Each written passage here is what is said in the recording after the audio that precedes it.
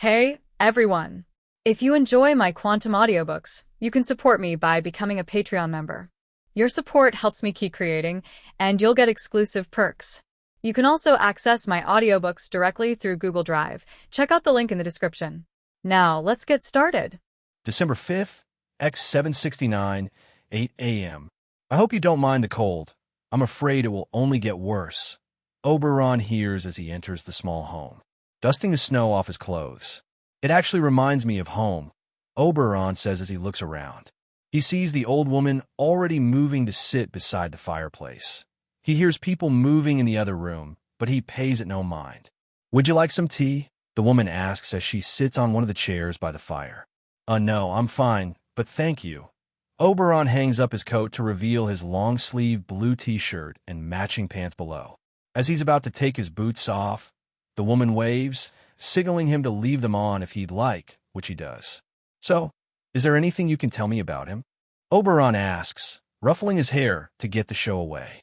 "He passed through just over a week ago," the woman says as Oberon sits opposite her. "He took some meat and firewood, then moved up to the cave at the top of the mountain." "Did he hurt anyone?" Oberon asks.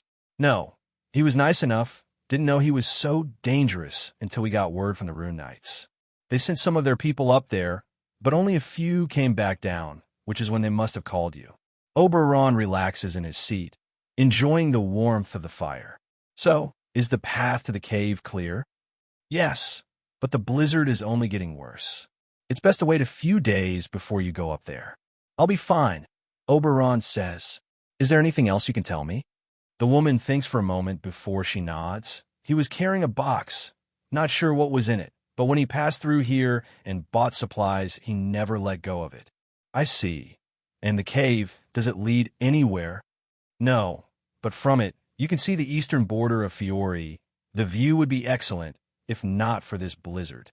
"We must be waiting for someone to pick him up, or heading to the border to get out of Fiori," Oberon says. "If I wait for the blizzard to pass, he'll be long gone." "Well, if you need anything, be sure to let us know," she says as Oberon gets up. "Thanks for everything. If 2 days pass and you don't see me, tell them I'm probably dead," Oberon says as he begins walking to the door. As he puts his coat on and is about to open the door, he turns back to the woman. Usually people are surprised that a kid is taking this kind of job." The woman laughs for a moment before smiling at him. "Age isn't always an indicator of power in this world. After all, I used to be a guild wizard too, but even after all these decades, it takes everything I have just to start this fire." She gestures to the fireplace as a match flame dances across her fingers.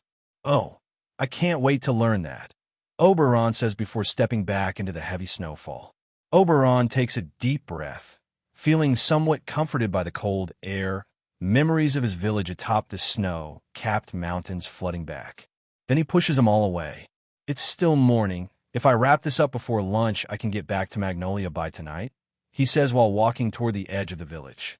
He quickly gets to the clearly marked trail leading up the mountain, pulling his coat tighter as he begins his trek. After a few minutes of walking, the snow reaches his knees, causing him to use his gravity magic to walk atop the fresh snow. "Well, at least it's not a desert," Oberon mutters. "There must be some kind of magic to deal with extreme temperatures. That'll be a good investment. Or maybe some kind of magic clothes like a belt. Yeah, a belt that keeps me warm or cool, depending on what I need." After almost an hour of walking, just as Oberon's face was beginning to go numb from all the harsh winds, he sees a flickering firelight through the snow. That must be the cave. He quickly makes his way over to the cave and carefully peeks around the entrance. The cave itself was small, but he could see there were multiple levels, with the highest level hosting the small fire and a man's shadow being cast along the wall. "If he's distracted by the fire, maybe I can." "Are you coming in?" The man's voice fills the cave as the shadow turns toward the entrance. "Or do you plan to freeze out there?" Oberon takes a deep breath, then enters the cave and carefully makes his way up to where the man is sitting by the fire. The man was wearing heavy winter clothes and had a great sword resting beside him. He glances at Oberon for a moment, then scoffs and goes back to looking at the fire. "I heard your voice, knew you were young, but a kid, really? Since when do you have a problem with killing kids?" Oberon asks. "Yeah, I've done that before, but those were always for a job. Nothing more, the man says. Oberon carefully eyes the man. This isn't what I expected. I get that a lot. What did they tell you? That I'm some bloodthirsty monster? Something like that. The man looks over at Oberon before leaning back against the wall. Hair like a void, filled with stars. You must be Oberon. So fairy tale sent a wizard after me, huh? You know me? Your master has a big mouth. He got drunk a few days ago at a guild master's conference and couldn't stop bragging about you. His new talented wizard, the man says. Oberon smiles. Wow, he really said that? While he was drinking with all those damn traitors, the man says bitterly. You know, I did a lot of work for a lot of people, wizards, guilds, powerful businessmen, and nobles, even some of the people sitting on the Magic Council today. Why would they hire an assassin? People need to die for others to rise up, the man says. And now, after all the years I spent killing for them, they turn around and start talking about making assassination jobs illegal. TCH, fucking traitors. After I spilled so much blood to help them achieve their ambitions, they want to ruin my way of life, to make all that I am illegal. What a fucking joke. So now you feel betrayed, killed one of your former clients, and plan to leave Fiore. Oberon says. Is that it? Pretty much, the man sighs. And now they're sending people after me, but I'll give you a chance to walk away, unless you want to end up like the last 3 wizards. Oberon narrows his eyes at the man. Why not just take regular jobs instead of assassination jobs? Why not just become an entirely different person because the world wants you to? The man sees Oberon scowl. Yeah, exactly. Well, at least I know you'll understand that I can't just walk away, even if I did care about that sob story. Yeah, I get it. This is a business after all. The man looks over at Oberon, then back into the fire. Don't take this personally. The sound of steel shattering echoes through the cave as the man in front of Oberon disappears in a flash of light, the illusion dispelled. Oberon quickly turns around to see the man behind him, holding the greatsword that was broken in 2, hands trembling as he winces in pain. What the hell? What are you made of? The man asks while groaning in pain. Oberon just gives him an annoyed look. Did you just try to stab me in the back? No. The man says as he swings the sword again. I try to cut your head off.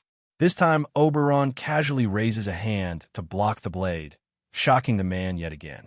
The man tries to leap away, but Oberon grabs the blade with his fingers, locking the weapon in place. Strong, the man grumbles. But you're dead either way. The blade is coated in a magic poison, he says while still failing to pull the blade away from Oberon. That's fine, Oberon says while pressing down on the blade, and the man raises a gloved hand to support the back of it, preventing it from crushing him. What the hell?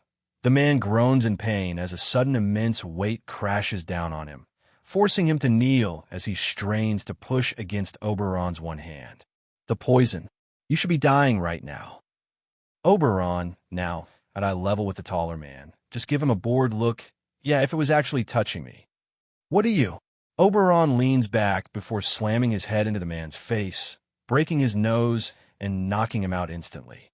Oberon then drops the shattered blade and begins looking around, rummaging through the man's items, and helping himself to the jewels his captive was planning to flee with. After packing up, he glances at the man.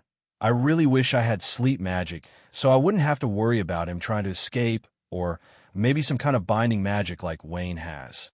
With a wave of his hand, he makes the man almost weightless and picks him up after wrapping him in some blankets. I need to work on cosmic armor more. If that guy kept talking for another 10 minutes, I would have had to drop it for a moment to rest. And if he attacked then, I would have definitely died. Oberon thinks as he rushes down the mountain. December 7th, X 769, 10 a.m. You look stupid, Oberon says as Laxus walks into the fairy tale library, wrapped in a fluffy pink blanket and holding a cup of tea. Shut up, Laxus says as he wipes his nose. This was the warmest one Enno could find, he mutters while walking over to one of the bookshelves and leaning against it, sitting on the floor. Didn't think dragons could get sick, Oberon says while taking notes in his magic journal. Some piece of trash, snow magic moron froze me. Laxus grumbles as he sips his warm tea. But I broke his leg, so we're even. Well, no food in here, So you should go sleep in Master Makarov's office, Oberon says. He's in there with guild arts. They've been there all morning, Laxus says. And I can't go back home since I be alone. Just let me sleep in here. Everywhere else in this place is too loud. Tisich, you better not mess up the books, Oberon grumbles. Seriously, I'm sick and you care more about your books. Thanks a lot, jerk. And be quiet. Oberon hisses out, and Laxus just silently sips his tea and tries to recover. 3 hours later, I still think this is kind of silly, Oberon says as he looks down at the large lacrima in his hand. A few meters away, Laxus was standing in the light snowfall with the lake at his back. The guild hall was over a mile away, as they'd moved away from the town for this training. Just trust me on this, Laxus says. Grandpa said dragon slayers can eat their element and convert it into magic energy. Just put some magic energy into that lacrima and throw it at me, and I'll do the rest. And if this hurts you, Oberon asks, I'm a lightning dragon slayer. Lightning magic can't hurt me. Remember, I'm immune to it. Laxus sticks his tongue out. And what about the shockwave from the explosion? Idiot. It's a discharge type, not explosive type. I'm not stupid, you know. Well, you also think you can eat lightning, so we'll see about that. Now get ready, Oberon says as he prepares to throw the lightning lacrima. All right, I'm ready. Okay, eat up. Oberon pours a drop of magic energy into the lacrima to activate it before he throws it at Laxus.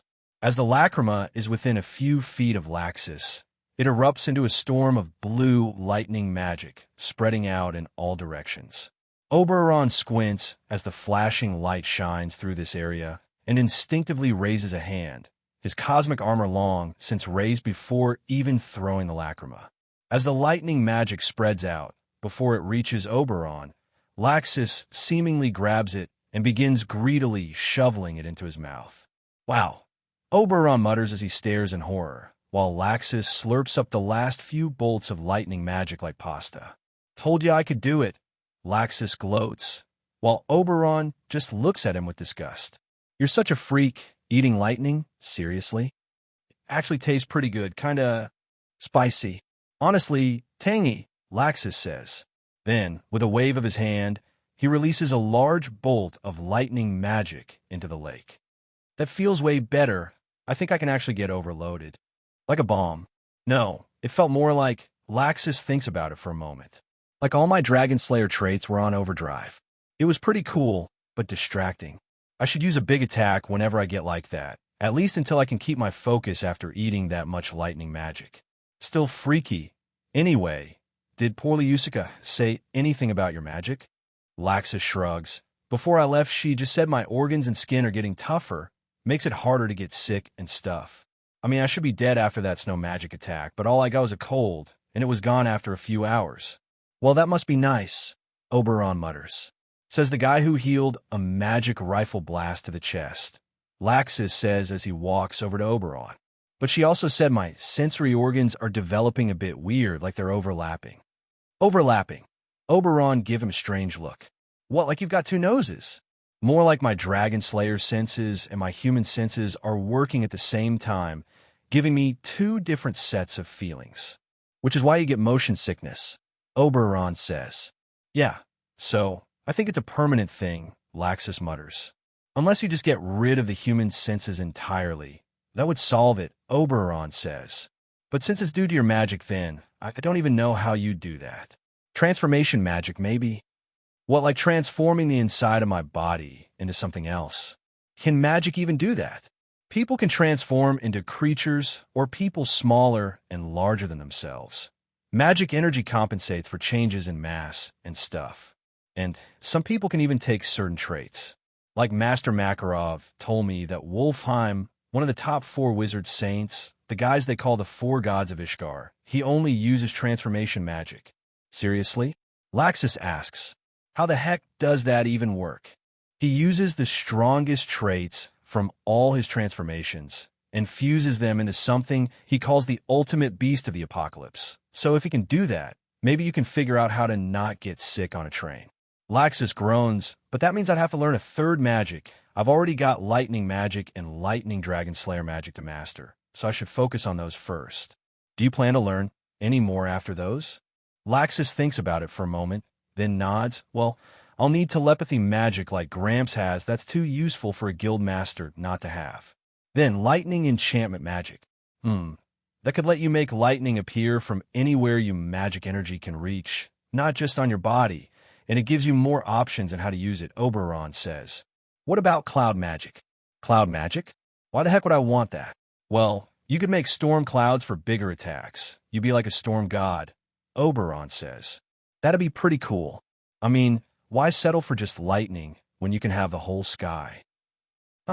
Laxus thinks about it for a moment. Storm god Laxus, it does sound pretty good. You will have to hold off on that for a while. Makarov announces as he steps out of the tree line and approaches the boys. Powerful wizards have multiple magics. Because they are powerful, they are not powerful because they have multiple magics. Yeah, Grandpa, Laxus says as Makarov reaches them. And you two have quite a journey ahead of you. There isn't much anyone could do to help you learn lightning dragon slayer magic or cosmic magic, but I'm quite relieved to see that you're helping each other. What about God Serena? Laxus asks. I mean, he's the most powerful wizard on Ishgar, the strongest wizard saint, and he's a dragon slayer too, with a lacrima just like me. Maybe you could ask him. Laxus, you know the less people that know about this the better. After all, dragon lacrima are quite rare, and many mages would kill to get their hands on one, Makarov says. Besides, God Serena is not someone who can be trusted. That man only cares to follow the winds of magic, as he says, whatever the hell that means. But he's powerful, right? Oberon asks. He is beyond powerful, Makarov says. In this world, there are no true gods.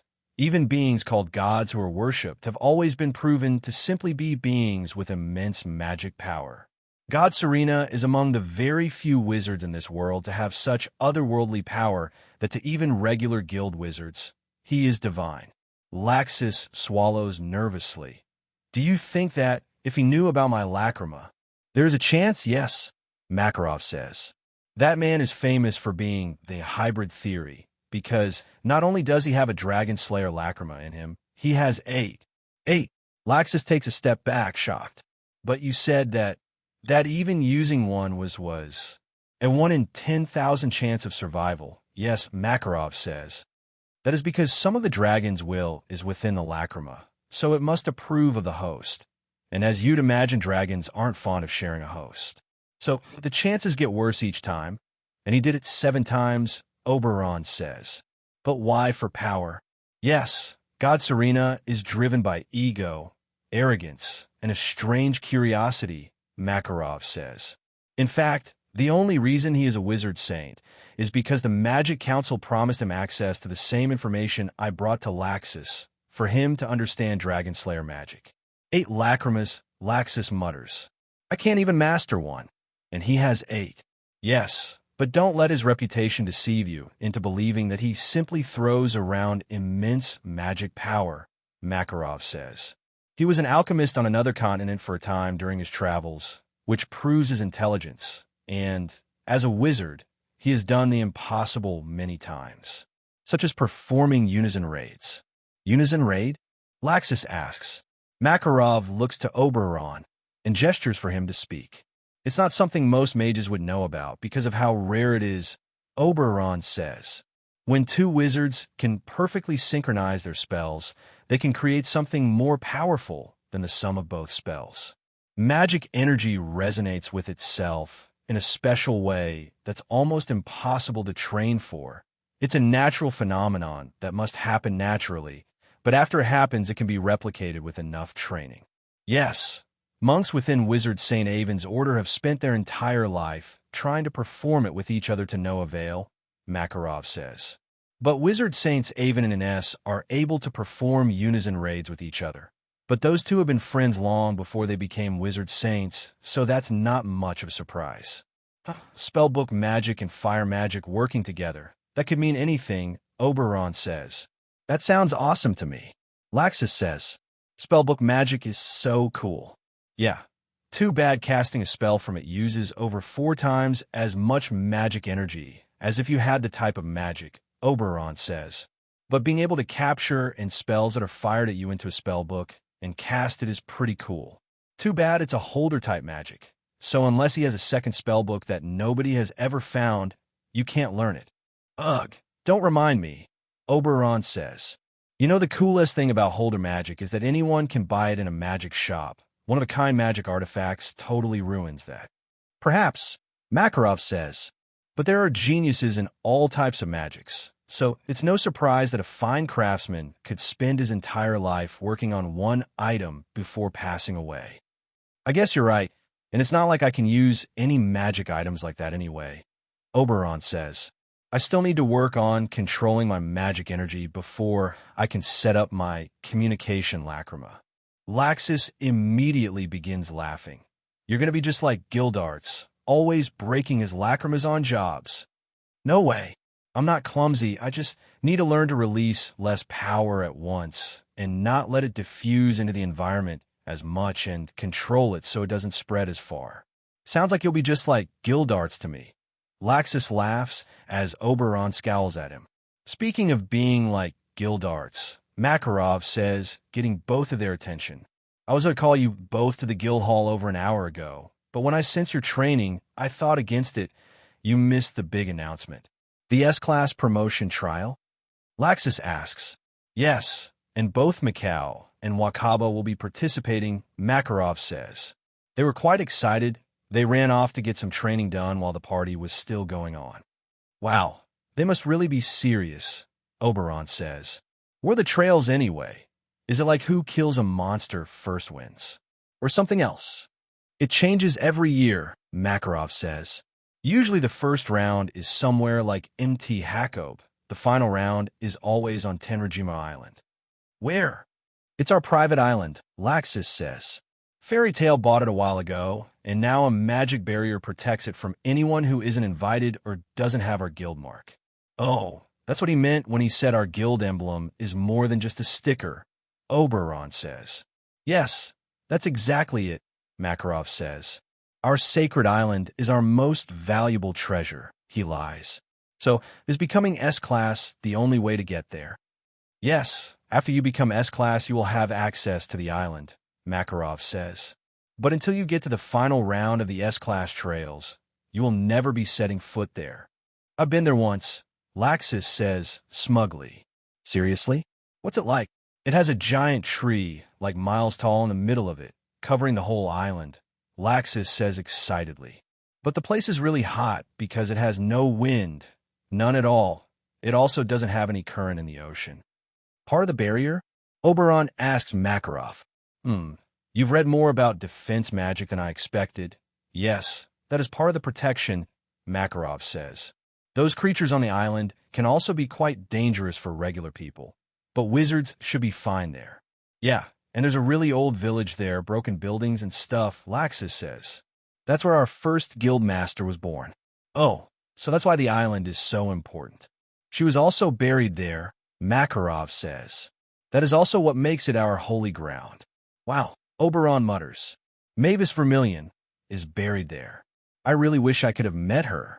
Makarov feels his guild mark on his chest radiating warmth and smiles, and neither Laxus or Oberon notice that Oberon's guild mark on his inner forearm also glows.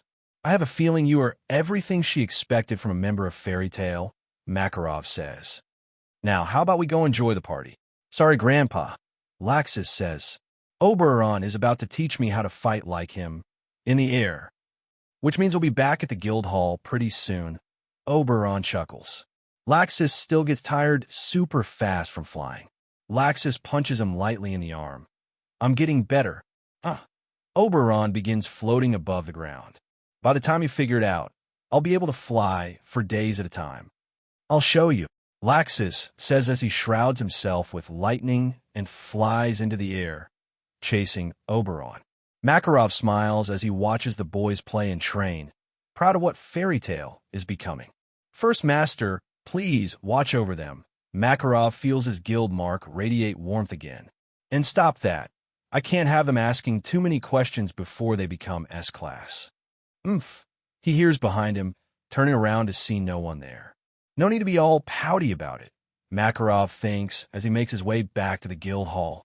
December 12th, X769, 9 a.m.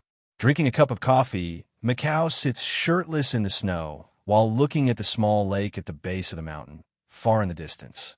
Focusing on the warmth of his drink, he ignores the light snowfall around him, then takes out a communication lacrima from his bag beside him.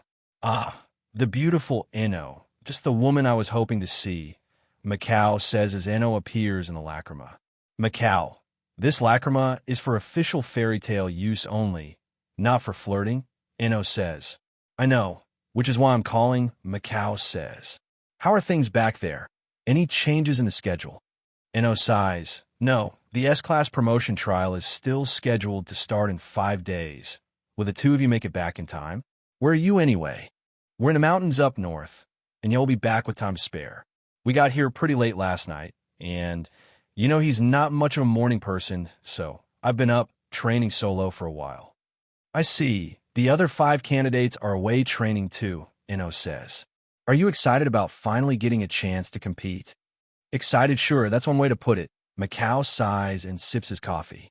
I've dreamed about it, about being like guild arts, but being one step from it really puts into perspective how much pressure it is having the entire guild looking up to you. It's a lot. Well, you can always drop out, Eno says. Knowing when to back off to fight another day is important for a wizard. Tisich, I can't do that. Macau smiles at her. Not with those beautiful eyes of yours watching me. Eno rolls her eyes. Just make sure to take care of him. All right now. Is there anything else you need? Customers are coming in now. Nope. That's all. I'll call before we start heading back. Good. Eno hesitates for a moment, then smiles at him. Don't overwork yourself. I'd rather you not be hurt or tired before the challenges even start, all right? Macau smiles. Just for you. I'll be sure to take care of myself. Ugh. She immediately ends a call. Macau laughs as he puts the lacrima away. Yeah, I'm definitely going to marry that woman, he says before turning around and looking back at the cave behind him. In it, he sees Oberon comfortably asleep beside a small campfire, curled up in his sleeping bag. Seriously, I know he likes to sleep in, but come on kid, you agreed to come and help me train. After another 20 minutes of training, using his internal magic energy to warm himself against the cold weather dash, Macau hears movement behind him. Have you been up long? Oberon asks. Man, I love this weather. Just a few hours. You really hate mornings, huh? It's nice being able to wake up on my own time for a change, Oberon says. Freedom is like air to a wizard. At least in fairy tale, breakfast is by the fire. We can start when you're ready, Macau says. I'm just doing a little exercise right now. After a few minutes, Oberon walks beside Macau, wearing his boots, long pants, and a long-sleeve sweater. So what are you even doing? Oberon asks. Fire magic circulation, Macau says. Fire wizards can control their internal temperature, at least when it comes to warming ourselves. Yeah, that's why I want to learn some basic fire and ice magics, especially since the less clothes I'm wearing, the more comfortable my fighting style is. Huh. Macau opens his eyes to give Oberon a strange look. You aren't going to be some kind of fighting nudist, are you? That's just stupid, Oberon says. It's because cosmic armor originates from my body, so the fewer layers of clothes it needs to cover, the easier it is. Ah, so you're going to wear spandex. That doesn't sound comfortable, Oberon says. But there's a reason I'm not wearing my jacket when fighting a fire wizard today. I wouldn't always be able to protect every part of it. Yeah, well, if you ever start wearing spandex bodysuits or leather pants, I won't be able to walk through Magnolia with you anymore. I've got a reputation to uphold. What reputation? Oberon asks. TCH, I miss when you were new and nice to everyone. I still am, which is why I agreed to be your sparring partner. Oberon says. Now, you ready? Let's get started. Macau says as he gets up and walks to the opposite side of the clearing. As he turns around, he sees Oberon across from him, standing atop the snow while he is ankle-deep in it. So he's already flying. He's even more subtle than I realized, Macau thinks. You plan to keep staring, or are we starting? Oberon asks. Let's go. Macau keeps both hands at his side, flexing his fingers as purple flames dance across his skin. Purple flare, bullet. Macau quick draws his hand as if it were a gun and fires a single condensed bullet of purple fire from his fingertips. The projectile is fast, too fast for many wizards, but Oberon quickly reacts. Huh. Macau tries to understand what he just saw after Oberon grabbed the bullet out of the air, causing it to dissipate in his hand. What the hell was that? Macau asks. Oberon shrugs. I caught the bullet. Seriously, so that's a thing now? Macau asks. And I thought you couldn't sense magic energy. How do you even react to that? I could see it. All right, Macau raises both his hands, fingers pointed at Oberon like guns. Try this, rapid fire. He launches a volley of bullets at Oberon, and instead of trying to grab them, the boy just stands there, unflinching as they crash against his cosmic armor. Macau sighs. I was kind of hoping for target practice against a moving target. Then make me move. Macau narrows his eyes at Oberon, considering his options. If I keep up the ranged attacks, I'll probably run out of steam before he does. And if I use a big attack to punch through that cosmic armor, he'll just fly and dodge it, which means I wasted a lot of magic energy. Best to use my close combat experience. Macau smiles and shakes his head. Seriously, kids these days are so strong that I've got to use my brain against them. How ridiculous. Try catching this. Macau says as he launches another attack, this time like a whip of purple fire. Oberon raises a brow as he catches it with his left hand. Gotcha. Macau says as the flame snakes its way around his left hand and forearm, having already changed the properties of the fire to restrain instead of burn, making it much less draining on his magic energy, and act like a rope. A rope which he pulls in, intending to yank Oberon over to him within striking range. But Oberon just grabs onto the flame tether and anchors himself in place with his cosmic armor. Ugh! Macau grunts as he stumbles forward, failing to move Oberon with his pull. Seriously? I'm heavier than I look, Oberon says jokingly. Yeah, well, I'm faster than I look, Macau says as he reels in the flame tether connecting them, quickly pulling himself toward Oberon. Oberon's eyes widen as he barely ducks, avoiding a knee to his face. Made you dodge. Macau yells as he lands and pivots into a flurry of close-range blows. Didn't expect that, Oberon says as he tries to dodge or parry Macau's strikes, failing to do so for most of them. But all the blows that land are unable to breach his cosmic armor. I found your weak spot now, Macau says as he keeps pushing Oberon back. You can't handle close combat or spells you can't see because you can't sense magic, so you react slower, Macau says between attacks. Yeah, but Oberon kicks Macau in the shin, making the man wince and flinch. Neither can you. He uppercuts Macau into the air, sending him a few feet off the ground as he grabs the flame tether and pulls him back down. Ugh! Macau grunts as he opens his eyes, just in time to see Oberon's fist rapidly blocking his vision. Oberon's fist connects with his face, knocking him back, and then the boy grabs the tether again to pull him in for more. You normal wizards are too reliant on that magic sense guiding you, Oberon says as he pulls in Macau and grabs him by the shoulder, throwing him. In the air, Macau uses his purple flame magic to form small thrusters below his boots and lands on his feet, skating through the snow for a few feet while holding the tether. Holy crap, Macau says as he barely stopped himself from dropping to one knee. Feels like I got run over by a wagon. This is training, you know. Oberon looks at him, genuinely confused. But this is how I train with Laxus and Guild Arts and Master Makarov. Yeah, well, guess that means I just need to step up my game, Macau says. And I just found a chink in your armor. After saying that, he stands tall and grabs the flame tether with both hands, pouring more magic energy into the spell. The flames wrapped around Oberon's left hand grow and snake their way around much of his body, tightening around him to lock him in place. HNGH. Oberon grunts as he has to pour more magic energy into his cosmic armor so he can keep moving. In response, Macau grits his teeth and increases the binding strength of his magic, seeing the boy struggling to move anymore. Now I got you, Macau says as he rushes in, rearing back with a fist aimed at Oberon who's still held in place. HNN. Oberon struggles to move his limbs, feeling that each time he tries to do anything, his cosmic armor weakens and the now burning flames get closer to his body, threatening to burn him. Damn it, gotcha! Macau says as he arrives directly in front of Oberon. Huh. The boy opens his mouth, releasing a concussive beam of golden light magic directly into Macau's gut and knocking him a dozen meters away, pushing him through the snow and dirt. The purple flare's spell dissipates immediately as Macau barely remains conscious. Oh my God! Macau groans in pain as he lays in the cold snow. Are you all right? Oberon asks as he flies over to him. Yeah, I just need to think here for a while, thinking about how washed up I must be to get beaten like that by a kid, Macau says.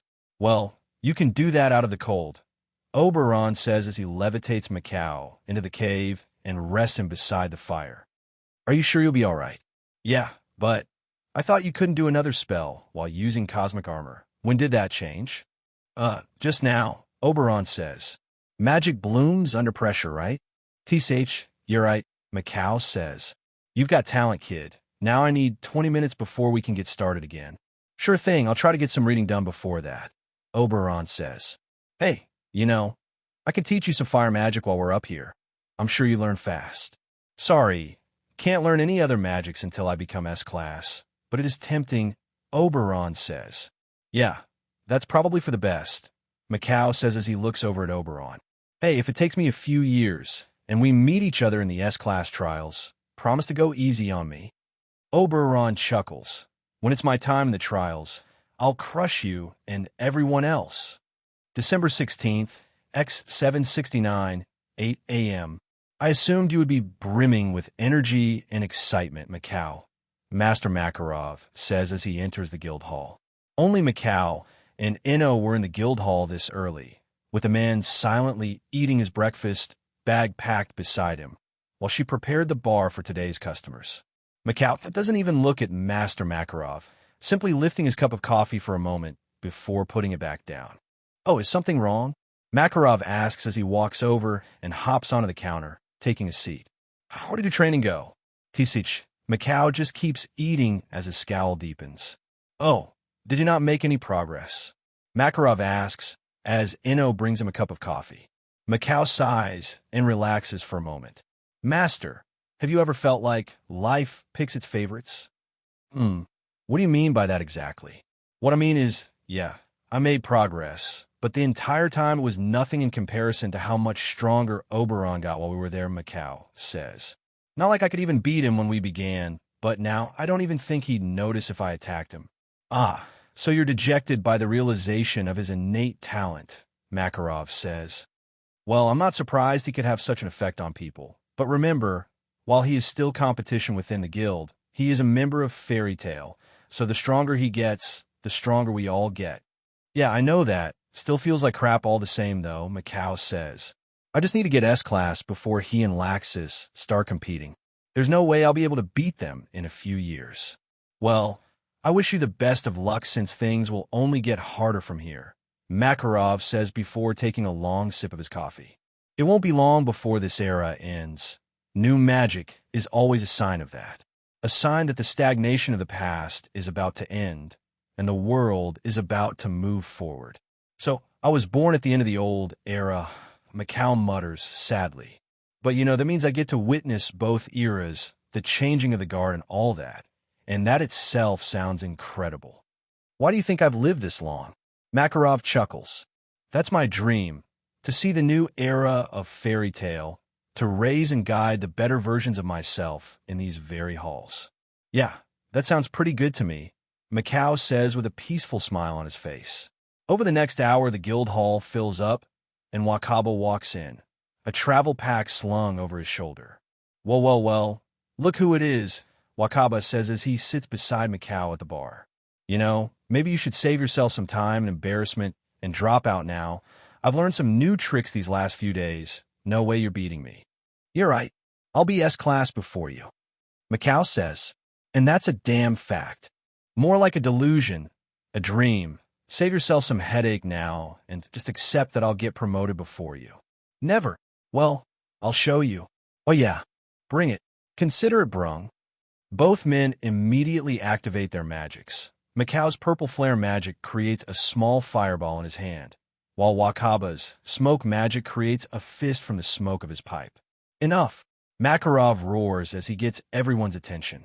Save it for the trial, which starts right now. All 6 of the participants walk over to the small stage within the guild hall where Master Makarov was standing. Good, now the first part of the trial is actually quite simple. At the summit of Mt. Ever is a fairy tale emblem made of bronze. Whoever brings it to me within 24 hours will get to the second part. That's all Makarov says. Good luck. The guild hall immediately gets tense as the 6 participants look at each other, then all rush toward the guild hall entrance at once. Oberon barely jumps upward in time to avoid being trampled as they stampede out the door. What was that about? Oberon asks as he floats over to the bar, where Master Makarov is already enjoying a beer, while Enno takes bets on who will get to the second stage of the trial. Oh, they're just excited about the first part of the trial, Master Makarov says. They just have to get a little trinket from the top of Mt. Ever. Shouldn't take them too long. Mt. Ever? Oberon asks, giving Master Makarov a curious look. In the middle of winter? Doesn't sound that easy for them at least. Well, would you like to place a bet? Enno asks, gesturing to the board where she's listing the current favorites. I don't know them well enough to do that. Besides, I'm sure Master Makarov has some kind of sneaky trap on a route or something, like a big hole with an illusion of grass over it. Ah, as if I'd sow something so childish, Makarov says. I simply told guildarts to wear the trinket and not let them touch it. Half the guild hall choked on their food and drinks, glaring at the betting board. All bets are final, Enno yells as she quickly scoops their money off the counter. As they grumble, already mourning their lost jewels, Oberon looks over at Enno. What's the betting limit? Up to 50,000 jewel, Enno says. Okay, I'll bet on none of them passing this challenge, Oberon says before laughing maniacally. Now that sounds like a safe bet, Enno says as she writes his bet into a small notebook. After a few minutes of enjoying breakfast, Oberon is done eating and ready to head into the library when Laxus barges into the guild hall. Oberon! Laxus yells out, getting everyone's attention. We got a job to do. Oberon turns around, giving him a curious look. What? Check it. Laxus walks over and takes out a job poster. I had Grandpa save this one for us. Look at the reward. With a wave of his hand, the job poster floats away from Laxus and hovers in front of Oberon. He reads it for a moment, then his eyes widen. Let's go, Oberon says as he rushes toward the door. I'll call the client and tell them to expect. Makarov stops talking as they're already out the door, running to the train station. Well, at least they're keeping busy. What could get them that excited? Enno asks as she leans flirtatiously against the bar. Makarov shrugs. Some client posted a job. Terrible pay, but the bonus is a silver gate key. Wow, that explains it, Enno says. Do you really think Oberon will be able to resist using it until he becomes S-class? If he wants access to my journals as much as I think he does, then yes, it should be quite easy for him, Makarov says. Hours later, sitting on a train heading toward a city in the southwest region of Fiore, Oberon is excitedly fiddling with a light magic rod between his fingers as he watches the landscape rush by. My first celestial spirit key. I wonder which one it is, he thinks before glancing at Laxus, who is sitting across from him with his eyes closed, try to focus on his music. I'm lucky he got to that job poster before the others, or else I wouldn't have known about it. You look like an idiot, Laxus mutters as he opens one eye. With that stupid look on your face. What look? Your face, Laxus says. Especially when you're thinking about new magics. I bet there's a book about the different gate keys, you know, Oberon mutters. Laxus rolls his eyes, then tries to focus back on his music. Such a nerd, just like Grandpa. Meanwhile, at the peak of Mt. Ever, December 17th, X 769, 9 a.m., at the foot of a rocky mountain, Oberon and Laxus are walking behind a man in his early 20s. Ignoring the chilly winter winds, Oberon looks around to see that some of the cliffs on the mountainside have collapsed, causing a mess of rubble and earth. The trail she used to climb was right here, the man says, pointing at the rubble. So, she went up and hasn't been down in 2 days? Laxus asks, I assumed it was an item retrieval mission from the job poster. You said this was about a necklace. No, she's been gone for about a week, but I only posted the job 2 days ago. Really, it's about a necklace, My grandmother's necklace, the man says. My girlfriend is part of a treasure hunter guild, so she climbs this mountain to practice her magic in case she needs it on a job. Magic? Oberon asks. Athletics magic, it lets her run fast and on angled surfaces like walls and stuff, the man says. Anyway, she always does this crap, running off to sulk whenever she loses out on some treasure, and I'm sick of it. Just get my necklace back from her. You can leave her up there to sulk for all I care. So, you want us to break up with her for you? Laxus asks. I'd do it myself, but I'm moving to Crocus, and she's wasting my time. I can't leave without that necklace. Once you've got the gate key, I'll get it back, Oberon says. In response, the man casually takes out a large ornate silver key with a square head and a green gem at the other end. One necklace. Coming up, Oberon says as he marches off toward the trail.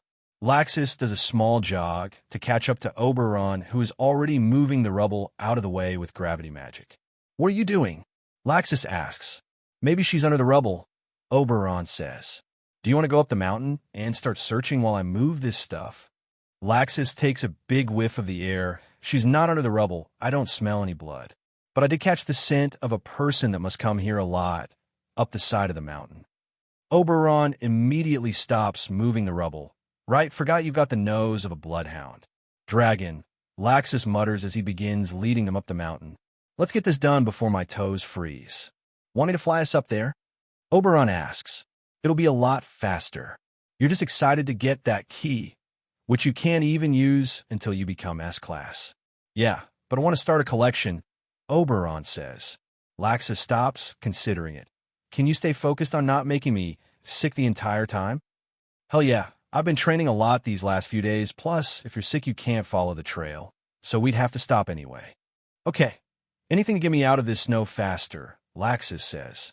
Begin hit with snow magic is not something I want to experience again. Oberon laughs as he lifts himself and Laxus a foot above the ground and quickly takes them along the trail. A few minutes later, while ascending a sheer cliffside, Laxus is focused on the scent while Oberon is busy keeping them stable. So, what if she's dead or something? Oberon asks. Don't be silly. She's a wizard. She's probably just being moody, Laxus says as he smells the source of the scent. Actually, I smell blood up ahead. Crap, how far? Just around that corner, and I don't sense any magic energy, Laxus says as Oberon sets them down on a plateau. Oberon turns around, seeing the snow-covered forest below and the mountains on the horizon. Well, at least she had a great view, he mutters. Ark, Laxus groans as he backpedals for whatever he sees around the corner. What, is it that bad? Ugh, Laxus walks over to the edge of the cliff, while Oberon makes his way around the corner. Oberon rounds the cover to see the woman half crushed beneath a boulder that broke free from the next wall she'd usually climb. Her lower body was completely crushed, and her face was frozen in terror and shock. Oh man, that's messed up, Oberon says as he uses gravity magic to move the boulder. Holding his breath, he walks over to her and quickly pockets the necklace before storing her inside one of his cards. Glad that worked, he says while finally breathing. Hey Laxus, I'm done. What do you mean done? Laxus asks as Oberon walks over to the edge with him. Got the necklace. Put her body in a card. Let's head back. What? Laxus takes a step away from Oberon. What do you mean you put her in a card? Oberon shrugs. Well, I didn't want to deal with the smell all the way down the mountain. But don't you think that's a bit messed up? Laxus asks. I mean, she's a person. Oberon rubs the back of his head. I guess I may have gotten a bit too focused on getting that gate key, but it's already done, so let's just go. Race to the bottom, Laxus asks while shrouding himself with lightning magic.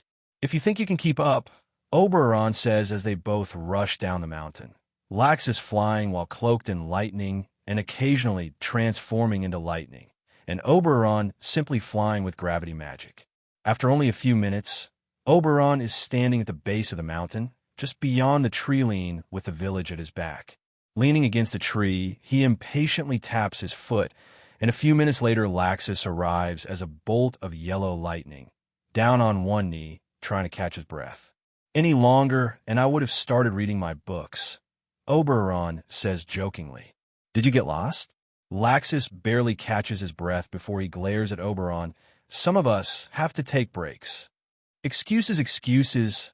All I heard is that you need to work on your endurance, Oberon says.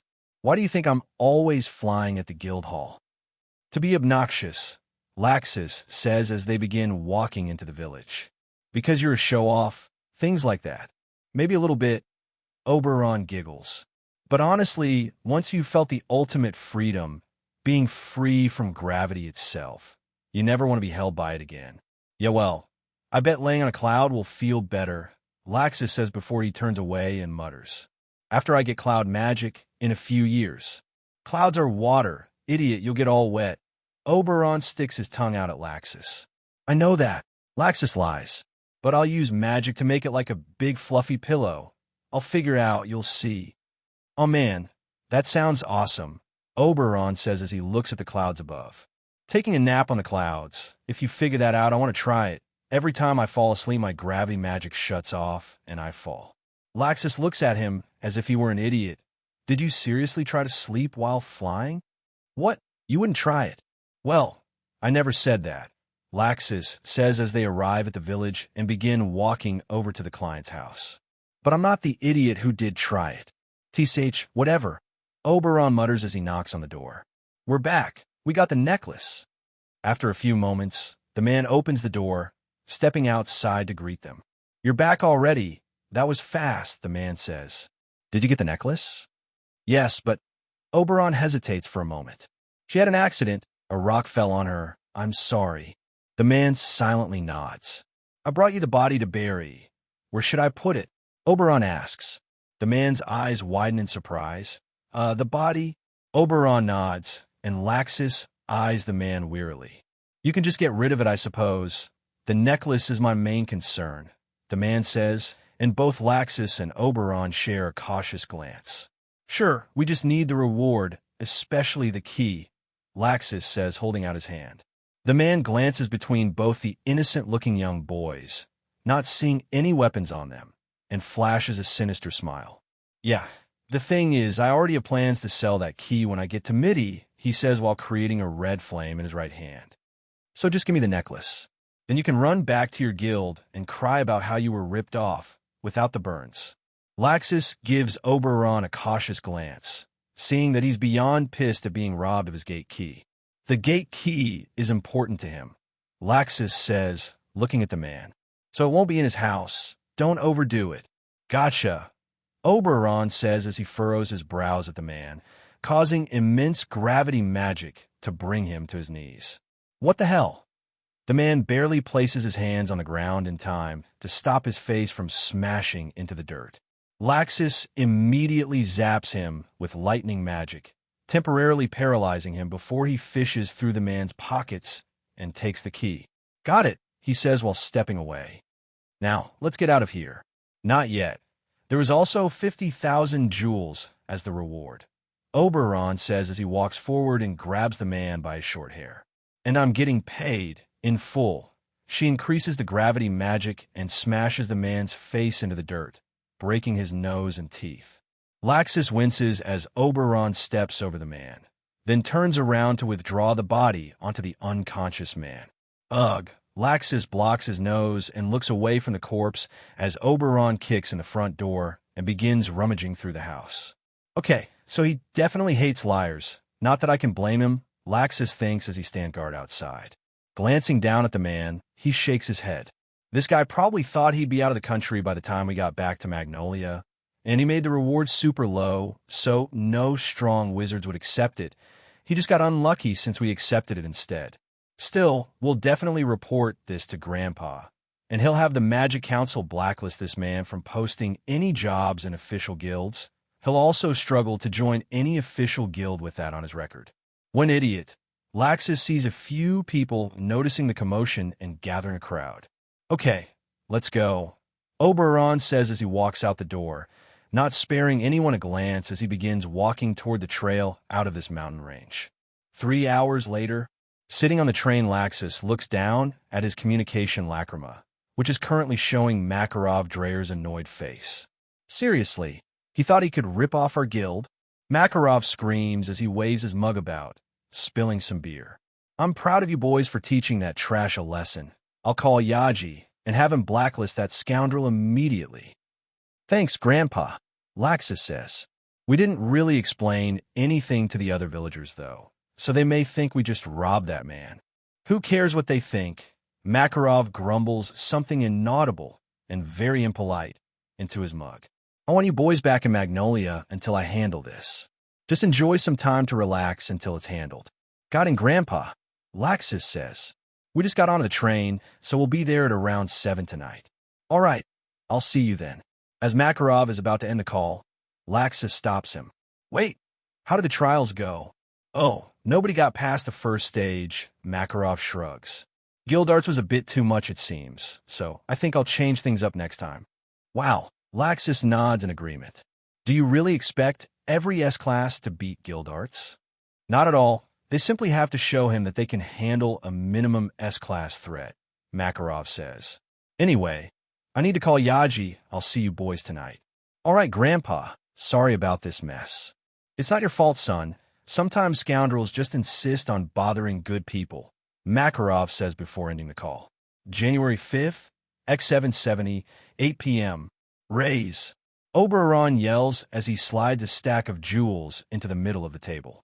Across from him, Guildarts glares at the cards in his hand. To his right, Wakaba winces as he counts his remaining jewels, and to his left, Macau takes a large mouthful of his rum before sliding his jewels forward. Matched, Macau says. Guildarts eyes Macau wearily, then focuses on Oberon, who still has a stone-cold facade on display. All right, let's see what you've got. Guildarts takes out another stack of jewels and places it on the table, then slides it all forward into the pot. That's the limit for the pot, Wakaba says. Yeah, I'm out. I've got rent to pay. If you won't have to worry about rent, come on. No way. I'm taking my Mogana to Akane Resort this weekend.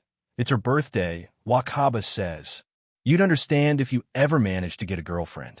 Now, that was just mean, Macau says as he slides more jewels into the pot, parting with his last stack of cash. You guys ready? Guildarts asks.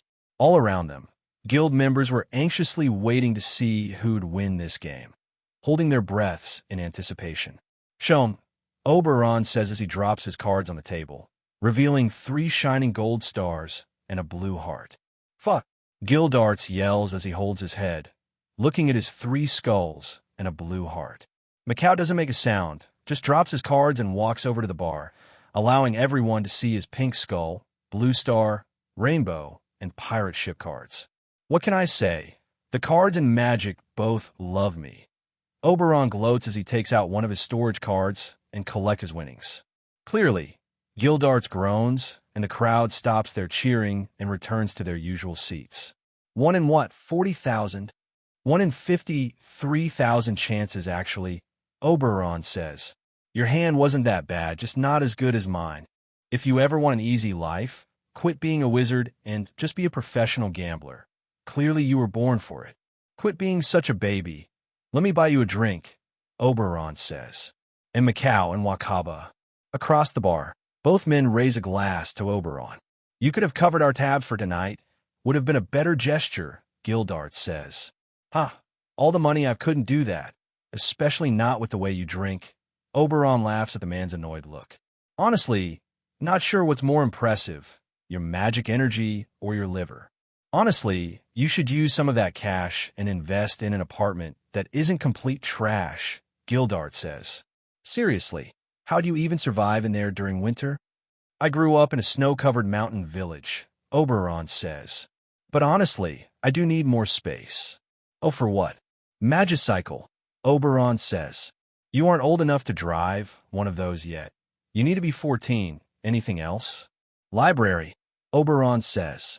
I bought a lot of books since I got my gate key, even managed to figure out which key it is. Selim, the chisel, he's some kind of cannon sword thing. Wow, that sounds awesome. Hurry up and become S-class so I can see it. T-Seach, I'm trying to do that, obviously. As for the library space, does the Guildhall Library not work for you? Have you ever been in there? Oberon asks. Guildarts thinks about it for a moment. Actually, now that you mention it, I've never been in there. It's one room with more books than shelf space, Oberon says. Plus, the guild hall closes at 10, and I prefer to read at night. Huh. Gildarts thinks about it for a moment. You know, there's this nice place down by the river. More space than that closet you live in, cheap rent, and you'll have enough space for your books. No place for a magicycle, though, but that won't be a problem for a few years. Stupid license nonsense, Oberon mutters. Anyway, can you introduce me to the landlady you mentioned? I kind of ordered some new books from Gran and don't have any space for them. So, I've actually been keeping them in Master Makarov's office. Wait, those are yours. Gildarts asks. Some of those look like pretty advanced stuff, and some of them are really gross too. You're into some weird stuff, kid. Oberon rolls his eyes at the older man. Understanding how the human body works will help me understand why my magic works the way it does. Normally, yeah, but you're kind of a freak, so I doubt your body is normal like the ones in those books. Oberon snaps his fingers. You're right. I should order more books on magic creatures. 2 tables away, Master Makarov chokes on his drink while playing a friendly game of checkers with Laxus. Oh, please no. I barely have any space in my office for me because of how many books he keeps buying. Makarov thinks, I definitely need to help that boy get a bigger apartment. After a few more minutes of talking to Gildarts and buying him Macau and Wakaba a bottle of wine each, Oberon quietly slips out of the main hall and into the library. Magic creatures. Honestly, I should have thought of that myself, he says while floating up to the higher shelves, carefully reading the titles of monster encyclopedias. After a minute of searching, he finds the exact book he's looking for. The Lizardman Bestiary and Research Findings. Oberon reads the title as he unconsciously sits on the ceiling, reading the book. After a few minutes of reading and taking notes, Oberon is lying on the ceiling reading about the intricacies of lizardman's biology. Hyper-metabolization of organic matter into magic energy via ether nanoconversion, followed by circulation across the body. He closes his eyes and focuses on the magic energy flowing through his body. He feels his energy flowing, then focuses on his stomach, and just barely feels his dinner affecting the flow of magic energy. I see.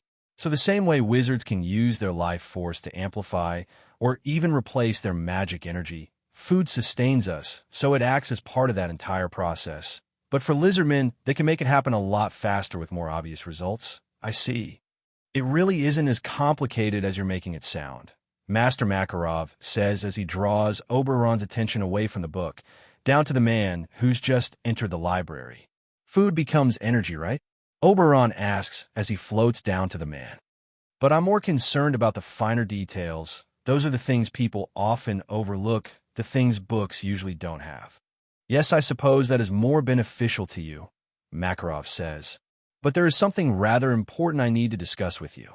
I just got done talking to Gildarts. He agreed to help me get a bigger apartment. So I'll be able to get my books out of the guild hall. You don't have to worry about it for much longer. Well, that is a relief, Makarov says. I was mostly talking about the fact that today is your birthday. Oberon flattens his lips and slumps his shoulders. The first birthday without them. I can't imagine how difficult that must be, Makarov says. But if you ever need to talk about it, or anything for that matter, we're always here for you. It just feels wrong, Oberon says. Mom would always make a cake, Dad would give me a new book to keep studying magic, and now Now you have all the cake and books you could want, but it all feels empty without them, yes? Makarov asks. Yeah, is it wrong that I give it all up to have one more dinner with him? Not at all. That's perfectly normal, Makarov pats his shoulder. The ones we truly love can never be replaced, and that is certainly not what fairy tale is meant to do. But the heart can grow, to love more, and to accept more love. That is what fairy tale is for. Yeah, Oberon mutters. I like it here, and I know they'd be happy to know I'm here now, doing what I've always dreamed about. But, Oberon sighs, but I don't think birthdays will ever be the same without them. That's quite all right, Makarov says. I'm just glad to know you aren't even tempted by the darkness such unfortunate events can leave on a person. Yeah, well, Oberon creates a small glowing mode of light in his hand. Darkness really isn't our thing, right? Makarov smiles. My feelings exactly now. I'll let you get back to your research. Thank you, Master. As Master Makarov is about to open the door, he turns back to look at Oberon, who is already lying on the ceiling reading another book. Whatever apartment you're getting, I recommend getting one with a few more rooms. At the rate you're going, you'll need a second house, just for your books. Oberon casually waves away Master Makarov's words as the man leaves the library. Wow, this is perfect, Oberon says as he walks through the door of his new apartment. Stepping into the small two-story building on Strawberry Street, Magnolia, just beside the river that winds through the city, he sees a room filled with bookshelves. As he steps inside, his new landlady walks in behind him, her portly figure wrapped in a skin-tight purple dress, wearing pearls around her neck, and holding a fancy purse. Normally I wouldn't do this, but you paid an entire year's rent in advance, so I made an exception, she says. But it was a strange request, removing most of the furniture to add bookshelves. Oberon looks around what was the living room of the apartment to see bookshelves from floor to ceiling covering the walls, and a few standing shelves in the middle of the room. It's perfect. Hopefully this lasts me a year. Otherwise, I'll have to go back to storing books in Master Makarov's office. You say it's perfect, but haven't even seen the bedroom yet, the woman says. There's a bedroom? She gives him a strange look, then leads him through the room to a door, then opens it to show the small attached bedroom with its own bathroom. You're one strange kid, she says as Oberon walks into the bedroom. I assumed you didn't want bookshelves in your bedroom, but seems I may have been wrong to assume a fairy tale wizard was sane. It's okay. I need space to store other things anyway, Oberon says as he activates one of his storage cards and withdraws the trunk with all of his clothes in it. I should hurry and become S-class so I could buy a place to store all my books. Kid, you may have a problem. She gives him a genuinely concerned look. If you need space before you move out of here, there's another apartment opposite yours. She gestures to the front door. Oh, is it just like this one? Oberon asks. Same price too, she says. But I was mostly kidding. Perfect, I'll take it. And the bedroom of that can be book space too. Thanks a lot. The woman's eyes widen. Then she just sighs, well, your money is good, so sure, I'll have it ready before the end of this week. Thanks, now I need to get out of here. I'm heading out of town for a job. Just don't forget this. She hands him a pair of keys. And remember, no loud music, no parties, and no disturbing the other tenants. Not that I think a little bookworm like you would do things like that. No problem. Thanks for everything, Oberon says as he rushes out the door. The woman sighs and looks around at all the empty shelves. Well, at least he's not one of the rowdy wizards.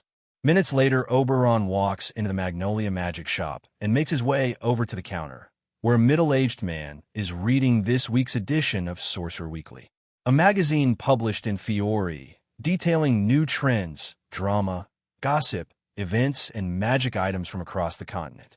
The man looks up from his magazine, which is Wizard St. Jose Porla on the cover, and smiles at Oberon. Here for your order, the man asks, already reaching below the counter for something. Yeah, is Gran busy today? Oberon asks as the man places a small box on the counter. No, she's on a trip with my daughter, the man says as he takes out a black and white pen from the bag, followed by a book and a card sleeve much like Oberon and Laxus each have. Is this everything? Oberon asks. Nope, this is the dictation pen, the greater magic creature bestiary, and the 4 new storage cards you ordered, the man says. The other books aren't here yet, and the spell Circle Grimoire will take a week or 2 after those. Damn, I was hoping to read those on the train, Oberon says. Okay, I'll finish paying for there now, and I'll come by after my job. I should be back in a few days. Great, the man says as he fishes behind the counter and takes out a small ring. Also, I got this. Figured you'd be interested. Magic ring. Yeah, but it was actually designed to be a toy more than anything else. Check it. The man holds the ring and pours a drop of magic energy into it, and a small image of a girl around Oberon's age with Caucasian skin and green hair is projected above the ring. So it shows you people. It's a smaller form of an illusion spell, the man says. Figured you'd think it's neat. They don't go on sale until next week, but since you've been such a good customer, this one is on the house. Wow, thanks, Oberon says as the man hands over the ring. I can definitely study how this works and apply it to my light constructs. I haven't been able to figure out how to change their color from golden yet. Well, I'm always happy to help a loyal customer, the man says. Oberon then takes out one of his storage cards, showing the card sleeve almost filled with storage cards. Aside from the two super high-end storage cards Master Makarov got him, the others are still expensive but offer less storage space and security features. Almost a full deck in there, the man says. Will you be needing any more? Our enchanter friend who makes those is always happy to sell them to us. Fragile things like that don't really sell as much as you'd think, especially to wizards. If I need more space, I'll let you know. Oberon says as he holds one card out above the counter and withdraws a sack, the size of a backpack. On the side of the sack is 4M, which the man sees and is quite impressed by. This was meant to be for all the items I ordered, but I'm not really in the mood to count money right now, so let's just say I'm paying for the others in advance. Happy to hear it, the man says as he quickly places the bag down at his feet while Oberon stores away his new items, not even bothering to count the money. After all, Oberon is their most recent cash cow, and if there was ever a problem, Master Makarov is very trusted and one lacrima call away. Okay, I need to get to the train station. I'll see you when I get back. Good luck on your job, and stay safe, the man says as Oberon rushes out of the store. As the boy leaves, the man sighs, damn, wish I had that kind of cash when I was his age, he mutters while going back to reading his magazine. But I suppose that's the reward for fighting monsters and an assassin. He leans forward, double-checking what he is reading. Fairy Tales rookie wizard, Oberon, is making quite a name for himself, was the title of the small article a few pages into the magazine. There was no picture, and the only information was what they gathered from the Rune Knights and Royal Knights about his recent missions, some of which sounded quite dangerous. The man nods and turns to the next page. Never mind, being safe in the shop is way better than fighting monsters and psychos. 1 hour later, sitting in an almost empty train car, Oberon takes out his journal and his communication lacrima. With a thought, the magic journal hovers in front of him, and he takes out his new dictation pen and opens the cover. The tip of the pen has a square lacrima crystal, finely carved in glowing white. He calms his mind and focuses on his magic energy, pouring a drop of it into the pen, feeling it connect to him. Opening myself up to foreign magic energy is always so weird, Oberon thinks as he feels as if his magic energy is leaking out of him. Thankfully, over the past few weeks, he's learned how to use magic items without overwhelming the people around him with magic energy. However, he still dislikes the fact that it leaves him open to being affected by others, especially since they tested this by having him open himself up to invasive magics, which allowed Master Makarov to speak to him with telepathy magic. But the moment Oberon focused on containing his magic energy, once more the connection was impossible to make or maintain. As he looks around nervously, only seeing a young couple at the front of the train car laughing and joking with each other, he relaxes. With much focus, he begins thinking, envisioning his thoughts becoming words, becoming writing in his magic journal. And the dictation pen moves on its own, passing the square lacrima crystal tip across the pages and leaving behind perfectly printed words and diagrams from Oberon's mind. I need to learn that magic, he thinks, and the pen ruins the passage he'd been focused on by writing those words instead. He immediately stops and uses the secondary function, the ability to perfectly erase anything written by this specific pen, to undo his mistake. Then continues practicing. After a few minutes, his communication lacrima begins blinking exactly when he expected it to. Oberon gently taps it, accepting the transmission. How did it go? He asks as Laxus's bruised face appears on the communication lacrima. Well, it could have gone better, but I got all the wild boars to leave, so it worked out, Laxus says. I'm in my hotel room now. I need some sleep before I have to ride a damn train. Oberon chuckles. Yeah, just remember to sleep on your left side. Very funny.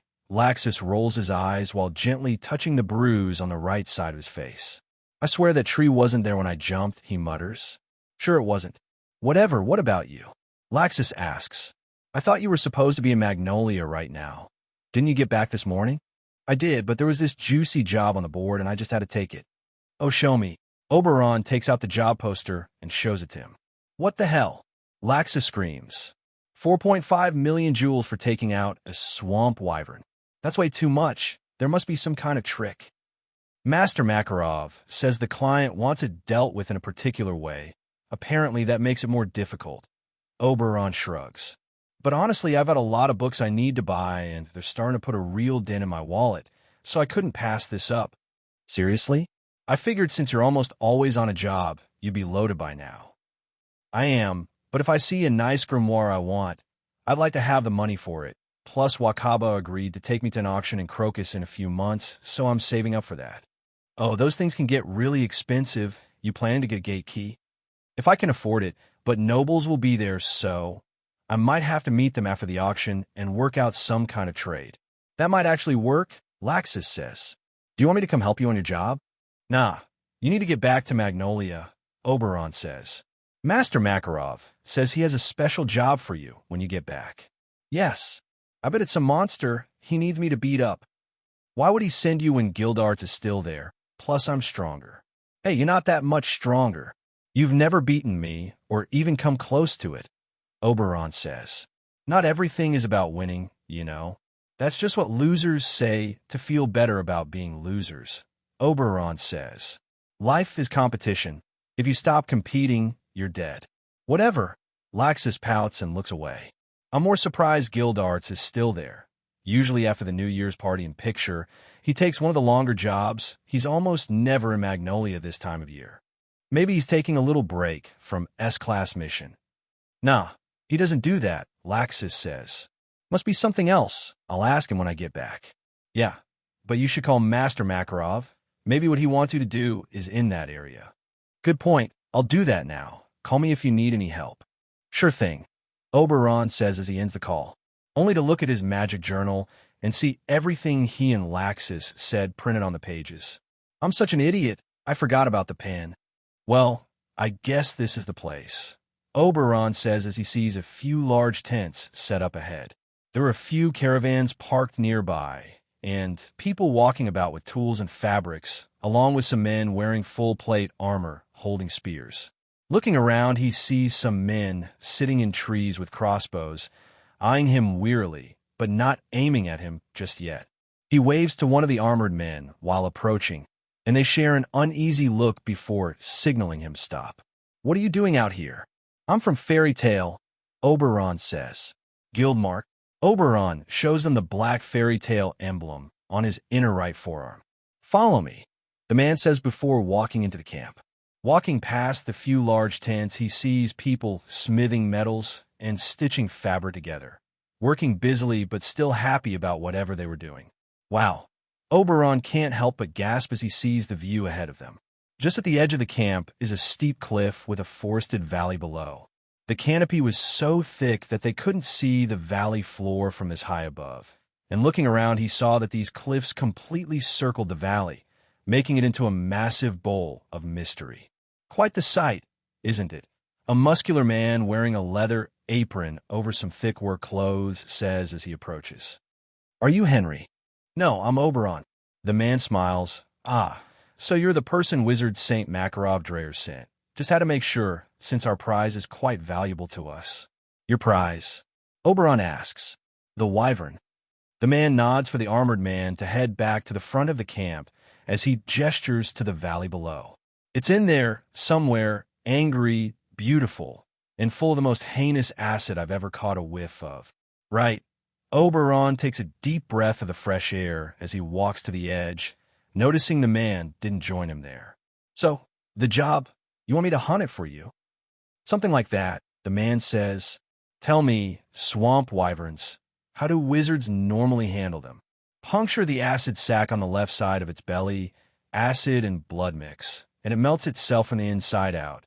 Oberon says. Every wizard worth a damn knows that. But you need me to take it down in a less destructive way, right? Oberon asks, gesturing back at the camp. Ironworking, stitching, and you're dressed like a smith. You need it whole for armor? Good eye. He did say you were a sharp one, the man says. I need its hide, scales, claws, teeth, heart, and acid pouch fully intact. That doesn't leave many options, Oberon says. Which is why the reward is so high, the man says. And I'm willing to add a small bonus if I'm really impressed with how you handle this. But no poisons. These things heal so quickly that the poison would spread to parts one need before we can harvest it. And I don't know when I'll see another swamp wyvern again. Oberon sighs and rubs the back of his neck, taking a step off the edge. The man feels his heart skip a beat, stumbling forward slightly to instinctively pull the child back on the ground, until he realizes Oberon is walking in the air. Oberon turns around to see the man holding his chest, breathing a sigh of relief. Damn near made my heart stop. Oh, sorry, guess I should have warned you. No shit, the man mutters as he catches his breath. Mind if I ask something? Feel free not to answer. What do you want to know?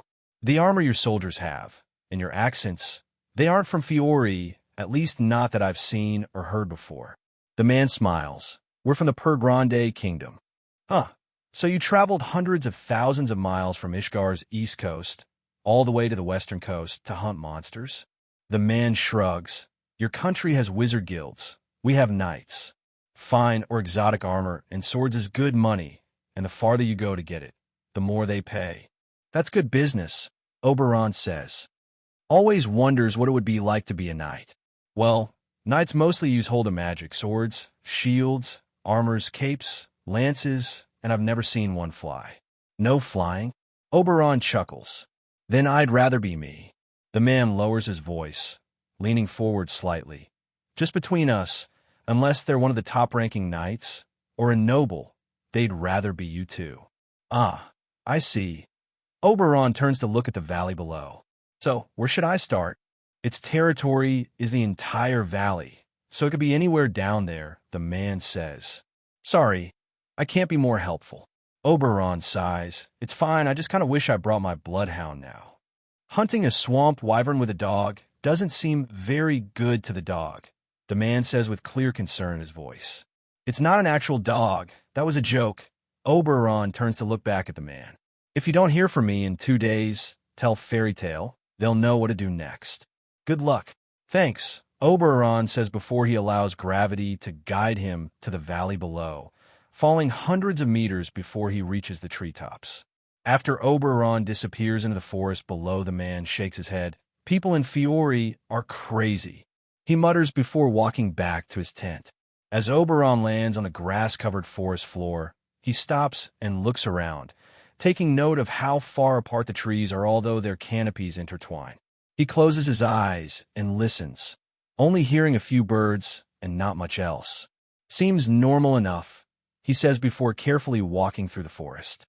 Wyverns have tough hides and scales, sharp claws and teeth, both of which are poisonous. Swamp wyverns can also spit acid, but unlike the other species, they aren't very good at flying, which explains why it chose a forest like this as their territory. Oberon looks up, seeing the trees above reaching well over 30 100 feet tall. Retreating will be difficult for either of us, so I'd best try to knock it out with shots to the face before I kill it. Cutting off its head should work, and will keep the claws, teeth, and most of the hide and scales intact. Might cost me the bonus, but that's fine. After a few more minutes of walking, Oberon gets to the middle of the valley where a small stream is flowing. Not deep enough to swim in, and narrow enough for him to leap across even without magic, but the water is perfectly clear and the trees give the stream a wide berth on either side. Well, it must drink water, so it probably comes here. Oberon looks to his left and right, seeing that the stream goes on for quite a distance. But if this goes the length of the valley, I can't watch all of it at once, not with the damn trees blocking me. He looks around once more, finding 2 large boulders. Well, I'll just ring the dinner bell, he says before lifting one of the boulders with his gravity magic and slamming it into the other, causing a cracking and crushing sound that echoes through the forest. The response is immediate, a feral roar coming from the west, beyond the trees he could see, down the stream. Oberon drops the boulder and listens carefully, not hearing anything else for a moment, so he decides to sit on the boulder and wait, staring in the direction of the roar. As he waits, he clasps his hands together. Radiance formula dash. Over the next few minutes, dozens of runes form and merge into the magic circle between his hands as he focuses his magic energy. 33. Light shot. He parts his hands to see a glowing sphere of light hovering between them. With some more focus and concentration, he molds it into a sharp spear and carefully prepares to fire as the sound of heavy footsteps grows closer. "Oh, you're a lot bigger than regular adult swamp wyverns," Oberon says as his eyes widen. From the treeline, a swamp wyvern that dwarfs those he's only read about in books steps forward. With 2 legs and wings for forelimbs, standing 2 stories tall with a wingspan as wide as a train car is long. The swamp wyvern roars and flaps its wings, sending a gust of wind through the area while showing off its light green scales and battle scars. A row of black spikes run down both sides of its spine as it stares at Oberon, waiting for the boy to flinch so it can sink its sharp teeth into him. Like a dragon and a bird had one ugly baby, Oberon mutters as he sees its lizard tail moving excitedly at the sight of him. "Okay, let's do this." With a thought, he fires his attack directly at its neck, aiming to pierce a major artery. Much to his surprise, the creature reacts, using its wing to defend itself, causing the spell to shatter against it. The tension only grows as it tilts its head, staring at him, observing him while crouching slightly, preparing to pounce. Okay, I knew it had innate defense magic, but I didn't expect it to be this far above everything I've fought so far. Time for plan B. Concussion. Just rattle its brain until it gets dizzy, then take it out. Oberon hops off the rock, taking a fighting stance, and a wyvern immediately dashes forward. As it rushes forward, the wyvern opens its mouth and immediately spits a stream of acid at Oberon. The boy surprises the creature by rushing toward the attack, and at the last second he jumps, using gravity magic to make himself lighter. It cranes its neck, raising the stream of acid to hit him, but he flies just ahead of it until he's above the creature's skull. With a thought, he multiplies the gravity on his fists and comes crashing down, planting both feet onto the creature's skull before slamming both his fists into it. RRRGH. The creature groans as its entire body stumbles. Its head and neck strain and almost reach the ground, but it holds itself up by placing the clawed joints of its wings on the ground. Seeing this, Oberon leaps upward, then uses gravity magic on his entire body before dropping like an anchor directly onto its skull. This time the creature's jaw slams into the dirt, causing it to wince in pain. Oberon intends to do this as many times as it takes to knock it out, but as he's about to jump yet again, the tail whips above the body and swipes at him, the bard at the end of it aimed directly at his chest. Oberon raises his hand and knocks it to the side as he leaps away from the creature, which immediately gets up and stares at him. He sees it struggle to focus, and then seconds later it rushes forward one more. As it closes in, the wyvern opens its mouth to spit acid at Oberon, and in response he reaches out with an open hand, which closes it into a fist. The creature's mouth immediately shuts, and gravity magic affecting its jaws collide. Oberon narrows his eyes at it, taking note of the fact that using gravity magic against it in this way was useful, then leaps forward to punch it in the face. Seeing him leaping forward, it rears back its head and neck and flaps its wings to get airborne for just a moment, long enough to get its clawed legs off the ground, and tries to grab him with its claws.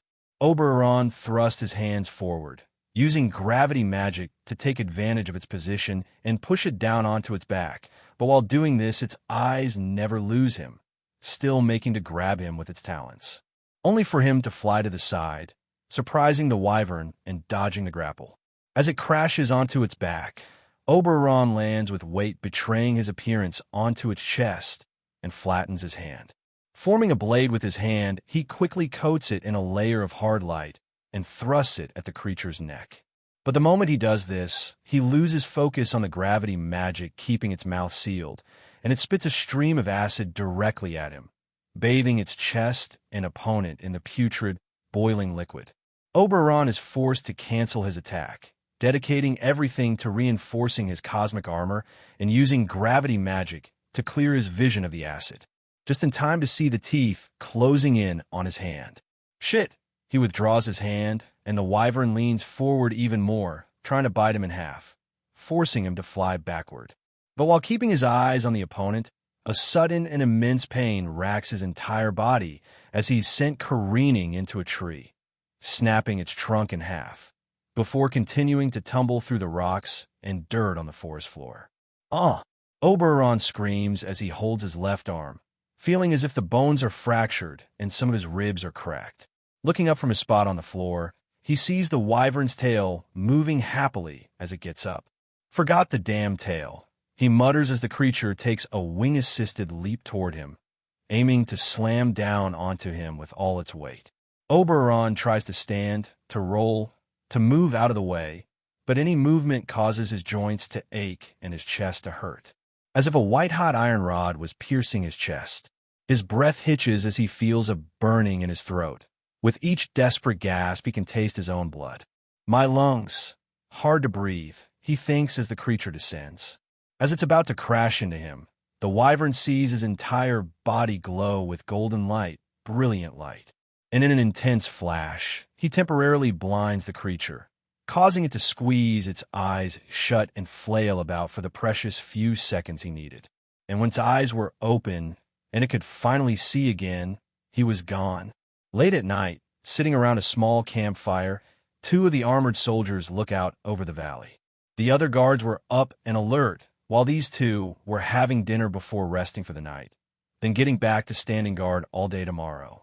Look, over there, one of the men says as he points across the valley, to the far side, almost directly opposite their campsite. Near the middle of the cliffside, he could see a small orange glow, the telltale sign of a campfire in the darkness. I guess the kid isn't dead yet, the other man says. How much longer do you think it'll take him? The other man scoffs, assuming he can kill the damn thing. Remember how useful our magic swords were against it. Never seen so many of them shatter before. Which means the armor they make from it will fetch a hefty price, and our bonus will be all the better for it. Don't forget we have to protect our haul all the way back across the continent, the man says. The sooner we leave Fiori, the better. The wizards here are the most dangerous, and I don't want to run into some of the more hostile ones, especially if the kids can take down magical beasts like that. This is the last damn trip I'm taking this far west, at least until I learn the unarmed arts. Magic swords can only do so much against people like that. When we get promoted and learn that, then the next stop is trying out to be a royal guard, but then I'd have to move to the other side of the country. What? Scared your wife won't want to move? The man laughs. Scared she'll want to come with me. Both men laugh as they enjoy the peaceful night before getting some rest. Meanwhile, in a small cave on the opposite end of the valley, sitting with his legs crossed, hands out, drawing runes in the air with his light magic, Oberon is recovering from another day of fighting the swamp wyvern. A few feet away is a small campfire and his bedroll, as well as his communication lacrima and books. He was only wearing a pair of shorts, his upper body covered with acid burns that are still healing, and his right shoulder wrapped in bandages with some numbing cream to ease the pain. All injuries from today's round of battling his target. As he's drawing runes, in the corner of his eye he sees his communication lacrima blinking. With a thought, he uses gravity magic to float it over to him and gently touches it, accepting the call. Ah, so you're not dead, Master Makarov says as he appears on the lacrima. But from the looks of you, you're certainly not in great shape. These injuries will heal by morning, Oberon says as he's still working on the runs. Did something happen back at the guild? No, but it's been 4 days since you left. This type of job never takes this long for you. Is everything all right? Oberon thinks for a moment, then sighs, no, not really. What's wrong? Did you get seriously hurt? There was clear concern in Makarov's voice. It's not that, Oberon says. It's just that, on the first day I fought the swamp wyvern, I made a mistake. I got cocky, underestimated my opponent, and I had to run away. Oh, you ran away from fight? That is unexpected. Yeah, well, punching that wall would have just broken my hand, so I had to think of something else, Oberon says. But the last two plans I came up with didn't work, especially since it's on guard now. I see. Makarov rubs his chin deep in thought. I assume the problem is the innate defense magic the creature has, yes? Yeah, this wyvern. It's bigger and stronger than all the ones from the books, and smarter too. Well, just as all humans are the same species but can have vastly different qualities and traits, the same goes for everything else. especially magical creatures such as this, Makarov says. And do you have a new plan for this creature? Oberon frowns. I really hate the fact that I've had to run away every time we fight, but I just don't have the tools to deal with this thing. Especially since the client wants it in perfect condition so he can harvest the parts. I'm fighting with one hand tied behind my back here. Yes, but that is the life of a wizard. We often have to overcome quite difficult challenges. Yeah, but still feels really bad, Oberon mutters. Honestly, I'm just glad you have more sense than to throw yourself at it until you die. Many would-be great wizards have thrown their lives and futures away by listening to their ego instead of their mind. I'm proud of you for running away when needed. After all, I'd rather have you back at the guild, alive, than anything else. But I'm also surprised by how well you're taking this. Oberon looks at the communication lacrima, confused. What do you mean? Well, ever since you joined Fairy Tale and properly began walking the path of a wizard, you've experienced nothing but absolute victory. Be it in sparring with your guild mates, in your studies, or the jobs you've taken. You've always been growing at a rate which, quite frankly, almost makes me jealous. But while you learn from winning, surviving a defeat can teach you so much more than most wins ever could. And it seems that using that knowledge is exactly what you've been doing. So, how do you plan to use it against this creature? By using sunlight. Sunlight. Makarov looks confused. Wyverns aren't bothered by being out during the day. Yeah, I know that. Oberon insists. But I went back to the Radiance formula and found some of your notes toward the end about gathering or manifesting sunlight and having it enhance the power of destructive light magic. So I'm using that. Applying that principle to regular spells isn't something I intended to teach you for quite some time. After all, it is one of the fundamental principles of fairy glitter. What's fairy glitter? It's a spell exclusive to our guild, sort of an open secret of sorts within the wizard community, Makarov says. Fairy Tale has 3 ultimate spells, those which are without equal. The first master, Mavis Vermilion, created and used them to end the 7 trade war back when the guild was founded. Then how come I've never heard of them? Because they are so rarely used that most people think it's just a rumor we started for attention. But the Magic Council knows they exist as a fact, which is part of the reason they've had to be so lenient toward our guild in the past. We've had some problems with going overboard on jobs and such in the past, and conflict with other guilds, and in a few of these cases that would result in our guild being disbanded. But they can't do that without the local government's approval. And the Kingdom of Fiori knows these spells exist and doesn't want Fairy Tale moving to another country. So they keep stopping the Magic Council. Wow, they're really that strong? Oberon asks, eyes wide and excited at the thought of such powerful magics. You can learn more about them after you become S-Class, Makarov says. However, harnessing the properties of sunlight is what amplifies the annihilation power of fairy glitter. It also uses the properties of moonlight to nullify the magic of anything it's targeting and hold it in place, and the properties of starlight to actually cause the destruction. Starlight. Yes, starlight can have potent destructive properties, since it is a dimensional destruction magic when focused in such a manner. The only thing more potent would be ether ion, which is a super condensed form of raw ether nano and celestial spirit magic. But the former is only available to the Magic Council of Ishgard, and celestial spirit magic doesn't have any spells that properly weaponize its power, since that magic isn't intended to take lives at its core. I see, Oberon says thoughtfully. So using the properties of magic sunlight to enhance my light magic should let me pierce the defense magic of the swamp wyvern. Then I'm already on the right track. If only you were allowed to go all out with your gravity magic. But your client has specific needs, and we wouldn't be very good guild wizards if we ignored them completely. Yeah, he wants the insides intact, so I can't just crush it with gravity magic, although that thing is so tough I doubt I could even do that Oberon size. I'll just focus on enhancing the potency and precision of my light magic for now. Yes, but do be careful. Adding those properties atop the Radiance formula greatly increases the amount of magic energy needed to maintain those spells. Yeah, I noticed, but don't worry. I've got more than enough magic energy to handle this, Oberon says with a confident smile. Fairy Tale Guild Hall.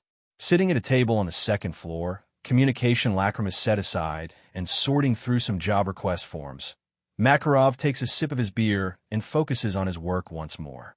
After a few minutes, Gildarts walks over to him, carrying a plate of food, and sits opposite him. He slides the food over to Master Makarov before relaxing into his seat. "So, you aren't in a bad mood? That mean the kid is alive and kicking?" Gildarts asks. "Yes, he's fine, just taking a bit longer than expected on his job." "See, told you there was nothing to worry about. He's a smart kid. He can handle himself." "Yes, quite smart actually. He managed to figure out the amplification aspect of fairy glitter. Well, more like the first of 100 pieces of it." Gildarts doesn't say anything, just looks at Makarov, who continues silently reading the forms. "Wait, you're serious?" Gildarts asks. "MHM. Oh man, that was supposed to be my spell to learn," Gildarts grumbles. "Yes, you have the disposition for that one and fairy law. Too bad you have rocks for brains. Hey, my crush magic is more than enough. It's never failed me yet," Gildart says. "Besides, that kind of magic is a bit flashy for me anyway. I rather just use my fists." "You expect me to believe you aren't flashy? I was there when you named those spells of yours." "Hey, I like to think I'm great at naming my attack," Gildart says as he frowns. Makarov rubs his eyes and pushes some of the papers aside before he takes a bite of his dinner. After a few minutes in silence, listening to the soft music and rowdy partying of the first floor, Gildart sighs. "Master, I'm worried about what's coming next," he says. "Which part?" "I just got back from visiting Shiritsum town. Some of my old drinking buddies were there. Said they're hearing whispers of people getting ready to head away from Fiore. People are getting word about the ban on assassination jobs and charm magic. Yes, this change in the laws will be most heavily enforced here in Fiore. Since other nations don't have as many wizard guilds, they will likely offer some protection to those that want to keep doing such things. Fiore getting weaker isn't my concern," Gildart says. "If half the wizard guilds leave, we'd still be stronger than any other nation in Ishgard. You're worried about the guilds that don't want to leave, that will fight against us because of this change." Gildarts leans forward, hand under his chin and elbow on the table. "As much as I hate the thought of killing people just for money or using charm magic to seduce people, suddenly having the laws flipped on you, being labeled a monster one day after what you've been doing has been perfectly legal, will leave a lot of people resentful. At least, that's the case with the former. Anyone in particular that we need to worry about?" Makarov asks. "I traveled a bit up north and heard some rumblings that Phantom Lord has a bit of drama within its guild. That's not surprising. Jose has always been a vile man, and most of their income comes from assassination jobs. He was very much against this change." "What about the other wizard saints?" Gildarts asks. "Most of them didn't care either way since they don't belong to any guild. Jose and I were there at the meeting, and you know where we stand." Olivia didn't see such a thing worth her time, so she didn't even show up. As for Ashen and Avon, they took my side, thankfully, but Ines was with Jose. That means of the wizard saints who cared enough to show up, Ashen, Avon, and myself were in favor of outlawing such things, and Jose and Ines were against it. "So the four gods of Ishgard didn't show up?" Gildarts asks. "I'm surprised Sir Warrod didn't have anything to say about it. I thought for sure he would have taken your side, since he's a founding member of Fairy Tale. He is retired, and for better or worse, he does not meddle in things such as this," Makarov says. "Unless a full-scale war is on the horizon, or something that threatens as many lives, he will leave it to the kids, as he always says." Gildarts grumbles under his breath, which means we've got a lot of dark guilds that will appear, but Jose loves the attention and money being a wizard saint brings, so we don't have to worry about him going completely dark, at least publicly, right? "Thankfully," Makarov says. "Ines also won't care enough to actually push back against this change, especially since he lives out in Midi, where the Magic Council's influence is barely felt, if at all. This still leaves us with a lot of smaller guilds pointing swords at us. Yes, which is why I believe it is in our best interest to begin working more closely with our neighbors." Neighbors? Goldmine is still on tour with his band, but Bob and Uba have both formed guilds of their own here in the eastern side of Fiore. It's about time we all started working together. So, the coalition of light guilds is going to be more than just a useless non-aggression treaty, huh? Gildarts shakes his head. Most of the guilds are bitter rivals, so I can't see that going very far. The other guilds are not a major concern of mine. They should be able to handle themselves, especially if they want to call themselves a guild, Makarov says. This will mainly be about taking the fight to the dark guilds, as we are able to defend ourselves if they come here. Knocking on the door of a wizard saint. Even they aren't that dumb, Gildart says. Say, does this mean I'll get to ride on that airship Blue Pegasus recently got? Makarov choked on his food for a moment. I'd rather you didn't. We can't afford to replace something that expensive. Only a few hours after sunrise, in a now familiar clearing rests the swamp wyvern. Laying peacefully, it sleeps beside the small stream, the clearing around it larger than days ago. Each day, it was expanded, only due to how clumsy its residents are uprooting, slashing, and snapping the large trees into pieces with every conflict. Now, as the swamp wyvern sleeps peacefully, perfectly vulnerable for an ambush, Oberon floats down into the clearing.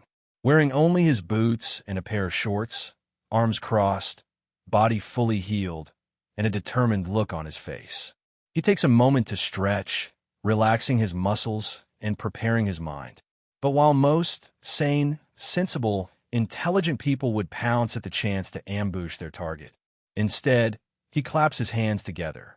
GRH, the swamp wyvern groans as it wakes up, taking a moment to shake the sleep off of itself, glancing at him for a moment before it turns away from him to drink some water from a stream. Oberon watches patiently, as he's done the 2 days prior, and takes a few deep breaths as he focuses his magic energy. Radiance Formula 40, Light Spear. 40 runes appear in the air and collide with each other before he crushes them between his palms. And as he opens his hands, a spear of brilliant golden light hovers in front of him.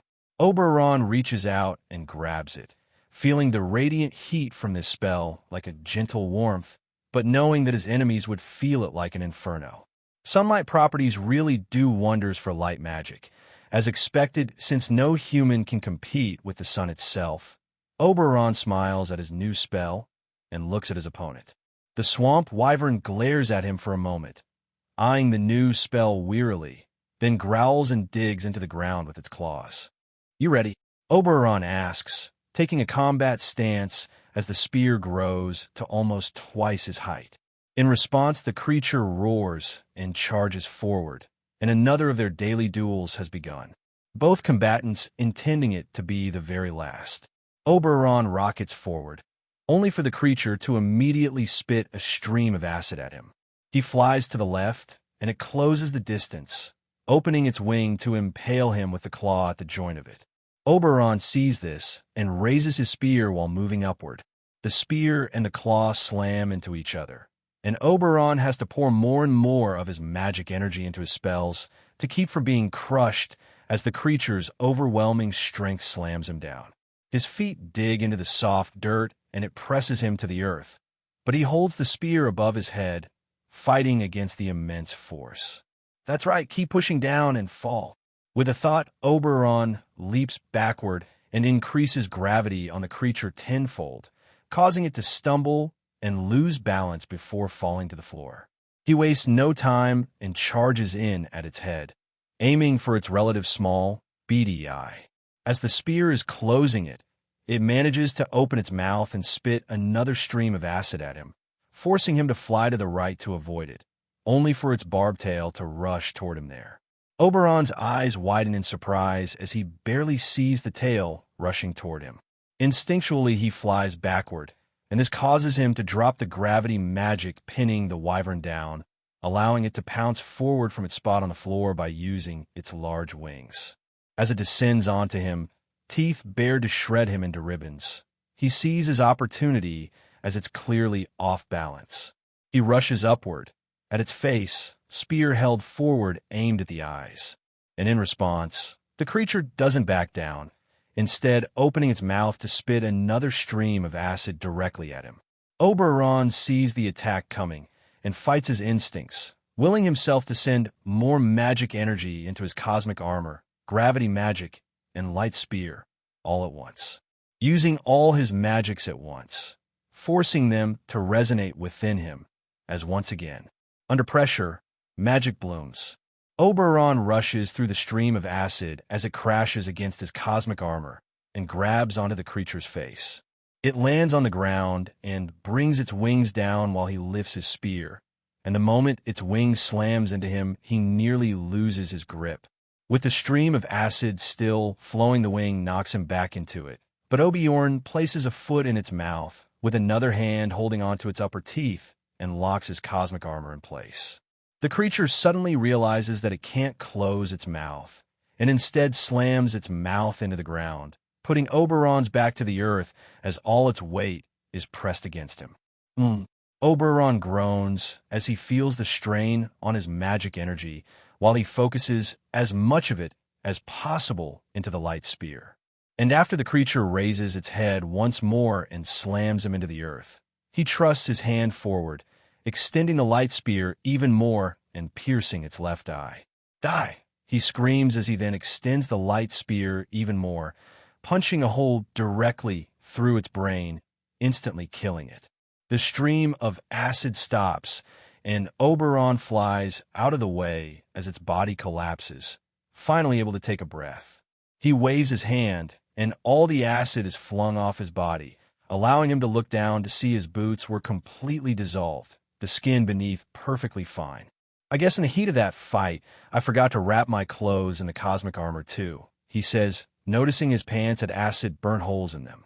10 minutes later, Ors, Oberon's client, the armorer from the prodigy kingdom, is sitting at a table in his tent, inspecting a studded leather armor made by his most recent student.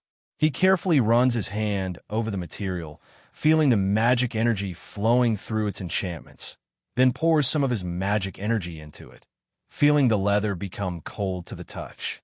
Or smiles as the Frost Thorn's enchantment works exactly as he taught the girl. Sir! One of the guards rushes into the tent, a panicked look on his face as he looks at Ors. What is it? They creature. He killed it, the guard says, as if he doubted his own words. Then what are we still doing here?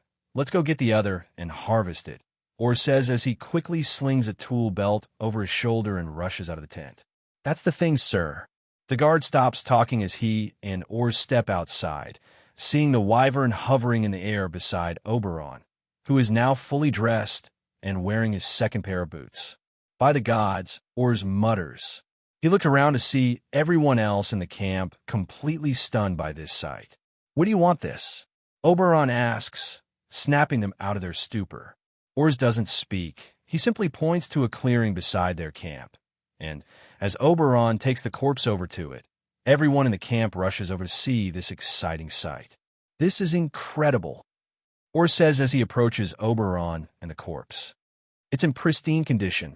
How did you manage it? Well, it took a while because of your requirements, but I figured it out, Oberon says as he gestures to the now cauterized hole in eye. Everyone from the camp gathers around, craftsmen getting to work taking it apart and inspecting it while soldiers bring carts to collect and move the pieces. Seeing this, Oberon hovers away from the organized chaos so he can talk to Ors. You really did incredible work, more than worthy of that bonus, Ors says. Well, I won't say I didn't have that in mind, but it was very helpful finding a training partner who could really push me, Oberon says. The swamp wyvern? Ors gives him a strange look. He had a sense of honor. We came to an understanding. It's too bad things had to end this way. Well, for what it's worth, in the prodigy kingdom we do our best to use every piece of what we hunt. We owe it to nature. I'm glad to hear that. Great now. How about we get you paid? Let's head back to my tent. You can get your money. Then tell me how the fight went over some food, Ors says as he turns around and waves for Oberon to follow him. Sometime later, after getting paid, Oberon is now sitting in Ors's tent having a meal while the man inspects some swamp wyvern scales. Oh, this is the most beautiful thing I've ever seen. No contest, Ors says as he carefully places the scale into a large chest with the others. Don't let your girlfriend hear that, Oberon says, jokingly. Wife, Ors corrects him. But that's assuming she hasn't replaced me by the time we get back. How long have you been gone? Oberon asks while Ors inspects other pieces. 2 years, and we should take at least another year before we make it back home. That's a long time to be away from her, Oberon says. Ors stops for a moment, glances at the boy, then goes back to inspecting some wyvern fangs. What do you know about my country?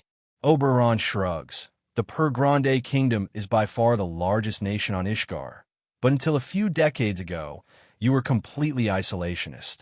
Now, you allow trade to other nations, and even allow some of our people to leave, Ors says. With a first wave of magic armors to be allowed to leave and explore the continent. She didn't like it, but this isn't an opportunity one can pass up. Do you know about our history? I've already told you everything I know, sorry. Well, try this. Ors reaches into his belt and gently tosses a dagger in Oberon's direction, without even looking. After hearing Oberon's recount of his battle with the swamp wyvern, he was sure that even if they wanted to, they likely couldn't hurt this boy. Oberon uses gravity magic to set it down on the table in front of him. That's the most beautiful dagger I've ever seen.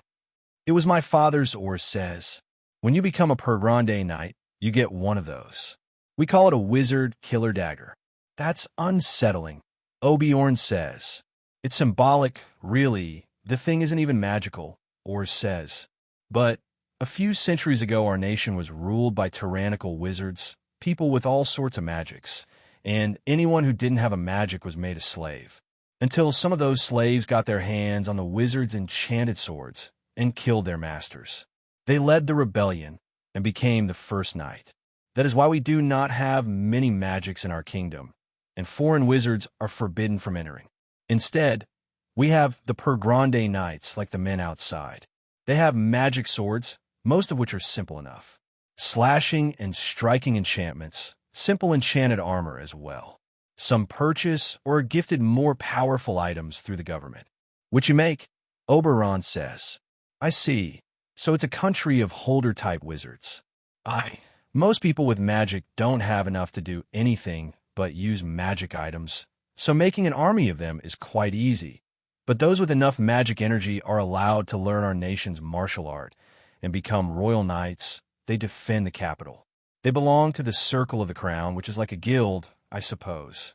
Instead of wizard guilds, we have knight circles, but instead of jobs, they patrol and protect a certain region. The Circle of the Crown protect the capital city and the royal palace. I see. Sounds like my Fiore passport won't do any good at your border, Oberon says. A wizard, especially one as powerful as you, there is no chance of you ever getting into Per Grande, at least not legally. So has no wizard ever visited your nation? Or sighs. There was one man, he said, the whims of magic guided me here. But the crown was forced to retroactively grant him a travel visa to prevent an international incident. He must have been important to King. Worse, he is currently the most powerful wizard on the continent of Ishgard, the wizard saint God Serena. I've heard of him. Master Makarov said he's difficult. A polite way of saying he's a pretentious, selfish, arrogant, greedy, irksome piece of trash. Ors takes a deep breath to refocus on his work. But the man is overwhelmingly powerful, so nobody could stand against him. His little one-man invasion cost us a few thousand knights when they tried to arrest him, before we knew who he was, and since then it's been impossible for other wizards to get permission to enter the nation. Oberon frowns. I was hoping to go see how the knights use magic, but I guess that's impossible, huh? Ors laughs. Sorry, but between that wizard saint and our history with wizards, the last thing we want is powerful wizards within our border, but if it makes you feel any better, if I'm even in a position to recommend you for a visitor's visa, I will. Thanks. I'll be sure to be on my best behavior, I promise. Oberon says excitedly as he finishes his food. What a strange child, but I suppose powerful wizards are the farthest thing from normal. God Serena showed us that much. Walking up the steps to the plateau where the Fairy Tale Guildhall is located, Oberon is wearing a blue jacket with a matching shirt and a pair of long black pants, along with some new boots since he's already outgrown his most recent pair. His small pouch is at the back of his belt, carefully concealed under his jacket. All of his storage cards are safely inside. And in his right hand is a thick, golden coin, currently hovering just above his palm, spinning and flipping as it weaves between his fingers while trapped in his orbit. More of the citizens call out to him, kindly greeting him as they've grown accustomed to doing when he's in town, and he politely waves and nods in response while making his way to the guild. As he reaches the guild, with a thought the doors open for him to step inside, he sees barely a dozen wizards scattered about, with Wakaba sitting alone at the bar while a woman he doesn't recognize works the bar. Everyone glances toward the open door, seeing him, then return to their quiet conversations as he walks over to the bar. Wakaba says something to the woman, and she pours him a glass of fruit juice and sets it at the seat beside Wakaba. "Thank you," Oberon says as he hops up onto the bar stool beside Wakaba. "Just let me know if you need anything else," she says before moving farther down the bar. "Where's Ino?" Oberon asks. Wakaba takes another sip of his drink before he speaks. "She finally got into one of those dance troupes. She'll be on tour with them for a few months." "Well, that explains why Macau isn't here." "Yeah, he's not taking it well. And just when he gotten the courage to finally ask her out, and maybe my brain is playing tricks on me, but I could have sworn she was into him too." Oberon shrugs. "She mentioned that working here was temporary until she gets a permanent spot in one of those shows. Does this mean she's quitting the guild?" Wakaba sighs. "Maybe it is her dream after all, so we really have no right to hold her back just because we'll miss her. I just hope Macau understands that." "Yeah, me too," Oberon says as he quietly drinks his juice. And after a few moments, he slides the golden coin over to Wakaba. The man sees it and casually picks it up, carefully inspecting it. "So, I take it that recovering a wrecked ship from the bottom of a cover went well." "Yeah, but I stayed for a few days to train. Walking a few hundred feet below the water while keeping it away from me is good training for gravity magic. Remind me never to train with you if you think that kind of thing is fun," Wakaba says as he takes out a coin from his wallet and compares them. Jewels are traded as credit notes, paper bills, or coins, yet the jewel coin he held side by side with the large gold coin was less than half the size and weight. "Damn, so I take you dredged up some treasure from the other shipwrecks and things at the bottom of the cove, and did some treasure hunting," Oberon says. "I got a lot more than that one coin, but the problem is, I don't know what to do with it now." Wakaba tosses the gold coin back to Oberon, who has it float to rest in front of him. "Well," Wakaba turns to face the boy. "The best treasure appraisal house is in Crocus, way over in the capital. They can take the treasure, gold, gems, precious metals, artifacts, anything that rich people might want to buy and hang in their mansions, really. They pay you in jewels, which you can use anywhere in Fiori, but that may not be the best route to take." "What do you mean?" Oberon asks. "Well, you can't go walking into a bakery and pay with gold. Well, you could, but it wouldn't be very smart. But see, banks can exchange currency, but when they do, they have to keep a record of it to make it all official or whatever. But if you're traveling and want to stay quiet, or if you ever want to just disappear, it's better to have a chest of gold and gems you can take with you. And when you get to another country, you trade it at a treasure house. If you don't mind losing out on some cash, they'll gladly ignore the paperwork for you. After all, countries control the banks, but treasure houses are usually just privately owned businesses." "I see. So if I need the cash, I should trade it. But if I don't, it'd be better to keep it as treasure, just in case I need to travel somewhere that doesn't accept jewels." "Yeah, most of Ishgar is happy to take jewels, though, since it is worth more than whatever the hell they call money in their countries." "I see. Then maybe it's best if I don't go trade in my treasure just yet. But then again, what if there's something really cool that I want to buy, like a grimoire filled with ancient magics? All the money in the world, and you only think about books, huh?" Wakaba mutters. "You know, I happen to have an acquaintance pretty high up in the Crocus treasure house. We could go pay him a visit and maybe even get a peek at the items in the next auction." "Really? You aren't busy?" "Nah. Besides, I need to find a birthday gift for my girlfriend anyway. Maybe I'll look around Crocus and get something for her," Wakaba says. "But you're paying for the train tickets." "Deal." 6 hours later, Wakaba groans as Oberon gently shakes him awake. Opening his eyes to see Oberon storing his books into a card as everyone leaves the train. "We're in.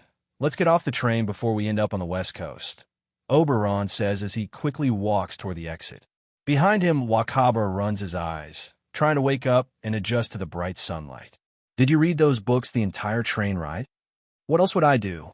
Oberon asks. Take a nap, or do what Laxus does when we take him on missions, just listen to music and sleep. I'd rather spend the time learning magic. Honestly, if I could sleep less to give myself more time for magic, I would. But I tried that, and it really wasn't fun. Yeah, that's no way to live. A man needs his sleep. Wakaba says as they exit the train and are greeted by the wide cobblestone streets and five-story buildings of this part of Crocus. Befitting its title as the flower basket of Fiore, there were flowers growing all throughout the city on every street, carefully placed for the different colors to stand out against the pastel stonework and buildings. Oberon looked ahead, toward the middle of the city, at Royal Castle Mercurius, which towers high above the surrounding city as if trying to touch the sky itself. Reaching over 1,000 meters into the air and surrounded by a wall to defend itself, the castle was in the exact center of Crocus. With 13 kilometers-8 mi of people and buildings sprawling outward in every direction around it, this was the most heavily, traditionally defended building in Fiore, and perhaps on the continent. Yeah, the king lives in a totally different world from us, Wakaba says as he lights his pipe and taps Oberon's shoulder, snapping the boy out of his daze, pulling his attention away from the castle. I bet the library is huge, Oberon mutters as they continue walking through the streets. I'm more interested in getting in the cute servants they're sure to have, Wakaba says. But visitors are only allowed into the gardens when they're in a good mood, that is there a wizard guild in Crocus? Oberon asks. Nope, there isn't really any point in it since the royal army is crawling all over this place. Wakaba nods to the soldiers in blue and gold uniforms patrolling the streets. So, definitely no chance of getting into the library, huh?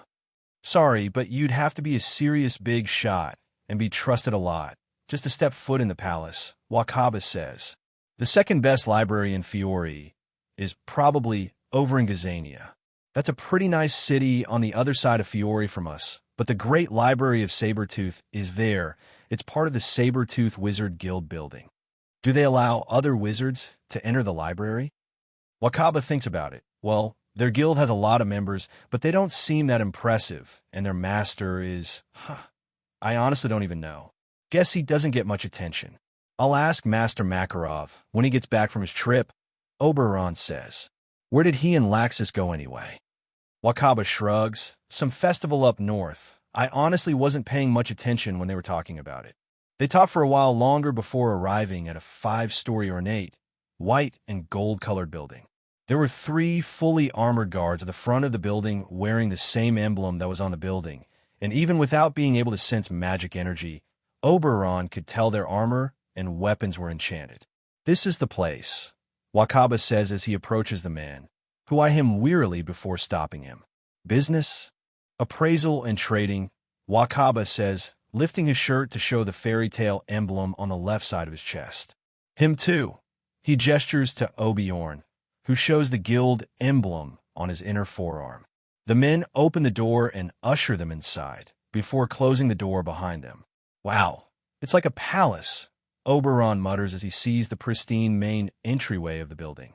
There is a counter with partitions and employees talking to people, as well as an area with a few chairs, which Wakaba directed him toward.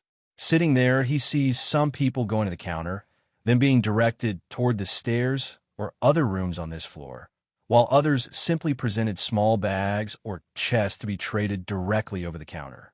After a few moments, the man Wakaba is talking to leaves his post, and after a few minutes he returns and speaks to Wakaba. Oberon sees Wakaba walking over to him, signaling him toward the stairs. Seems that my friend got a promotion since the last time I was here, Wakaba says as they begin ascending the stairs, going all the way to the 3rd floor to a private office. Wakaba gently knocks, and a gentle, feminine voice answers, "Come in." Wakaba enters and immediately turns toward the woman who was leaning back against her desk. As Oberon steps inside and closes the door behind him, he locks eyes with a beautiful young woman, slightly older than Wakaba, wearing a skirt suit with a blue button-up shirt. The top 3 buttons were completely undone to expose her white lace bra beneath, barely containing her massive breasts. The woman immediately turns around and slowly walks to the chair behind her desk as she deftly buttons up her shirt, taking her seat as if none of that just happened. "Sorry, I should have told you I had company," Wakaba says as he and Oberon approach the seats in front of her desk. "Take a seat," she says, and they comply. "So, I assume this is actually about business this time?" "Well, mostly," Wakaba says with a charming smile, to which she responds by relaxing slightly in her seat. "This is Oberon. I assume your sources have been listening out for him." "What?" Oberon asks. "Oberon Alquan," she says. "The new rising star in fairy tale." "Yes, we've been keeping up with his more public exploits." She sees the boy genuinely confused and elaborates further. "We deal in more than just treasure, artifacts, and cash. We also deal information, the type of information that tells people who to invest in," the woman says. "Most notably ourselves. We need to know who is capable and trustworthy to deal with jobs, such as transporting materials for us. Thus far, you appear to be quickly approaching what we'd consider capable, which is quite the compliment." Thank you." Oberon nods stiffly. "It is simply what we do," she says. "Now, how can I help you too?" Oberon looks to Wakaba, who gladly takes the lead. "The kid found some treasure. Gold, gems, that kind of thing. So, a standard appraisal and trade. All right. And did you bring it with you?" she asks. "Yeah, in a storage card." Oberon says. "Storage card? Our sources say you use light magic, not card magic." "I do use light magic and gravity magic. The cards are just the regular items versions."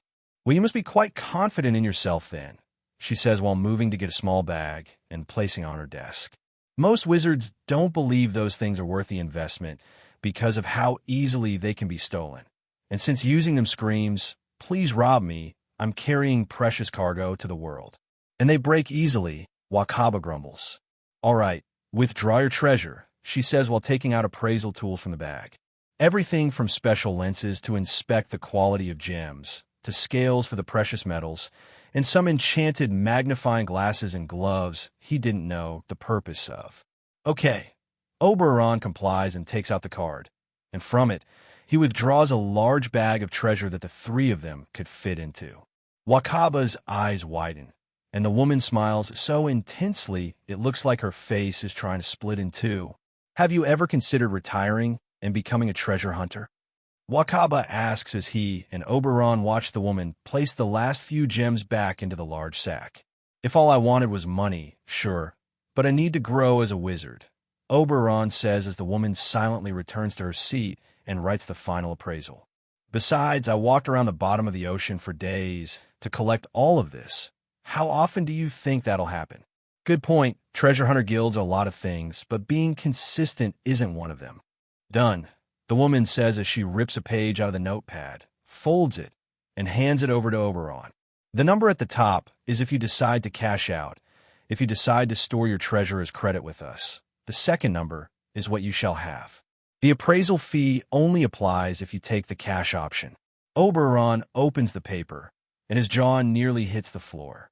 He instinctively moves to show it to Wakaba, but the man looks away. "You're a wizard now, kid. Can't go showing this kind of stuff to anyone, and best to keep it to yourself.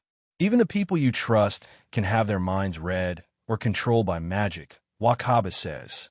"Good point," Oberon says as he stares down at the numbers. "More than enough money to double his current savings and pay for a lot of books." "Speaking of spending in-house," Wakaba says, "the listed items, we'd like to see a list of those." "Oh, well, there are hundreds of items in our possession," she says. "If you have an idea of what you're looking for then, that can certainly help." After saying this, she takes out a data lacrima, which is a finely carved flat rectangular lacrima from behind her desk, and places it on the table. "Grimoires," Oberon says excitedly. "I'm interested in any and all of them, but light magic, gravity magic, and celestial spirit magic are most important. And gate keys for celestial spirits." "Oh," she raises a brow at him. "So you're a celestial wizard. That is incredibly rare. Only a few have access to that mysterious magic. I won't share that information with the public, but our in-house records will be happy to know that. Does that mean if you find any more, I'll get a call to come by them?" Oberon asks, hopeful. "No," she says. This isn't normally how we operate here. All these items are meant to go to auction, and there could be serious repercussions for selling them in this way. However, I happen to be friends with Wakaba, and since he did an important job for us, my boss will be willing to overlook it just this once. Oh, I see. Thank you for this, Oberon says. Anything for Wakaba, she says, giving the man a seductive smile. Now, I found quite an extensive number of grimoires, along with 2 gate keys. 2. Oberon nearly leaps out of his seat. Can you tell which ones? The woman carefully reads the descriptions. An unidentified silver key, priced at 320,000 jewels, she says. These prices are what we estimate they will sell at during the auction, which is why they will be so high compared to if you found them in the magic shops. After all, you're paying for the opportunity to buy first. Yeah, that makes sense. And what about the other key? Ares, the ram, a gold key, the woman says. Now Oberon fails to contain his excitement and begins hovering slightly, surprising her. Wakaba grabs him and brings him back on his seat. Sorry about that. Happens when he's in a good mood. Well, at Altice, let me tell you the price, she says. The gold key will cost you 17 million jewels. Wakaba feels his heart sink to his stomach at those words, but Oberon's excitement doesn't fade in the slightest. Instead, he closes his eyes and gently rubs his chin, considering his finances. Can I see the prices for the grimoires? Oberon asks. Of course, she writes them on a page and slides it over to him, since she isn't allowed to give him access to the data lacrima. Oberon scans it before retreating into his mind, thinking very carefully about his next move. 17 million. That's more than I made by turning in this treasure. Plus 320,000, plus the grimoires I want. That puts me at nearly 20 million. And I've got some more books coming in within a week. I won't be able to afford them unless I take another job immediately. And if the guild doesn't have a monster-slaying job or something that pays around that much, I'll be screwed. Not that Graham will hold it against me. But I really don't want to make a habit of owing people money, damn it. Oberon sighs, making his decision. All right, I'll take both the keys and these grimoires. He begins showing her the items he'd be purchasing. Wakaba is beyond horrified at such an immense purchase, but puts on a stone-cold facade for the sake of female company. After a few minutes of discussing the finer details, and Oberon withdrawing money from his storage cards and giving her a banknote, she waits for everything to be verified with her assistant before smiling at them. Your items are being brought up as we speak. Wakaba and the woman spark up a quiet conversation, catching up since his last visit a mere 2 weeks ago, and Oberon takes out a small notebook and updates his finances. Or more accurately, his lack of finances. His borderline poverty. After a few minutes, 2 assistants, accompanied by 4 heavily armored guards, push a trolley into the room, stacked high with thick books, and one of the men carefully holds a small wooden box close to his chest. They all stand to the side, while Oberon counts the grimoires and checks their titles, ensuring these are the items he requested, and finally one of the assistants places the small box onto the desk. The woman opens it and carefully holds the gold and silver keys. The gold key has clear ram horn symmetrical designs on both ends and a ram symbol in white and red on the head. The silver key, however, didn't appear much like a key at all, as instead, it had a sharp point at one end which became wider down the body of the key, ending with a fin at the other end. That key isn't in the book I got to identify them, Oberon says as he gives it a curious look. Well, that's part of the adventure. It takes Oberon a few minutes to store the grimoires away, and he carefully places the key onto a keyring inside the small pouch at the back of his belt. Well, it was a pleasure doing business with you, the woman says while shaking his hand. And please, if you have any more business with us, be sure to ask for me directly. I will. And are you sure you can't give me a call if you get any more gate keys? Sorry, but that just isn't possible unless my boss takes a liking to you. Or you do a job for us like Wakaba, she says. But if we need anything of that nature, I'll add your name to the list of considerations. Thank you very much. Are you heading out to go shopping? Or heading back to Magnolia before the train stop? Wakaba asks. I kind of just spent all my money. Oberon rubs the back of his head nervously. I'll probably just go window shopping the magic shops here before I head back tonight. I really need to take a job. Wakaba chuckles and ruffles Oberon's hair, much to the boy's annoyance. All right, well, I've still got some business to handle here, so I'll see you back at the guild. Okay, good luck, Oberon says as he leaves the office. And now only Wakaba and his friend remain. Wakaba carefully closes the door behind Oberon and then locks it. And by the time he looks back at the woman, her top is already on the floor, exposing her massive and firm breasts, pink nipples drawing his attention as she hastily tries to escape her skirt, which he is more than happy to help her with. Oh wow, Oberon mutters as he looks out the train window as they roll into the station. This train station was quite small, allowing him to see the entire little mining village it overlooked, a village not much different from where he grew up. But the main difference, aside from this one being at the base of a mountain, was the gathering of tents in front of the main mine. Oberon quickly gets out of the train, along with a dozen other guild wizards who are responding to this emergency SOS job, and rushes over to the mining area. As he walks through the village, he sees distraught people, some of which look at the newcomer wizards with sadness, others who find hope as new potential saviors arrive. Oberon casts those thoughts to the back of his mind immediately, not wanting to be distracted during whatever comes next. Arriving at the mining area, he sees Mikau waving at him, accompanied by Wakaba and Redus, a tall and slender man with brown hair, holding a paintbrush in his hand as he speaks to them. Oberon quickly arrives to join his 3 fairy tale wizards at the gathering of tents. Okay, Master Makarov told me to come here. Now can someone tell me what's going on? Oberon asks. And what's with all these people? I've never seen these many wizards from different guilds in one place, or so many royal soldiers either, he says while looking around cautiously. We'll show you, Redus says as he begins leading them toward the mine. They stop almost 100 feet -30 m from the entrance, which is on a small incline above the ground level. The entire area was cracked and broken, as if an earthquake was focused only on the area above the mine. There were royal soldiers standing guard in front of a wooden barrier, preventing anyone from walking onto the unstable ground, and Oberon could see groups of wizards discussing the situation amongst their guildmates. Did one of the explosive lacrima they use for mining go off? Good guess, but now Rita says. The mayor is saying it was some kind of strange earthquake. But the nearby towns don't recall feeling anything of the sort, Mikau says. So some people are suspecting foul play here, maybe cutting corners by buying unregulated explosive lacrima. Or, that's not relevant right now. Wakaba cuts him off. What is important is that there are 17 people trapped under there, and they've been in there for almost 30 hours already.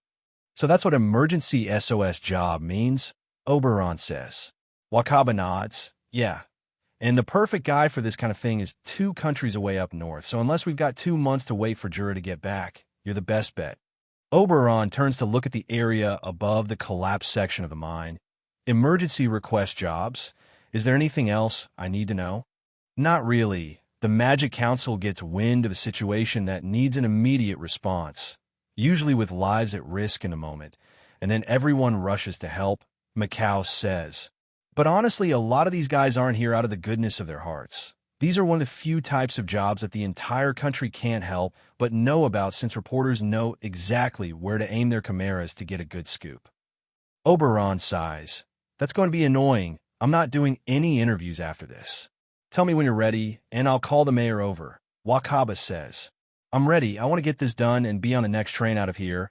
I was on my way to a job when Master Makarov called about this. Wakaba rushes off into the sea of tents to call the mayor. So, what kind of job are you heading to? Redus asks. Anything scenic?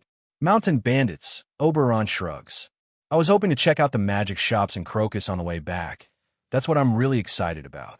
Well, I'm glad to hear that you're confident in resolving this crisis. A tired voice draws the fairy tale wizard's attention to an older gentleman wearing a simple suit with sunken cheeks and bags under his eyes. Mr. Mayor, Fairy Tale is here to help, Mikau says. This is Oberon. Oberon. The mayor looks at the boy, seeing a rather plain-looking young man with Caucasian skin, brown eyes, and a head of void black hair with singular strands of white. Like the night sky was trapped in his hair. It also didn't help that Oberon was wearing his regular job outfit, which is his blue jacket with the hood down, a matching t-shirt, and a pair of black pants and matching boots. "I came as soon as I heard about this, sir," Oberon says. "Well, I certainly do hope you are able to save the men trapped beneath all that material, young man," the mayor says. "However, if you feel that this is too much, there is no shame in walking away. One wrong move, and those men could be crushed, and I don't want anyone to have that on their conscience." Oberon smiles at the man, not a cocky smile, but a warm smile that told him everything would be all right. "Don't worry, I'll get them out of there.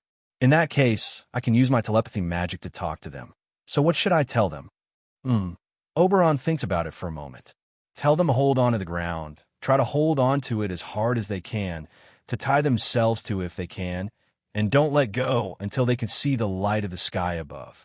"Understood," the mayor says as he closes his eyes and focuses his magic energy, sending the men Oberon's message before walking off to signal the royal soldiers to make some space.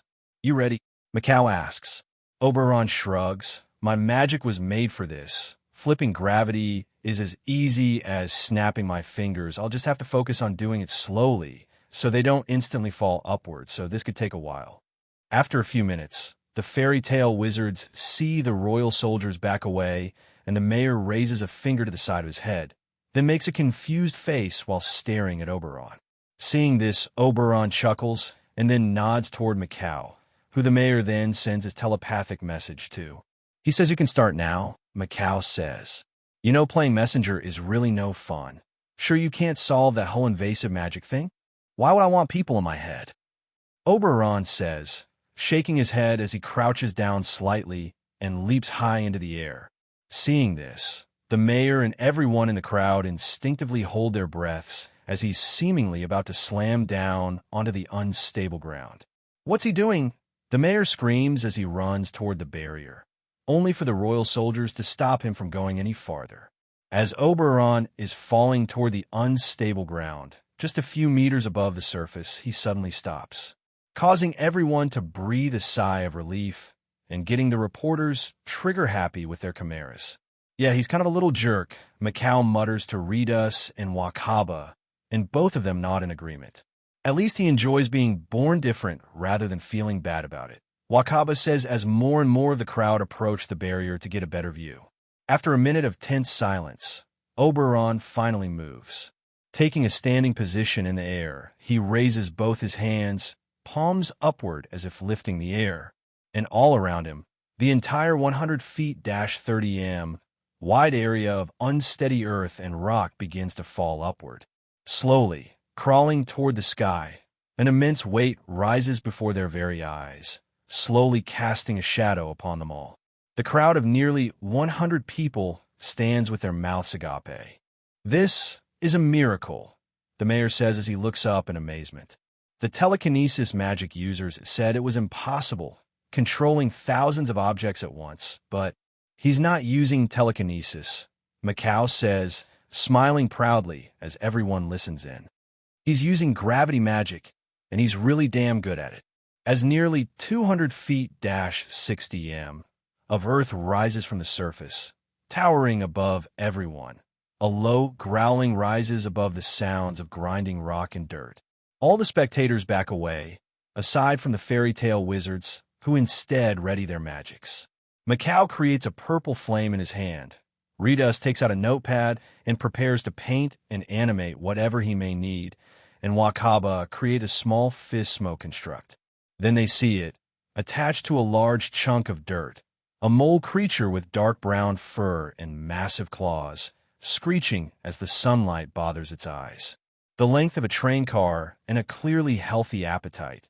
Judging by its portly proportions, the sight of it causes the spectators to back away even more as the royal soldiers raise their spears. The other wizards prepare to attack, only for Wakaba to stop them. "Hold your fire," he yells. "If we hit the things he's moving, it could break his concentration." "Are you crazy?" one of the soldiers yells as the giant mole creature crawls along the slowly rising dirt toward Oberon, slowly moving and inspecting the nearest foreign entity to it. If it kills him, then everything falls down. I know that, but it's not easy to make Oberon lose his focus, Macau says, but none of them take their eyes off the creature as it gets closer to Oberon. He's not moving. Redus whispers, already painted a net launcher, ready to use his magic and bring it off the page and into reality. He'll be fine, Macau says as he walks closer to the barrier, watching the creature slowly close in, crawling across the moving rocks. You've got this, right, Oberon? Just give me a moment, Oberon says as the creature gets even closer.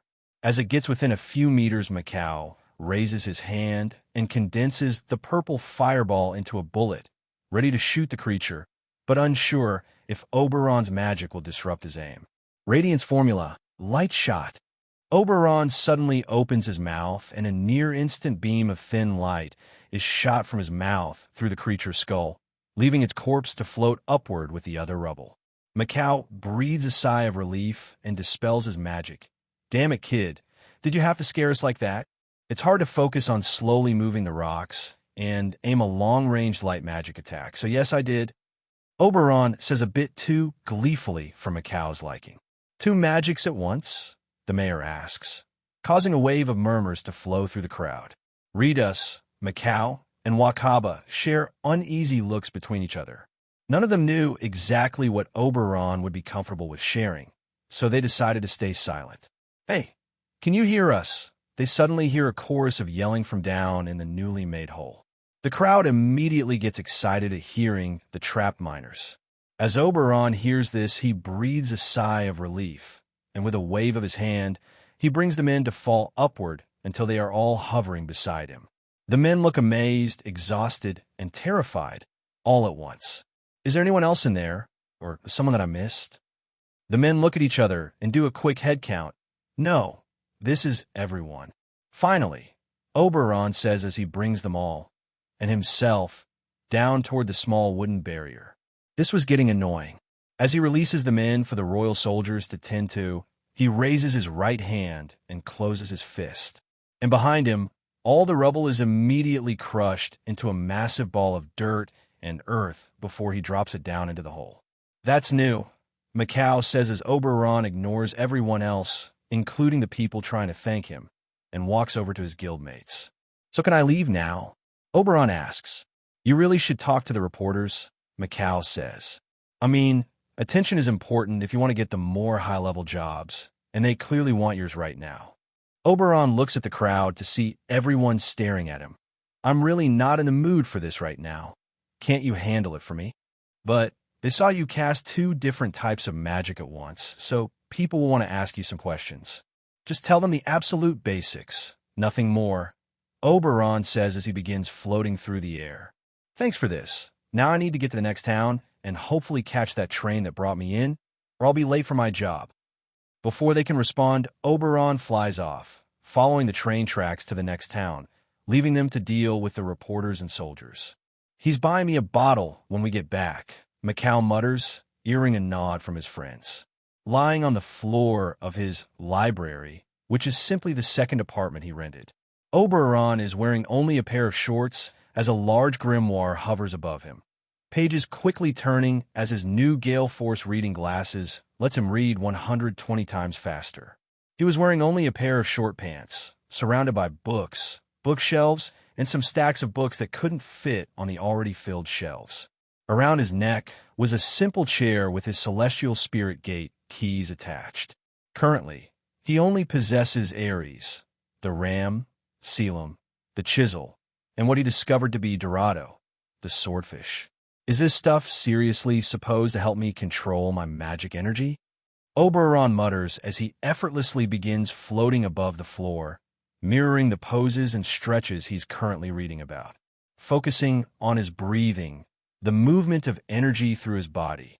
Eventually, he stands on the floor yet again, still keeping the book hovering in front of him as he moves. So they use this in another continent to train martial arts, Oberon mutters as he very slowly moves through the form as he reads. Centuries ago, they believed their internal energy was called chi, and that the fox god gifted it to their greatest warriors But when they encountered wizards, it flipped all of their beliefs. They learned that there appear to be no true gods, and those who call themselves God are now accepted as beings of incomprehensible magic power. Oberon stops for a moment and glances at a bookshelf at the far end of the room, and with a thought, one of the books floats over to him. He opens it and flips to the specific page in this book and rereads about some recent history, about the event that caused the people of a small nation to refer to the most powerful wizard of Ishgard as God, about the legacy of God Serena. So the name stuck because it wasn't self-proclaimed. They began to worship him after he crushed a cult of Zerif, one that had access to one of his demon books. Before that, he was called Hybrid Theory and believed to be insane and power-hungry. That makes sense. You'd have to be both of those things to implant 8 dragon lacrimas into yourself. Huh. And he's not even 20 years older than me. Incredible. Oberon says as he sends the book back to the shelf. So there are no true gods, at least none that have been proven, only beings of immense magic power, he says as he continues the exercise. This makes sense. All the books I've read about the existence of ether nano and magic itself points toward Earthland being a nexus where countless other worlds and dimensions connect, and all that colliding energy is what causes our magical world to exist. I wonder if there's a way to go to those worlds. He floats his journal over and writes a few thoughts before going back to the exercise. After a few minutes of writing in his journal, Oberon hears a loud knock from beyond this door. Someone knocked on my apartment door, he mutters. Laxus, I'm in here. After a few seconds, the person knocks on his library door, telling him that it wasn't Laxus since he would have heard him. Kid, you in there? Gildarts asks from beyond the door. Yeah, I'm here, Oberon says as he quickly waves a hand, using gravity magic to open the door and make Gildarts float. Seriously, this again? Gildarts asks as he gives Oberon an annoyed look. Well, the last time you visited, you tripped, and I nearly lost a shelf of books, if not the entire building. So yeah, you don't get to touch anything. Tisich, you're always so serious about your books, Gildarts says as Oberon floats him into the room, keeping the man in the air while he continues his notes. If I didn't know you so, well, I would have thought you were boring, but I know you've got the heart of fairy tale knucklehead in there. Is there a reason you're visiting me? Well, someone's in a bad mood, Gildarts says as he takes out a copy of yesterday's Sorcerer Weekly magazine. Does that have anything to do with this? Oberon looks at the cover of the magazine scornfully, seeing the picture of him sitting on the train, focused entirely on the book floating in front of him as he absent-mindedly draws runes in the air with light magic. Gildart smiles as he sees this reaction. Yeah, being famous sucks, but if you keep your head down, in a few years people won't even remember what you look like. Especially since you'll grow up, so it'll be even harder to recognize your face. But your hair may be an issue. Gildarts looks at Oberon's hair, like the starry night sky was dyed onto his hair. Yeah, that's pretty easy to spot. Oberon sighs. I like that I get access to some more challenging and interesting jobs since people request me by name, but I don't like the fact that I can't read a book in public for more than a few minutes without someone trying to talk to me. Is that why you're still in Magnolia? Gildarts asks. Laxus said you've been here 3 days, and I can't recall the last time you spent more than a day between jobs. People are requesting me by name for everything, from a cat stuck in a tree to fighting dangerous monsters. It's been like this for months. I need a break. Do you actually go rescue cats from trees? He asks playfully. That is the kind of thing wizards your age usually do, more mundane or normal jobs, not fighting dangerous monsters like you do. Why would I do what normal kids can do? I'm trying to be a great wizard. That's about as far from normal as you can get without being some weirdo. You know, maybe it wouldn't hurt to be a normal kid for a change. I tried that for 8 years. Then Acnologia showed me how helpless normal people are. Gildarts frowns. Well, if you're taking a break, how about joining me for some fishing? I don't like fish, Oberon says flatly. You don't have to eat them. It's about the experience. The experience of sitting in one place with a fishing rod in my hand. No thanks. Part of being a man is learning to appreciate fishing. It's an important stage in the journey. All the men died when Acnologia attacked. I don't want to be a man. I want to be a great wizard, Oberon says. If you just came to make sure I'm all right, you can go now. I have to study. Gildart sighs, slumping his shoulders slightly. If I didn't know why, I'd think he was crazy to be this obsessed with becoming a great wizard. But, it's kind of adorable how dedicated he is. Okay, Gildart says. I've made a decision. To go to the guild hall. To have a little spar with you. Just one round. I want to show me what you can do, Gildart says. It's been almost a month since we were both in Magnolia at once. So show me how much farther you've gone on the journey to become a great wizard. Oberon looks between Gildart's and his book a few times, then smiles. Yeah, I could use a break anyway. Learning Silgrin is melting my brain. What? It's a language. They have some old magics I'm studying. Oberon says as he moves to get ready for their training session. 30 minutes later, a few miles away from Magnolia, along the shore of the massive lake behind the fairy tale guild hall. Well, this looks about far enough, Gildarts says as Oberon is flying beside him. We would have been here in less than a minute if you let me carry you. Just between us, I really don't like that, Gildart says. The first few times were fun, but I've spent my entire life charging toward people and creatures that wanted to crush me, so surrendering control isn't really something I'm good at. Well, if you're ever in my library, I'm making you float. That's fair enough, I suppose, Gildart says as they get to their regular clearing, noticing some new scorch marks around the area. Looks like Laxus got some training in before they left. Oh, he went with Master Makarov? Yeah, Gildarts says as he takes out a few crumpled documents from his cloak. So now that we're far enough from everyone, mind taking a look at this? Oberon gives him an annoyed look. I came here to get away from studying, and you're giving me homework. We can train after, Gildarts says as he finds a tree stump and sits down. But first, I need you to take a look at this. It's not the kind of thing I'd trust a communication lacrima with. And since Master Makarov isn't here, you're the second biggest brain in Magnolia. Oberon sighs and hovers cross-legged in the air, floating the papers over to read them. These are Audiobook, he says while reading them. But the dialect is old, older than any grimoires I have. Where did you get these?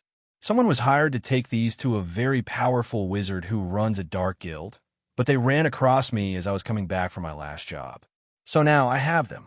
And this wizard is so dangerous you didn't want to open this around people. But why aren't we in the master's office? The runes there prevent people from spying. Gildart shrugs. Honestly, figured they were probably trapped to explode when anyone read them. Oberon looks from the paper in his hand back to Gildarts. Thanks for the warning. You're a tough kid. You be fine. Just give me a minute. Oberon says as he focuses on translating. After a few minutes, he takes out one of his journals and writes some notes. Anything good? I figure out what this is, but very, very not good, Oberon says. How bad? These are instructions to open a sealed tomb. It doesn't say where, but the tomb supposedly contains something called a Book of Zerif. Oberon notices the shocked expression on Gildart's face, which I'm guessing is bad, since you actually seem worried for once. Gildarts frowns, stands up, then starts pacing about. Okay, now I'm getting worried, Oberon says. Good, because this is serious, Gildart says. And I definitely made the right call, not using a communication lacrima, to ask Master Makarov about this. So what's a Book of Zerif? Oberon asks. I know Zerif is the most powerful wizard in history, the unstoppable evil, the original dark mage, but the books? Gildarts looks at Oberon, still completely serious, then retakes his seat. The Magic Council tries to keep this hush-hush, but Zerif's power still exists in this world. It didn't all die with him, Gildart says. They don't make this public because his power corrupts and breaks the minds and wills of anyone who tries to use them, or simply cannot be controlled, so they don't want the dark guilds to go after them. But this guild found one. Gildarts nods. Zerif created a lot of magic items, weapons, tools, objects, even creatures. He created a variant of the demon race called Aetherius, and that's what the books of Zerif are. So the books are demons? More like the demons are the books, Gildart says. The books contain the Aetherius, and there are linked to them like a super advanced form of body link magic. So, if you control the book, you potentially control the demon, Gildart says. But so far, nobody has ever been able to control or tame one of those. The demons usually just possess the person who opens the book or manifest in physical form and kill everything until someone like me shows up to put it down. S-Class emergency requests. Yeah, this would more than qualify for one of those, Gildart says. But the timing is also really bad, especially for our guild. Are they going to target us? Oberon asks. That doesn't make sense. Why would they want to piss off a wizard saint? Because the Magic Council and wizard saints are about to piss off a lot of people, Gildart says as he takes the pages and puts them away. Okay, look, this isn't the type of thing I enjoy doing. Actually, I hate that I have to do this, but there are some things I need to tell you. Oberon doesn't speak, just silently sits in the air, focusing intently on every word. As we speak, Master Makarov, the few wizard saints that care enough to show up, and the chairman of the Magic Council, Crawford Seam, are in era to ratify the ban of assassination jobs, a few other types of destructive jobs, and charm magic. What kind of jobs? Assassination, kidnapping, corporate sabotage, that kind of thing, Gildart says. Basically, a lot of the most profitable and shady shit is suddenly going to be illegal in a few months, which means a lot of wizards and entire guilds will walk away from the Magic Council to become dark guilds and wizards. And you think they'll want revenge on the people who decided to change the laws? They will, Gildart says. If there's one thing I actually can respect about some of those people, it's that they value their freedom and way of life enough to fight the world over it. So I'd imagine a lot of them won't be against attacking us to prove a point. So things are about to be dangerous, but something tells me that's not the part you hate having to tell me. Gildarts rubs the back of his head. What is a guild? Why do they exist? Guilds are just places for people to work together to earn money or pursue a common goal. They exist for people to help each other. True, but Fairy Tail isn't exactly the same as other guilds, Gildart says. Fairy Tail exists because humans are weak. Even Master Makarov and myself, we're all weak. We all need help. We all stumble and fall. And when that happens, having friends and family to support you can mean the world. Yeah, in Fairy Tail we look out for each other. Always, Oberon says, smiling at the man. Good. Then you understand that we'll all be depending on you for whatever comes next, Gildart says, ruffling the boy's hair. The fact is, after Master Makarov, I'm the strongest, but after me, there's a massive gap. Then far lower down would be people like Macau. There are about a dozen people as strong as him in the guild. Really? Oberon asks. I guess I don't really socialize much, but it makes sense since Fairy Tail has about 70 people. Yeah, but you're already far ahead of them, which is a bit depressing for some of them since you haven't even been here for a year, Gildart says. But that means, although you're only 9 years old, we'll be counting on you to help us defend everyone. Oberon's eyes widen slightly, surprised by the severity of that request. Yeah, it's a lot to put on a kid, but don't worry, Master Makarov and I will do everything in our power to prevent any problems from reaching anyone else. That, I can promise you, Gildart says. But this also means you'll have to be extra careful on jobs, since you're pretty famous now. That's a lot, Oberon mutters. I know, and it's not fair to you in any way that the future is turning out this way, Gildart says. I'm sorry. Oberon sits there silently for a moment, thinking about it, about the fact that once again his home is about to be in danger from powerful magical evil forces. I won't be the only survivor this time, Oberon mutters, then Gildarts sees a fire lit behind his eyes. I'll protect everyone. Gildart smiles and ruffles Oberon's hair, annoying the boy. That's exactly the answer I was expecting. After all, good kings protect their people, and you're king of the fairies, he says before getting up and walking toward the middle of the clearing. Now, let's get some training in. Show me what you've been learning these past few months. Walking behind Master Makarov, who is now wearing his white and gold, fur-lined, wizard saint robe with a Magic Council symbol on the back, Laxus carefully ascended the stairs to the 3rd floor of this restaurant. Before long, they reach the top floor, and Makarov knocks before opening a door and stepping into a private dining area. To the far end of the room were 2 men, who appeared to be similar age to Makarov, and wearing wizard saint robes that perfectly fit them. Between them is a large table, stacked with untouched food, and behind them is a glass wall with a perfect view of the Magic Council headquarters plateau in the middle of the city.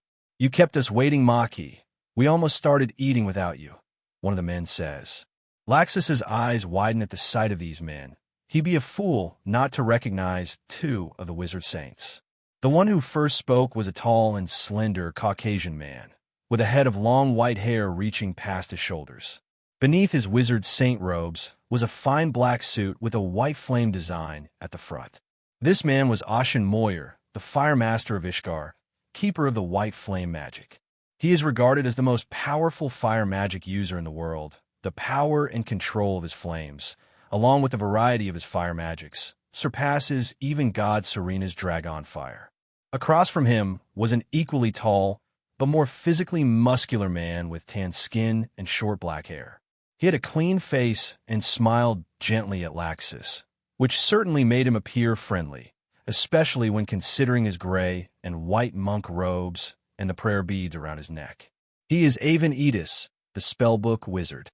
He is amongst the two wizard saints that use holder-type magic, thus requiring a magic item to perform their magic. He is the head of the Order of Story Keepers, a monastic order which records stories of cultures and people throughout history to prevent history from being forgotten and repeated.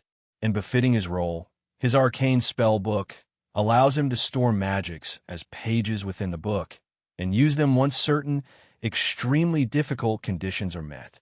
He joined the Wizard Saints soon after Makarov Dreyer, after establishing his monastic order, and uses the Wizard Saint status to learn more about the world and gather knowledge of the past.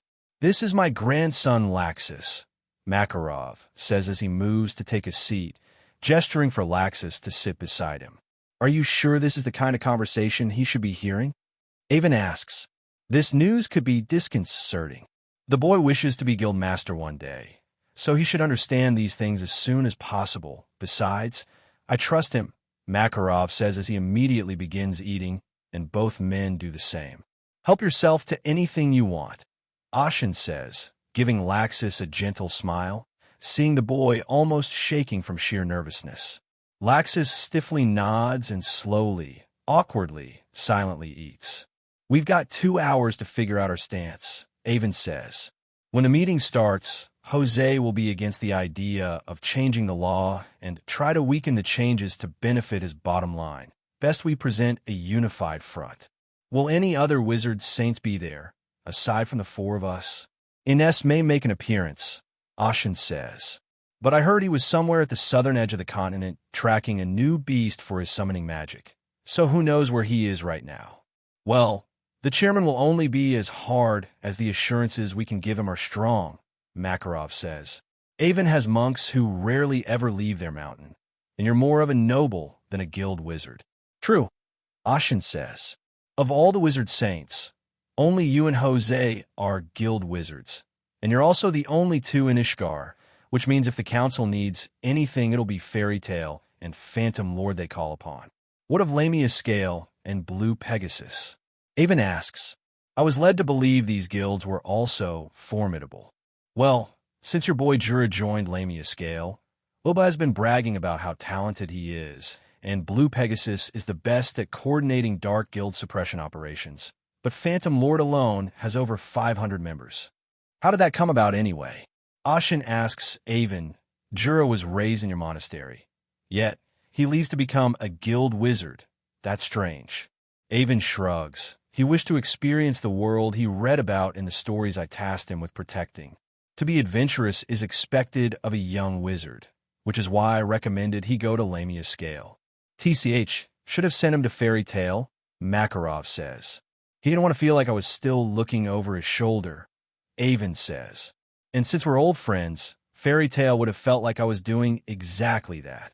"Well, I suppose that makes sense," Makarov says as he raises a hand and requips a few documents from his private pocket dimension, then floats them over to his friends. "We should be careful not to push for any changes in the laws that the Magic Council and Wizard Guilds can enforce. I'm most surprised that some nations weren't immediately on board with the changes," Ashen says. "We're threatening many nobles' cash flow with these changes," Avon says. But I'm sure when they realized that all the soon-to-be dark wizards would flood their nation if they were the only ones with assassination jobs still available, they changed their minds. After nearly an hour of discussion and many plates of food, the three men take a moment to relax before getting back to the discussion, and Marikov leaves to use the bathroom. Ashen sighed as he reread the documents, already picturing the waves this news would send through the continent. I hope the prisons are big enough, he thinks, before glancing over at Laxus, who is just staring at him. Future guildmaster of fairy tale, he says, snapping Laxus back to reality. Tell me, what do you think about what we've discussed here? Well, I think assassination jobs and charm magic are bad, so guilds shouldn't do them. Guilds exist to help people feel safe, not to hurt or scare them. Well said, Avon nods. It seems Makarov may be able to retire early with this one already benign, so wise. Ashen chuckles. Your magic, lightning magic, yes? Yeah. Laxus smiles brightly as a small spark dances across his hair for a moment. I've heard about your magics. I've read about them a lot. They're awesome. Thank you, Ashen says. Laxus turns to Avon. In your book, I've never heard of anything else like it, and the amount of work and focus it takes to use it. You're awesome, too. Thank you very much, and I'm sure you shall become a great wizard as well. Perhaps when your grandfather steps down, you can take his place as wizard saint, Avon says. That's not a bad idea, Ashen says. I have a question. Laxus raises his hand politely. Oh, and what may that be? Ashen asks. I've read some stories about you, about when people went to your country in the east, and you defended the king, Laxus says. But you used a bunch of different fire magics, but never the sacred white flame. Why? Avon chuckles softly and then continues reading, having asked the same thing when they met all those decades ago. Well, I can tell you, if you promise to keep this between us, Ashen says. Laxus nods enthusiastically. Well, try to feel it for yourself. Ashen reaches across toward Laxus and holds a small white fireball in his hand. Laxus looks at it nervously, then remembers how Macau's flames sometimes didn't burn at all, and pokes it with one finger. Is it an illusion? He asks, not feeling anything at all, not even the warmth. Honestly, no idea. Ashen shrugs. When my ancestors moved to the Fex Kingdom, they valued this magic above all else, but it doesn't have any magical effects. It doesn't even make heat. Is it fire? Laxus asks. Not that I'm aware of. It appears to be some kind of magic energy, but it looks like fire, so we became keepers of the sacred flame, Ashen says. That's incredibly disappointing, Avon says, finishing what Laxus was thinking. What are you all talking about? Makarov asks as he walks back to his seat. Ashen's white fire, Avon says. Oh, that little party trick? Makarov laughs before taking a sip of his drink. Why they made that magic into your family treasure, we'll never understand. But more importantly, I had an idea about how to ratify the Magic Council laws with local laws across the continent. Oh, if you figured it out, that will save us weeks of meetings, Avon says. Please continue. While Laxus and his grandfather were having their meeting with two wizard saints, almost 3 hours passed before their meeting ended. Eventually, Laxus walks around the city, checking out the magic shop and some other places while the wizard saints go to the plateau for the meeting. However, while Laxus was having one of the best days of his life, he even met two of the people he'd always dreamed of speaking to. Oberon was fighting for his life. Meanwhile, in Magnolia, laying in an Oberon-shaped crater, Oberon is covered in sweat and dirt, completely exhausted with bruises across his body. Why are you such a freak? He says before groaning, feeling all his bones begging him to not so much as breathe. Kid, shut up, Gildart says as he leans over Oberon, looking down at him with a small bruise on his lip. Not my fault you're such a freak. Did you have to hit me that hard? Yeah, that part was a reflex. I wasn't mentally ready for you to actually hurt me, Gildart shrugs. I pulled back at the end there, so you should be fine in a few He suddenly stops as he remembers who he's talking to. Few minutes. Oberon smiles as he sits up, already having healed some of his injuries. So, how does it feel to know your time as our ace is limited? Gildart chuckles and helps Oberon stand up. Feels like I'll have a lot more freedom to do whatever I want. But obviously, if I take you more seriously, that would never happen.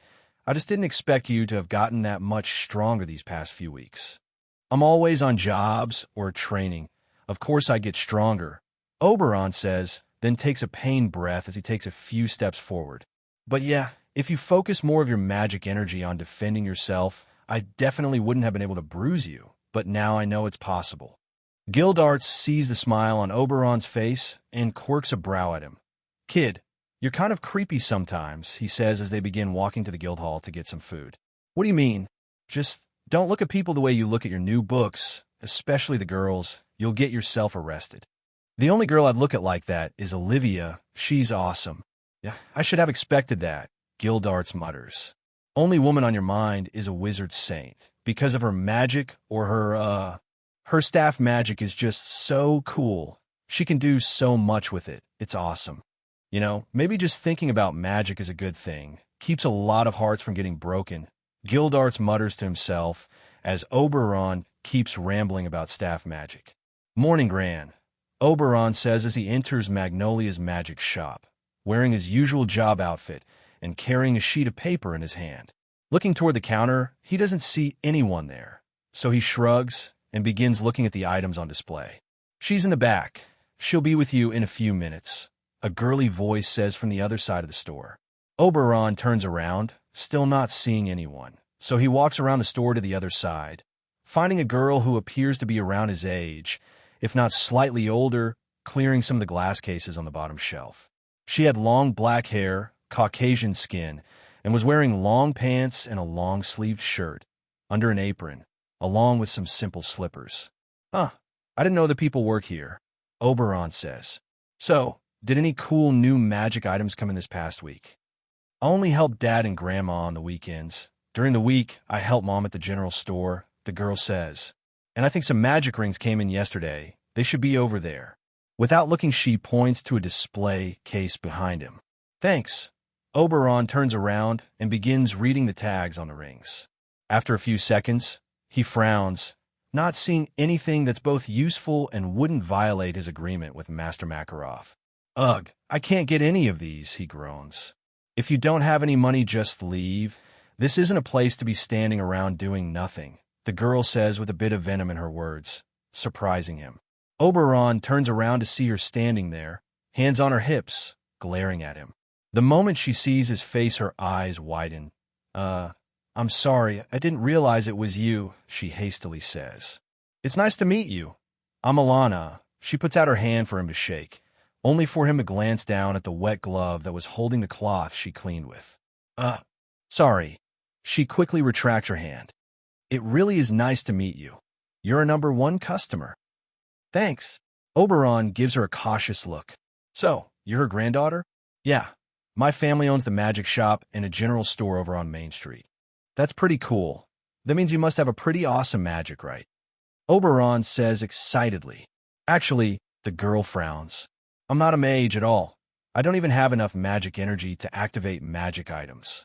Oh, the girl physically winces as she sees all the excitement and interest he had in this conversation evaporate. Well, it was nice meeting you, Alana. Oberon walks over to some other shelves, looking at some other magic items he was interested in. As Oberon walks away, the girl glares at him, her brown eyes shifting to study his every move. You know, you're kind of a jerk, she says, walking over to where he's reading about a magic mirror. Oberon doesn't look away from the item as he speaks, says the girl's following me around the store to bother me. I just thought you'd be nicer, that's all. What made you think that? Sorcerer Weekly, she says while rolling her eyes, as if it were the most obvious thing in the world.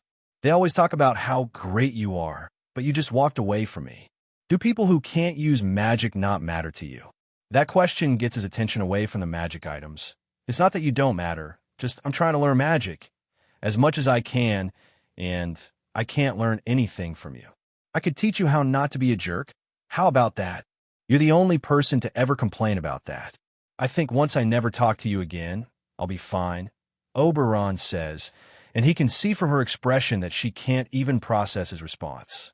And for the record, Sorcerer Weekly sends the pretty reporters to get answers from Macau and Wakaba. I never talk to them myself. Tsh. She folds her arms and looks away from him, a deep frown on her face.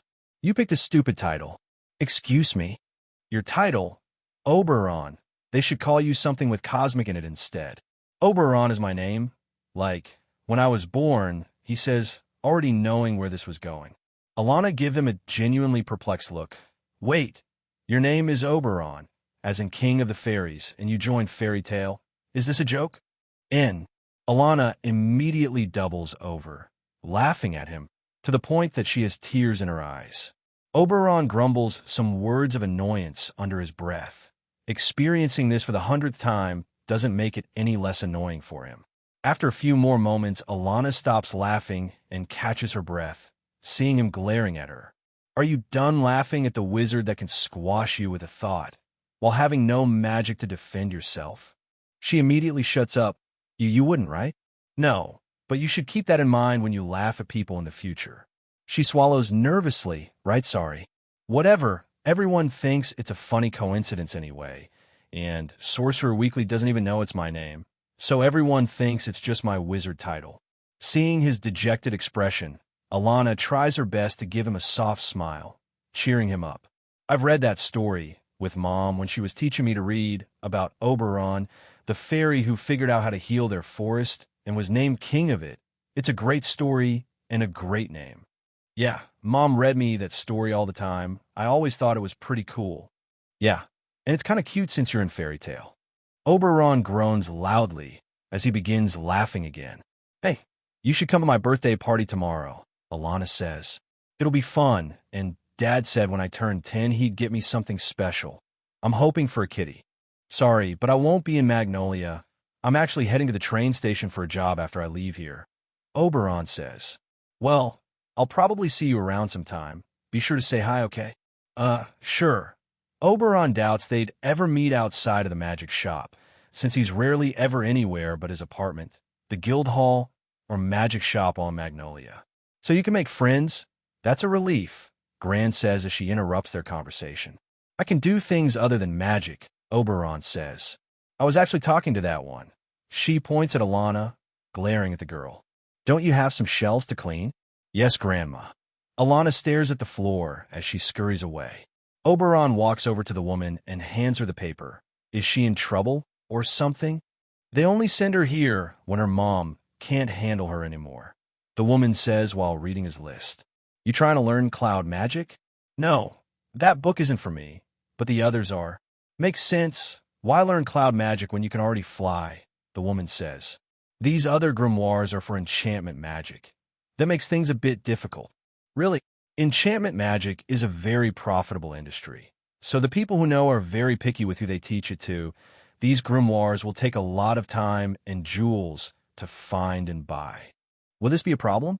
I recommend holding off on any large purchases for a while. Even for a wallet as big as yours, this is going to hurt. Well, all my money goes to learning magic anyway, so this doesn't make much of a difference, Oberon says. Any idea how many jewels or how long this will take? I know a few enchanters, none good enough to write a grimoire, but maybe they can help me find one for you. Okay, I'll leave it to you then, Oberon says. Now, I need to get to the train station. Master Makarov let me take 2 jobs at once, so I can't disappoint him. Well, don't let me keep you any longer, the woman says before Oberon leaves. As the door closes behind Oberon, he leaps and flies over the city toward the train station. A few moments later, Gran frowns and calls out to her granddaughter, Alana. Yes, grandmother, the girl says as she rushes over to the counter, scared. The woman glares down at the girl. Were you bothering him? No, grandmother.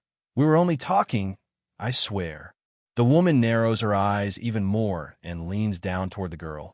Your parents are too soft, and you become a spoiled little monster because of it. But if you ever act like that toward my customers, I will have them send you to the Royal Army Academy, understand? Yes, grandmother, she nods enthusiastically while almost crying. Now finish cleaning the shelves, you'll be dusting the storage room next. Sitting in an annoyingly packed train car, Oberon carefully studies the map in his hands while occasionally glancing out the window.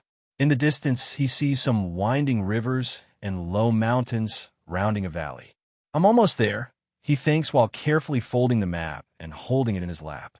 He's been on this train for hours, and now as the sun was almost ready to set, he was counting the seconds before finally getting out. The seat beside him and the two opposite him are completely empty, and there is one other seat with no passengers, while most of the others are completely filled. With these many people around, he decided it best not to take out his grimoires and journals to practice magic.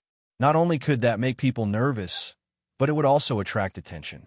And he's already been in Sorcerer Weekly twice since his debut, both of which included pictures of him studying magics on a train ride.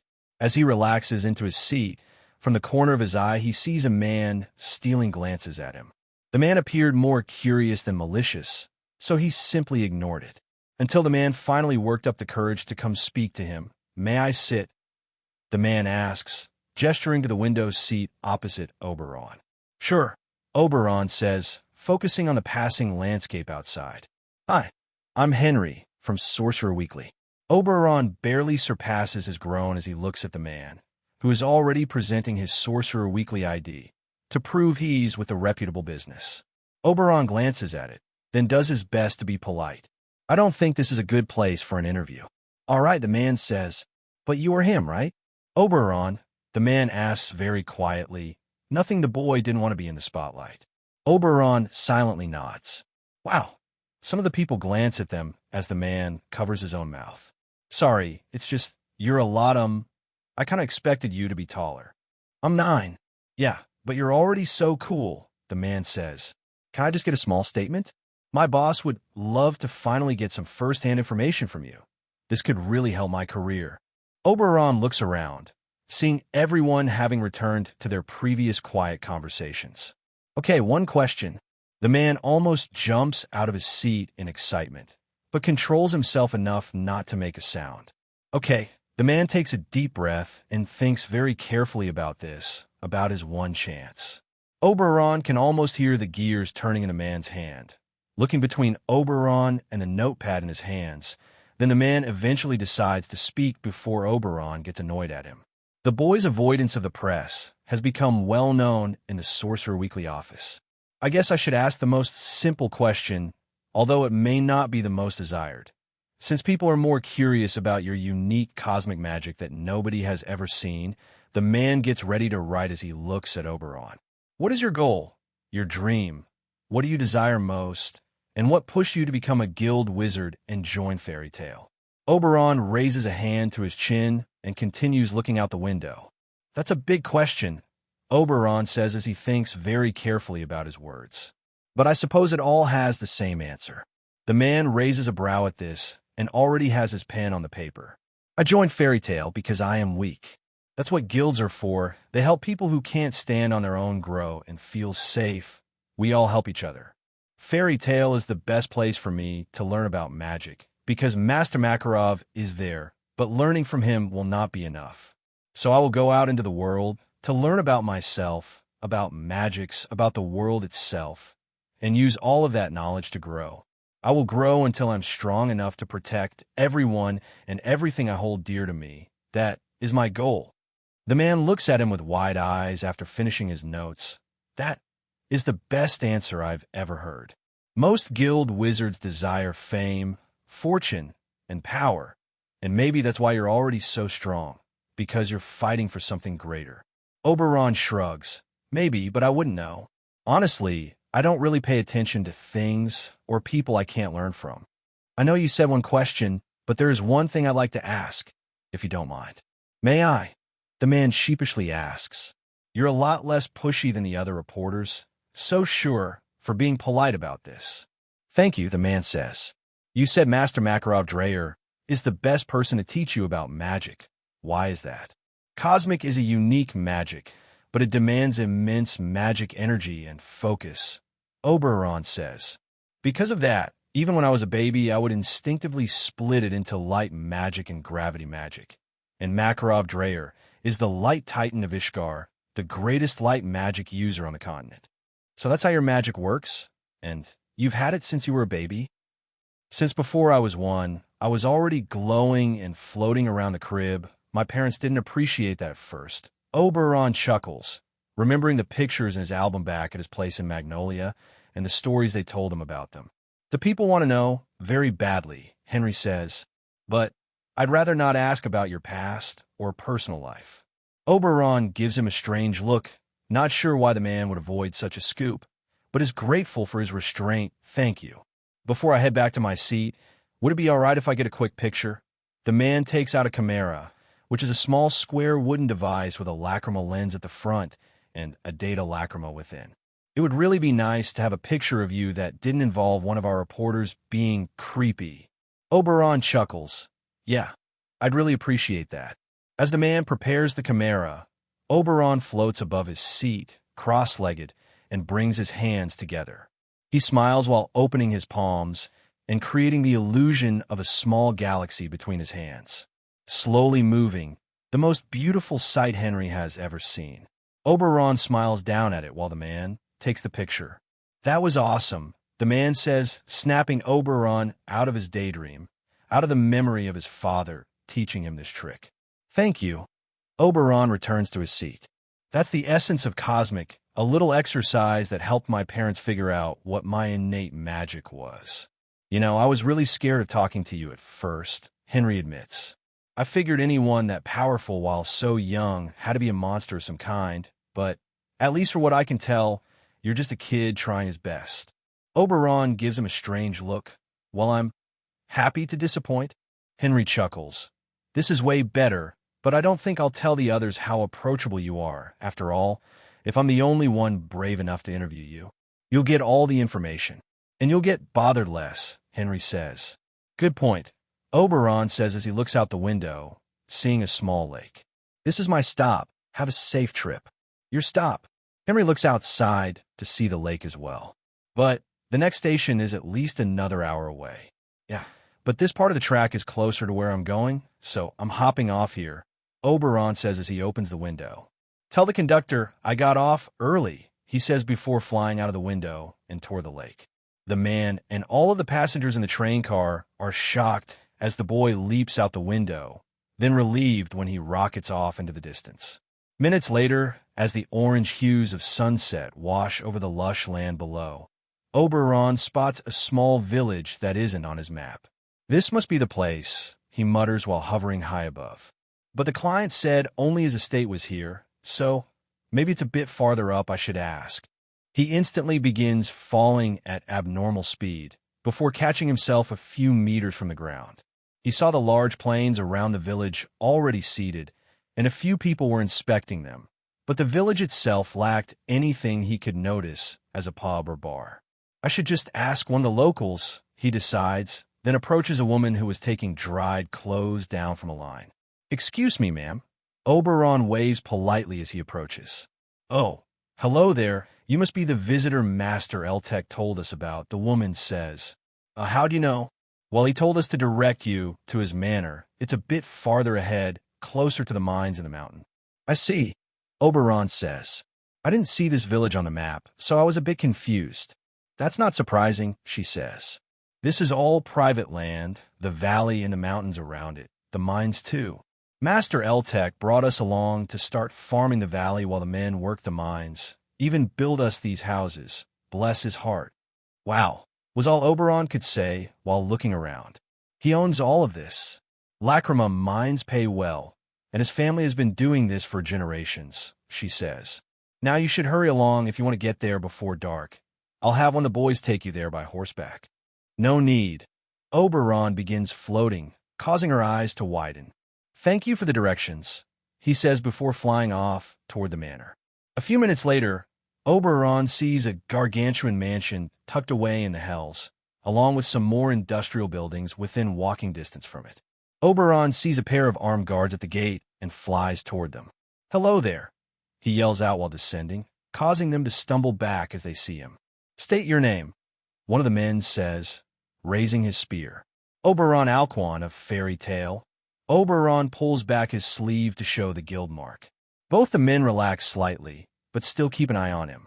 They whisper something to each other before one of them opens the gate and rushes into the mansion. Follow me. Master Eltec is waiting, the man says as he begins walking toward the mansion. Eventually, The man leads Oberon inside, but instead of a meeting room, he takes him down into the basement of the mansion. The basement? Oberon asks. This is where it is, and he wants this resolved as quickly as possible. The guard says as they enter a large wooden door that was already opened.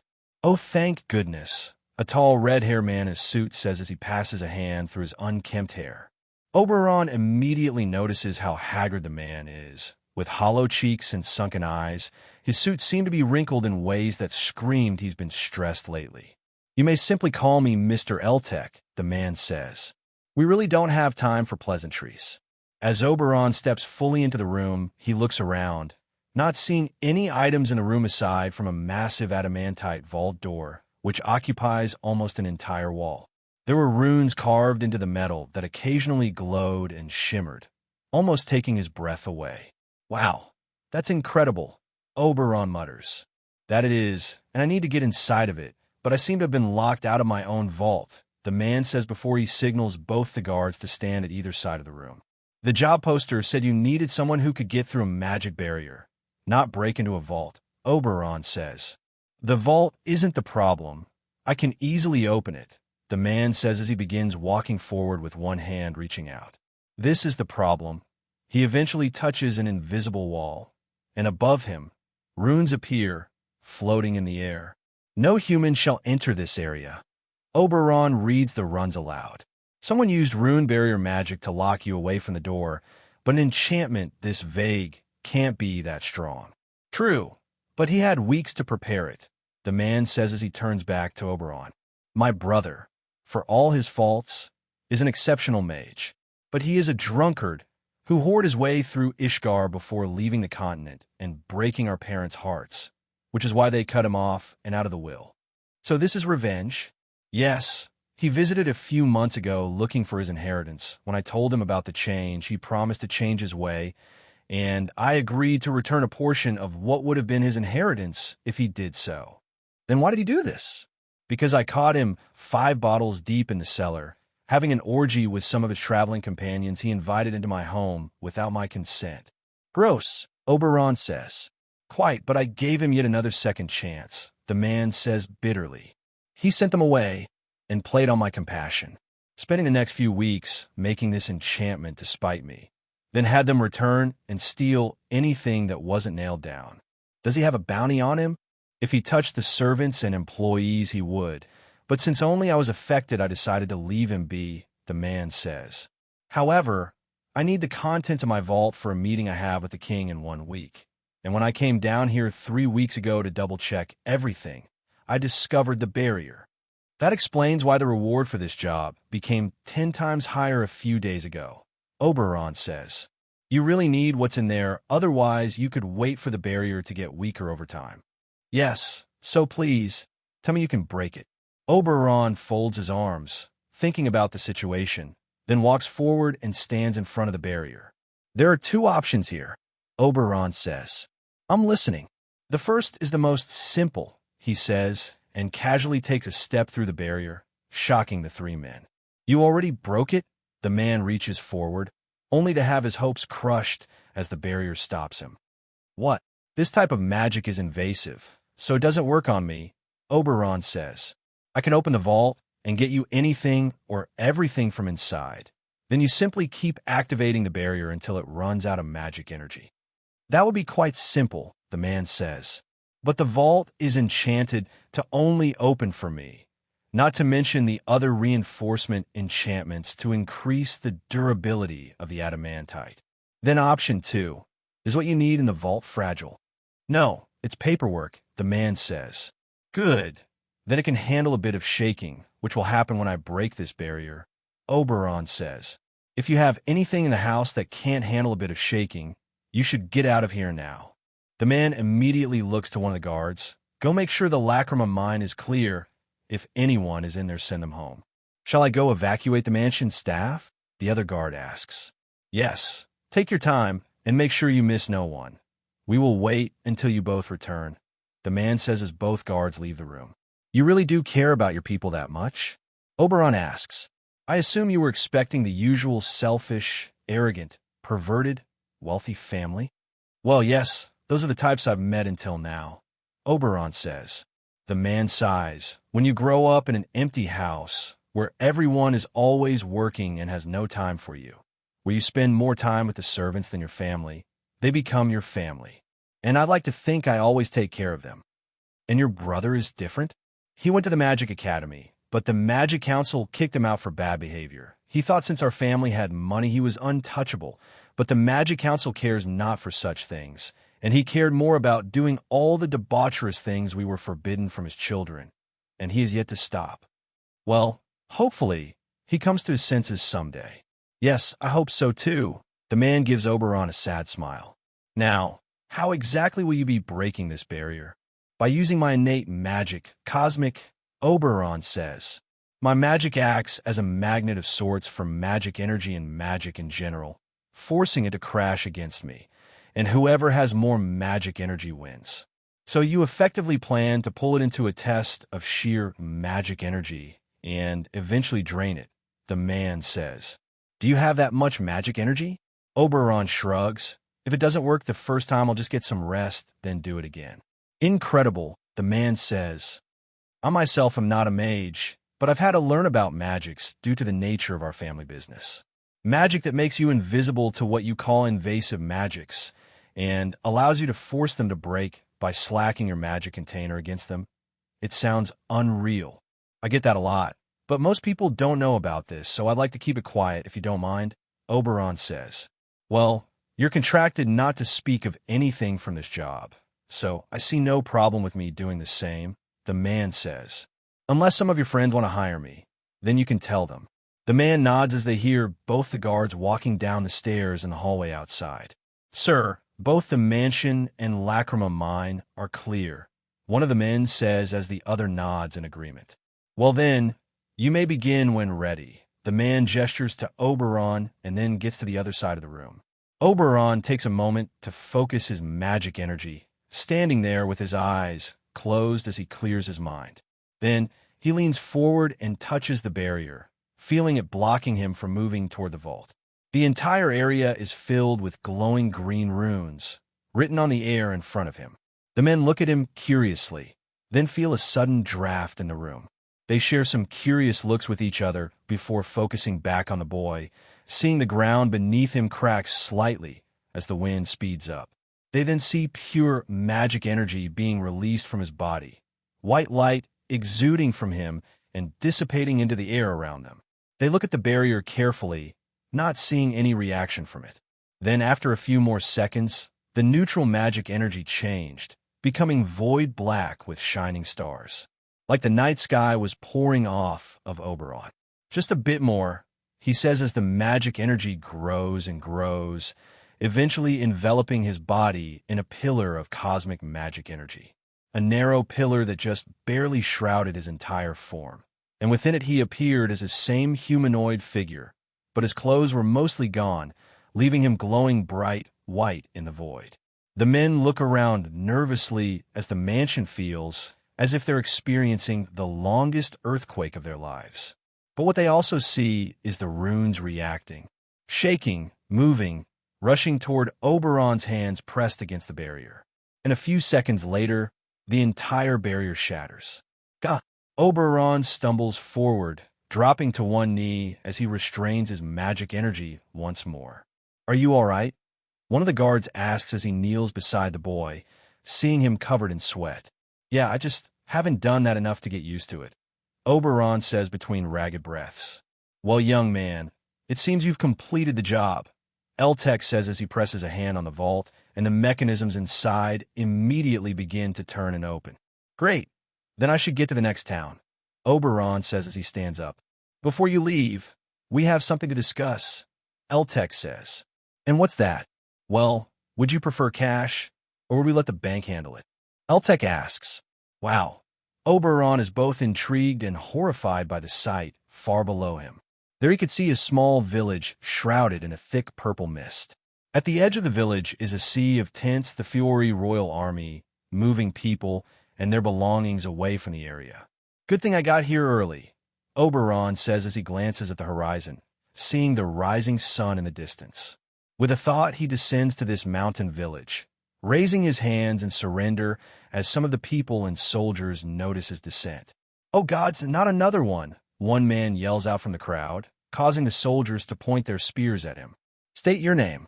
"Oberon Alquan of Fairy Tale. I'm here to deal with a dark wizard." The soldiers look between each other as Oberon lands, with the people giving him quite a bit of room. Oberon then shows them his guild emblem, allowing the men to relax. "You're early," one of the men says, nodding for Oberon to follow him. "Thank you for coming so soon. The longer I wait, the harder it would be to track her," Oberon says. "Not much tracking to do. She's in the village." The man gestures to the village drenched in purple mist. "That purple stuff is her doing. It rips the magic energy from anyone it touches and gives it to her. Half the village fell before anyone noticed it, and now she's standing her ground in there." "Do you have a plan?" Oberon asks as they walk to a tent closest to the village, filled with soldiers preparing explosive lacrima. "The plan is to burn the village, and her, unless we can get a wizard capable of handling this here soon." "Well, I'll see what I can do," Oberon says as he takes out a storage card and withdraws one of his journals. The man sees what he's doing and dares to get hopeful. "Have you seen this before?" "Even wind magic can't move it. There are many drain spells, but this is the miasma magic version. I'm double-checking my notes on it," Oberon says. "If I'm reading this correctly, I should be able to enter the village no problem. But do we have any more information on her?" "She has Requip, the swordsman. Not sure what else," the man says. "Her guild has been a thorn in our side for a while now, but we've never even heard of her until this. They usually run extortion rings in a town that refuses to pay up. Well, you see what she did. Then she could have important information, which is why I prefer she be taken alive. Not that I'd cry if that wasn't possible. I'd rather not kill anyone," Oberon says as he stores his journal back into the card. The man gives him a strange look, not used to wizards who take these kinds of jobs being against a little bloodshed. Well, he's supposed to be Fairy Tale's prodigy. Maybe he's strong enough to handle dark wizards without fighting to kill them, the man thinks as Oberon begins walking forward. "Hey, are you going in right now?" the man asks while quickly catching up to Oberon. "Are you sure you're ready?" "Yeah, if I'm not out in 6 hours, call Fairy Tale. They'll know what to do," Oberon says as he leaves the man behind, confidently entering the fog. Taking a deep breath, he doesn't smell anything. "So, I guess the scent is part of the magic, and since invasive magic doesn't work on me, I can't smell this stuff," Oberon says as he continues walking around. After a few minutes, he gets toward the middle of the small village at the largest building, the town hall. "Are you in there?" Oberon yells out. "You know the village is surrounded, and if you don't come down, they'll burn it all down just to kill you. Just come out." After a few moments of not getting a response, Oberon walks forward and knocks on the door, not getting any response. "If you think I'll run out of magic energy, you know that's not true. I'm sure you can't feel any magic energy being transferred between us, right?" Oberon kicks in the door and walks into the town hall, a large open room with a small stage at the far end. Walking into the room, Oberon carefully observes the purple fog, not seeing any movement in it that could lead to the source. So it's stagnant after being released, and acts as a big wire that sends magic energy back to her, instead of the fog itself having to circulate through her, Oberon thinks as he walks to the middle of the room. "That really punches a hole in my plan. I was hoping she'd be in here since this is the middle of the town and the gas formed a circle. But she could have just as easily started it here and then moved, waiting until the soldiers presented a gap in the perimeter to run away." As Oberon is pacing back and forth, in the rafters above a woman is Crochet, holding a sword in her hand. Her clothes are standard adventuring gear, long pants, boots, and a t-shirt with a guild emblem on her jugular. However, her Caucasian skin had purple spots all over it, glowing dimly. Below her, she sees Oberon pacing back and forth, staring at him with confusion and curiosity. "My magic really isn't working on him. That's impossible. Once it touched his skin, his magic energy should have been transferred to me. He's dangerous." Observing him for a few more moments, she prepares to drop onto him. As he turns away from her, she leaps forward, raising the blade high above and bringing it down directly onto his head. "I guess he was just Her thoughts halt as the sword shatters against his hair, not even cutting a single strand. Arg! She leaps back, feeling aching pain in her wrists as she holds the broken hilt. Oberon turns around as pieces of her blade clatter to the floor before disappearing along with the shattered hilt in a golden flash of light. "What the hell are you?" "I'm Oberon. Please surrender and stop hurting these people," he asks. Not bothering to answer, the woman quickly throws 4 daggers directly at his chest, only for him to stop them with a thought, holding them in place between them. "Oberon, king of the fairies, gravity, light, cosmic, dangerous," the woman thinks as she reaches to the side and equips a black and red sword into his hand. "Fire shot," she yells while aiming the sword at him. From the tip of the blade, a small bead of concentrated fire magic is fired at Oberon, only for him to rush forward and grab it, crushing in his hand until he arrives directly in front of her. "No," she screams while leaping backward, only for him to reach her and open his hand facing her, causing the explosion of fire magic to slam into her. The explosion blows her out of the town hall and into the dirt street. She tumbles in the dirt and barely stops herself, down on one knee, as she looks up just in time to see him slamming down into her. Seeing his stomp coming, she equips a steel staff in her hand and swings it at him. As her weapon is about to make contact, Oberon adjusts in the air, surprising her as he flips around her and grabs her by the back of her shoulders. Suddenly, she feels her weight completely gone as he lifts her into the air and slams her back into the dirt, making her many times heavier on the way down. "H, she screams, feeling 2 of her ribs shatter. "Please, sir." His words are cut off as she lunges upward from the floor and thrusts a dagger directly at his eyeball. From her perspective, it seems as if the blade hit his eye but couldn't pierce it, and Oberon was thankful that his cosmic armor was beyond her capabilities. But he still instinctively leaps backward, putting some distance between them and getting the blade away from her eye. "I need to get out of here." The woman gets up and takes a fighting stance, only to wince and hold her side as pain flows through her body. Or not. Focusing her magic energy, she equips yet again. This time, after a few seconds, she summons a jet-black longsword into her hand. "This has the highest slashing enchantment of any sword I own. I'll pierce his heart, then make a run for it before this gets any worse," she decides. "What? Scared?" she asks, trying to make him charge her. Instead, Oberon tilts his head, studying her. "You're too dangerous to fight up close," he says. He suddenly pointed toward her and fired a concussive beam of light, knocking the wind out of her and grinding her along the dirt road for a dozen meters. "Fuck!" The woman lay in the trench with her body carved out for a moment, before trying to get up. However, as soon as she sat up, her body slammed back into the dirt. "Can't move." She tried to lift her arms, her legs, anything, but all her muscles and joints strained and ached, and an all-encompassing pain racked her body as she struggled against immense gravity. Hearing footsteps approaching, she turns her head, just enough to see Oberon walking up to her with a glowing golden fist. "Sorry about this. I really do wish you had just surrendered," Oberon says before quickly kneeling beside her and punching her in the face, knocking her out.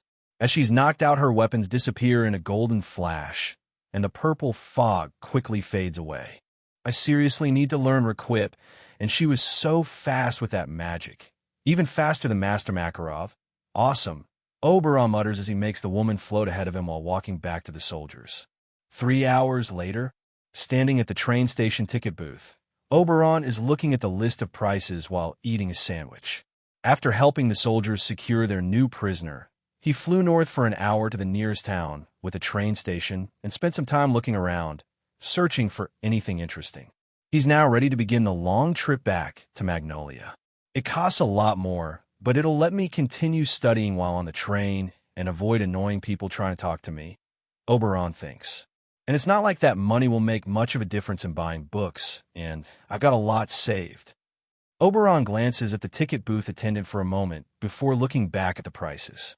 "Yeah, I should just try it once, only to see if it's worth the money. And if I don't like it, I'll just go back to buying regular tickets." Oberon makes up his mind and walks over to the ticket booth. "Hi, I'd like one first-class cabin to Magnolia, please.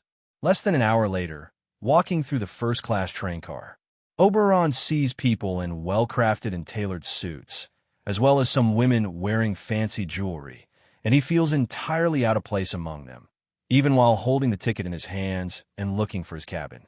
Ah, here it is. Oberon opened the door to see a private cabin with 2 cushioned seats, a small table opposite the door between them with a bottle of champagne and some glasses, along with a bucket of ice and a menu. Stepping inside, he closes the door behind him and feels the cushion on the seat. "This is better than my bed," he mutters while looking around, noticing the curtains on all the windows. "I can get so much studying done in here, especially since I'll be on this thing for almost 14 hours, he says while taking a seat and getting comfortable. Then with a wave of his hand, all the curtains close to give him some privacy as he withdraws some of his books. "I don't think I'm ever going back to regular train rides," he says while putting up his feet and getting comfortable for the long ride ahead. Sitting at the bar in Fairy Tales Guildhall, Oberon is playing with a dozen pebbles floating over his hands. With a thought, he has them orbit his hands, then each other, then increases the gravitational pull on one to create a small planetoid, then flips the gravity to pull them away from each other. He continues controlling them, performing different exercises with them, keeping them hovering over the counter as he eats his food. "Well, you sure are taking your time today," Master Makarov says as he sits on the counter, wearing a colorful costume with a silly hat. "Sure you don't want in? I got a costume that will fit you." Oberon looks back at all the people preparing for the Fantasia parade in just an hour. "No thanks, I don't like that much attention," Oberon says. "I thought you just didn't like the silly costumes," Makarov says. "That too." Oberon sends the pebbles to orbit Makarov as the man gets a beer from the barmaid. "Are you that bored?" Makarov asks as he drinks his beer. "Usually you'd be out back training, but you're in here looking like a kicked puppy playing with rocks." "I think I've just I don't know." Oberon groans, frowning while slowly eating his food. "Everything just feels the same lately, you know." "I see." Makarov rubs his chin thoughtfully. "Well, this was bound to happen sooner or later. It's part of the growing process." "Really?" "Oh yes, this is something every wizard experiences, even Guildarts and me," Makarov says. "Eventually the rate you grow and improve at slows down, and this can be very worrying. But this is all part of the process. The important thing is that you keep pushing past that wall so you can continue growing stronger." Master," Oberon says sheepishly. "That's not the problem." "Oh, really?" "No, I'm still getting stronger every day. The problem is all the people I'm fighting," Oberon says. His words attract the attention of a few nearby guild members, including Guildarts, who is at the other end of the bar with Wakaba. "Then what is the problem?" Makarov asks. "It's just, ever since I figured out how my cosmic armor works and got comfortable with it, everyone is just so weak," Oberon groans loudly. "Even that lady who used to drain magic, she was so weak. Nobody has been able to challenge me to help me grow. They all just crumble after a few hits. That swamp wyvern was the last real challenge I got, and that thing wouldn't be a problem anymore. It just feels like being stuck in a routine. Accept a job, go meet the client, solve the problem, and catch the next train back to Magnolia. Do you know what I mean?" The entire guild hall is silent, looking at Oberon, although he doesn't notice. "Sorry, Oberon, I can't relate to that at all. See, I'm actually normal," Makarov says. "But maybe you should simply take a break from going on jobs every day until one that's a bit more challenging pops up. I'll even keep an eye on the jobs we get for you." "Thanks, Master, but I'd rather go on jobs and save money. I never know when I'll run into someone selling a Celestial Gate key, so I need to make sure I can afford it." "I know how to solve that problem," Guildart says, capturing everyone's attention. "Really?" Oberon asks. "Yeah. You see, Fiore has most of the strongest wizard guilds on the continent.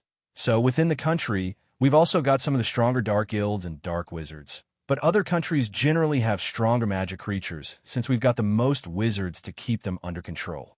So I need to get more jobs from other countries?" Oberon asks. "Bingo," Guildart smiles at him. "But since posting a job in a wizard guild costs money, and jewels are the most valuable currency on the continent, they only really send requests if they have a specific wizard in mind, a specific S-class wizard. So, I need to become S-class. Oberon frowns. That doesn't help me at all. I'll have to wait years just to get a chance at that. Master Makarov and Gildarts share an almost impossible-to-notice glance. Or just get super famous for being strong, Gildart says. That's what worked for me. You mentioned on your last job you actually gave an interview and proper picture to Sorcerer Weekly, Master Makarov says. Getting people to understand you better can certainly help in this kind of matter, as many jobs at the S-class level demand trust between client and wizard, as the client is usually a town, city, or nation. So interviews and pictures actually help, but then people will bother me on the street. Makarov shrugs. The alternative is your reputation not reaching the people you want it to. So the choice is yours. I guess you're right, but I'm still not joining the Fantasia parade. Not even once. Nope, Oberon says, ignoring Master Makarov's frown. But you'd look so cute in your outfit, Makarov mutters, looking into his beer. I have an idea, Wakaba says. What about just doing what us regular wizards do and joining a team? A team, Oberon asks, never really having thought about that option before. At most, he and Laxus would occasionally team up, or he'd join Wakaba or Macau on jobs, but that was not often. Yeah, Wakaba says, if you register formally with one of the existing teams or form a new one, clients and other guilds can see you as a package deal. That way they can send you harder jobs with better pay. That's not a bad option, Makarov says. But it's important to consider this very carefully. Your team should share similar goals and ideals, and your reputations will be tied together, so don't hastily make this decision. Oberon taps his chin as he considers his options. The best option would be Gildarts. Never gonna happen, Gildarts says while ordering another drink. I figured as much, Oberon sighs. Plan B would be Laxus, but he probably won't be okay with leaving Fiore for too long since he's trying to be the next guild master, and he needs to be here to train for that. The entire guild hall silently observes, waiting in anticipation as Oberon carefully scans the room. If he joins an existing team, or forms his own, his teammates would have an easier ride to the top of the wizard world. They'd have a future S-class wizard to pull them along while making them rich and famous. But to their disappointment, Oberon just slumps his shoulders and turns back to the bar. Nah, I'm not joining or forming a team. Oh, and why not?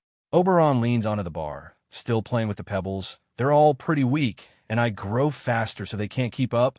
I don't want to babysit anyone on missions. Most of the guild members feel a pang of shame as they couldn't refute the words of a 9-year-old wizard. Well, you could have been nicer about it, Waycabe says while Gildarts is just snickering beside him. That's what you kids get for being so complacent, Makarov says with an amused smile. Don't act disappointed because he doesn't want to carry your dead weight. Okay, now you're just being mean, Wakaba says. Talent in magic is hardly fair, but I feel like this is some sort of justice for how relaxed you've all been about your progress. Makarov simply shrugs as everyone gets back to rehearsing. After a few more minutes of rehearsals, Makarov walks about the counter and observes a coordinated dance performed by some of the ladies in the guild, wearing swaying feathery costumes. He suddenly perks up and looks toward the door. Master, Gildarts walks over to him. We have a guest, Makarov says as the door slowly opens, to reveal a slightly annoyed Alana behind the large door, holding a grimoire in her arms. Why is her door so big? She asks while stepping inside, eyes looking around for Oberon. After a moment, she sees everyone just staring at her and nervously smiles. Hi, I'm Alana. My family owns the magic shop in town. I came to give Oberon this. She holds out the large book, and everyone gets back to practicing. Is he here? Makarov points up at the ceiling, and she looks up to see Oberon sitting on the ceiling writing in his magic journal. Hey, Oberon, Gildarts calls out, getting his attention. Your girlfriend is here. Oberon gives a confused look before looking around, seeing Alana staring up at him, a slight blush on her cheeks. Yes, Oberon cheers, surprising everyone as he flies down to her. Alana is unsure how to react, also not used to being teased like that, and the rest of the guild is also surprised by his reaction to Gildarts' words, until he reaches out and takes the book from her, flipping through the pages with wide eyes. Thanks for bringing this to me. I've been dying to get my hands on this. Oberon says as he begins hovering in place, legs crossed as he flips through the pages. Alana isn't sure how to react, and everyone else just gives a disappointed sigh, feeling foolish for not expecting him to completely ignore them the moment a new grimoire appears. You're so weird, Alana says. You can't be normal and expect exceptional results, Oberon says as he keeps scanning the pages. Thanks for bringing this to me. I was going to pass by before the shop closed, so this saved me a trip. Yeah, but don't expect this to be a regular thing, Alana says. Anyway, when you were heading off to your last mission, you said you wouldn't be in the Fantasia parade, and I figured since I wouldn't be in it either, can we watch it together? Yeah, sure, Oberon says without even sparing her a glance, completely oblivious to how she's playing with her hair or swaying in place. But wear pants. I like to watch it from the roof. Great, Alana says before backing away slowly. I'll go tell my grandma. We can meet at the magic shop. Sounds great. I'll see you in 2 hours, Oberon says. Yeah, Gria. Alana backs in the front door. Great. See you then, she says before quickly slipping out of the building. Oberon silently floats back up to the ceiling, taking notes from this new gravity magic grimoire while ignoring everyone. Gildarts and Makarov just shake their heads at him. So, a genius of magic, but not that great with girls, Gildart says. Or maybe just indifferent and oblivious to them. I guess life is fair after all, Macau says. Makarov scoffs. I wouldn't say that if I were you. I can't recall a girl ever coming here to ask you for a date. Macau grumbles and walks back over to his performance group. I kind of have to agree with Macau on this. Gildart says quietly. That girl got all dolled up to come see him, and he didn't even look at her. Maybe I should give him some advice about these things. Save that for when he's a bit older. We've still got a few months before he's even 10 years old. The last thing he needs to be thinking about is a girlfriend. The only thing he thinks about is magic, Gildart says. Good. That I can manage, Makarov says. But another womanizer like you would put me into an even earlier grave. Hey, I wasn't that bad. The only time you weren't a playboy is when you were with Cornelia, but now you're even worse than before, Makarov says. Not that I can blame you. Being an S-class wizard is stressful, but being the ace of fairy tale is infinitely more so. The ace of fairy tale, Gildarts muses while looking up at Oberon. You think he'll have the conviction for it, to cast aside everything else? Makarov smiles. He already does. This feels so weird. Alana screams while floating upward in front of the Magnolia Magic Shop. Clutching the small wicker basket in her arms, she squeezes her eyes shut until Oberon's hand rests on her shoulder. Are we almost there yet? You can open your eyes now. She looks down to see a rooftop inches below them, and Oberon to her left, clearly amused by her panic. See, good thing you wore pants. This isn't funny. It's always funny when I make people float. He cackles and floats higher above her, leaving her to pout. You're supposed to be nice to girls. I'm being nice. I let you fly. Alana looks away, tucking a strand of hair behind her ear. Let's get to the main street before the parade starts. Oberon floats down to her level and brings them both to stand on the rooftop. I can make gravity on us weaker so we can jump between rooftops instead of flying. Thank you. That's much better. Wuss, he mutters under his breath. What? Nothing. But for Laxus, I can mimic the feeling of falling to help with his motion sickness. Want to try that? That sounds worse. Oberon shrugs and turns to the city, looking out at the rooftops under the setting sun. Let's go before we miss the start. They rush across the rooftops, leaping across wide streets and narrow alleyways with ease, not making a sound or cracking a single tile as people crowd the streets below to catch a glimpse of the Fantasia parade. Stopping on the main street near Cardia Cathedral, they perch atop the rooftop of a 3-story building, feet hanging over the edge as Alana opens the basket she prepared. I made some things with Grandma. What kind of cookies do you? She glances at Oberon to see him floating beside her, reading the grimoire she delivered earlier. Is that all you do? I'm a wizard. Studying is how I grow. I've seen how you fairy tale wizards act. Can half of you even read? Oberon shrugs. I'm sure they can. I never ask. Cookie. He glances over to see her handing him a rainbow-colored cookie. With a thought, he floats it over to him and takes a bite and is immediately disappointed. It's just chocolate chip, but I think these look better. I like it, thanks. Minutes later, while he and Alana are chatting, the sun sets and colorful fireworks paint the sky. Across the street from them, Gildarts sits on a rooftop and drinks from his flask, looking on as the people below cheer and applaud the first few floats and performances of the parade below. The music is loud, but not chaotic. A symphony of bands and performances flows through the street with enough people marching between them, so they don't overlap. And Gildarts enjoys this camaraderie and peace, even noticing Oberon and Alana, giving them a small wave, which they mirror before going back to their conversation. She even brought him snacks, and he's reading his grimoire while talking to her.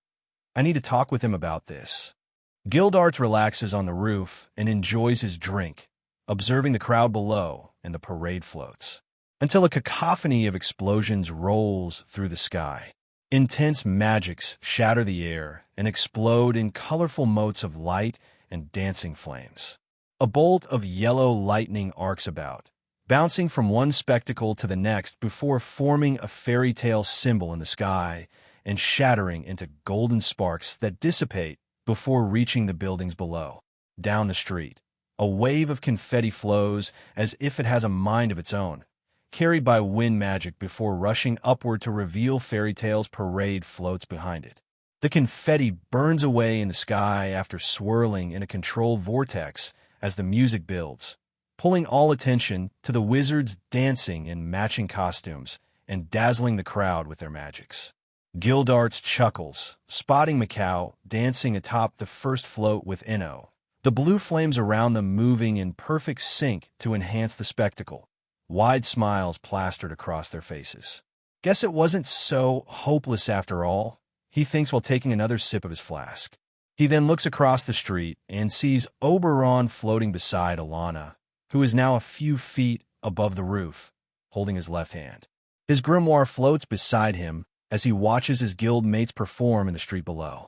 They all look down as more floats move by, various wizards showing off their magics and working in perfect sync, drinking in the cheers and applause from the crowds as the constant chimera flashes dazzle them. Until eventually, the final float arrives. The largest of them all, made to look like a castle, except multiple pieces were floating and rotating around the main structure, leaving the towers hovering above the float and crowd. In the middle of the float on a high perch is Makarov Dreyer, wearing a jester costume, silly hat included, carefully using telekinesis magic to control the papier-mâché structures floating around them. And above him, floating while cloaked in the thin layer of yellow lightning, Laxus Dreyer, dressed as a traditional knight in a full suit of armor, wielding a sword. He floats above and slashes the air a few times, releasing tiny lightning bolts with each swing before thrusting his sword into the sky. A bolt of lightning is fired from the blade and explodes into the fairy tale symbol once more, causing the crowd to cheer as Master Makarov uses more magic to create fireworks across the sky. What is that? Alana asks, not understanding the salute. It's a fairy tale thing. It means that even if we can't see each other, we'll still be looking out for each other. Oh, that's pretty cool, she says. I guess fairy tale wizards are really cool, or at least you are. But is this why you joined? To make friends? The performances continue, and the guild members relax back into their routines. No, I just joined to learn more about magic. To fight a dragon. A dragon? Those don't exist anymore. I know at least one does, and I need to be strong enough to fight it. She notices the intensity in his expression and grows concerned, gently touching his shoulder. You want to get stronger to hunt a dragon? No, I don't want to hunt anything. Actually, I still kind of think dragons are pretty cool. But they're dangerous, at least that one is. So, I have to get stronger, in case it comes here, that I can stop it from hurting anyone else. Anyone I care about. Anyone in fairy tale, she mutters. Oberon turns to her and smiles. And my friends outside fairy tale. Like you and your grandma. Fighting a dragon, that does sound pretty cool. but also really scary. I'm a wizard. Fighting dangerous creatures is what we do. And I'll be S-class in a few years, so I'll get way, way, way stronger than I am now. Oberon is so overjoyed at the thought of how powerful he'd get that he can't help but laugh, accidentally pulling her higher above the roof with him. Alana clings to his arm until he steadies them. As they both calm down, the main parade float reaches them, and everyone looks at Laxus and Master Makarov flowing through their performance, culminating in Laxus being tossed into the air and using his magic to slow his fall. Laxus smiles, enjoying the moment, then notices Gildarts on one rooftop as they pass by, with Alana and Oberon opposite him. All three of them were smiling at him, and glancing down, his grandfather was also looking at him with a broad smile. A cheerful smile splits Laxus's face as he sheathes the sword and thrusts his right hand toward the sky, making the fairy tale salute for everyone to see. All the guild members see this and return the gesture, and looking to the rooftops, he sees Gildarts and Oberon do the same. Then his gaze meets Oberon as they pass by his rooftop, and they share a knowing nod, sealing the future of both this guild and the world as everyone knows it. Two friends who would become inseparable brothers, no matter what the world throws at them, making Fairy Tale stronger than ever before as they lead the next generation, making the continent and world safer by vanquishing all that would threaten it. Oberon, the future ace of Fairy Tale, and Laxus, the next guild master, each a wizard saint boasting enough magical might to change the world at a whim, working together to create a world where Fairy Tale has no enemies. The king of the fairies and the Storm Dragon King. Sitting at a corner table within the Fairy Tale Guild Hall, Alana focuses on finishing her homework while Laxus and Oberon chat beside her. She glances over to them, then takes a cookie from the large plate on the table before going back to her work. All while the guild is as lively as ever around them, with a horde of wizards crowded around Gildarts, pestering him for any bits and pieces of advice they could glean from their ace. Oberon floats out of his seat, flipping upside down and looking at the map on the table, studying the few marked locations. Look here, Laxus points at Crocus, the capital of Fiori Dash. If we do my job first, then we can catch a connecting train and head north. Your client said they'll be there for a few more days, right? Oberon frowns and crosses his arms, still upside down, although his clothes and hair act as if he were standing on the ground. But the Prism Burr migration is to the south, so I wanted to go there, then go to the mission. That would take us on a completely separate route. Exactly. But if we leave today, we can get to your job, finish it, then double back to the migration, then go to Crocus. Laxus holds his head and squeezes his eyes shut. Ugh, this is so annoying. Why do you want to go see some dumb birds anyway? Because they have innate magic that causes them to glow. Not what I meant. Laxus slouches back in his seat. All right, we haven't called the clients yet, so let's just do your job, and if mine is still here when we're done, Gramps can call us and tell us. That way, we could go straight to the client instead of having to come all the way back here. What's the big deal? Alana asks, closing her notebook and giving them her full attention. Since when do either of you need money that badly? Oberon crosses his legs and sits in the air, floating down beside her. It's not about the money. Laxus transforms into lightning to appear beside Oberon and put a hand over his mouth, which surprises Oberon. But even with Laxus's hand there, it doesn't hinder him. The job is from the manager of a rock band he likes. Oberon says while Laxus glares at him. He wants a connection for cheaper tickets. Stupid barrier crap, Laxus mutters as he walks back to his seat. You like rock music? Laxus frowns and focuses back on the map. He's shy about his music taste. Oberon says in a teasing tone, you should see the posters in his. A yellow lightning bolt slams into Oberon's face, shattering against his barrier. He gives Laxus a bored look. So touchy, says the guy who gets all red-faced when anyone touches his books. That's different. It's the same thing. Laxus and Oberon trade a few insults as Alana sits back and eats another cookie, enjoying the show. Boys are so weird, she thinks while staring at Oberon. Why not go alone? She asks, breaking up their friendly fight. You've gone on the last few jobs together, but before that, didn't you guys always work solo? Nah, Oberon goes solo. I normally go with Macau or Wakaba, but those guys are doing solo jobs since it's that time of year. Oberon smiles mischievously. Lightning Boy can't go to the other side of Magnolia without someone to babysit him. You're not a babysitter. If you say so, you're not. Yellow sparks dance around Laxus as he floats above his chair, then drops back into his seat, calming down. But you need a partner? Alana asks. It's because of my magic. I'm still getting used to it, and I'm pretty strong for my age. But usually kids my age don't even get to join wizard guilds, at least not officially. So I'm way ahead of the crowd, but not enough to go on solo jobs. But Oberon can, she says. Does that mean he's stronger than you? But aren't you the next guild master? Laxus rolls his eyes and focuses back on the map. Yeah, but he's Oberon. Magic loves him. Alana turns her attention back to Oberon, smiling up at him. What? How strong are you? How am I supposed to answer that? Like, how hard can I punch, or how much can I lift? In Fairy Tale, obviously. Oh, Oberon turns in place, looking around the guild hall. He sees Master Makarov sitting on the bar with a drink, and Guildarts nearby being hounded by younger wizards.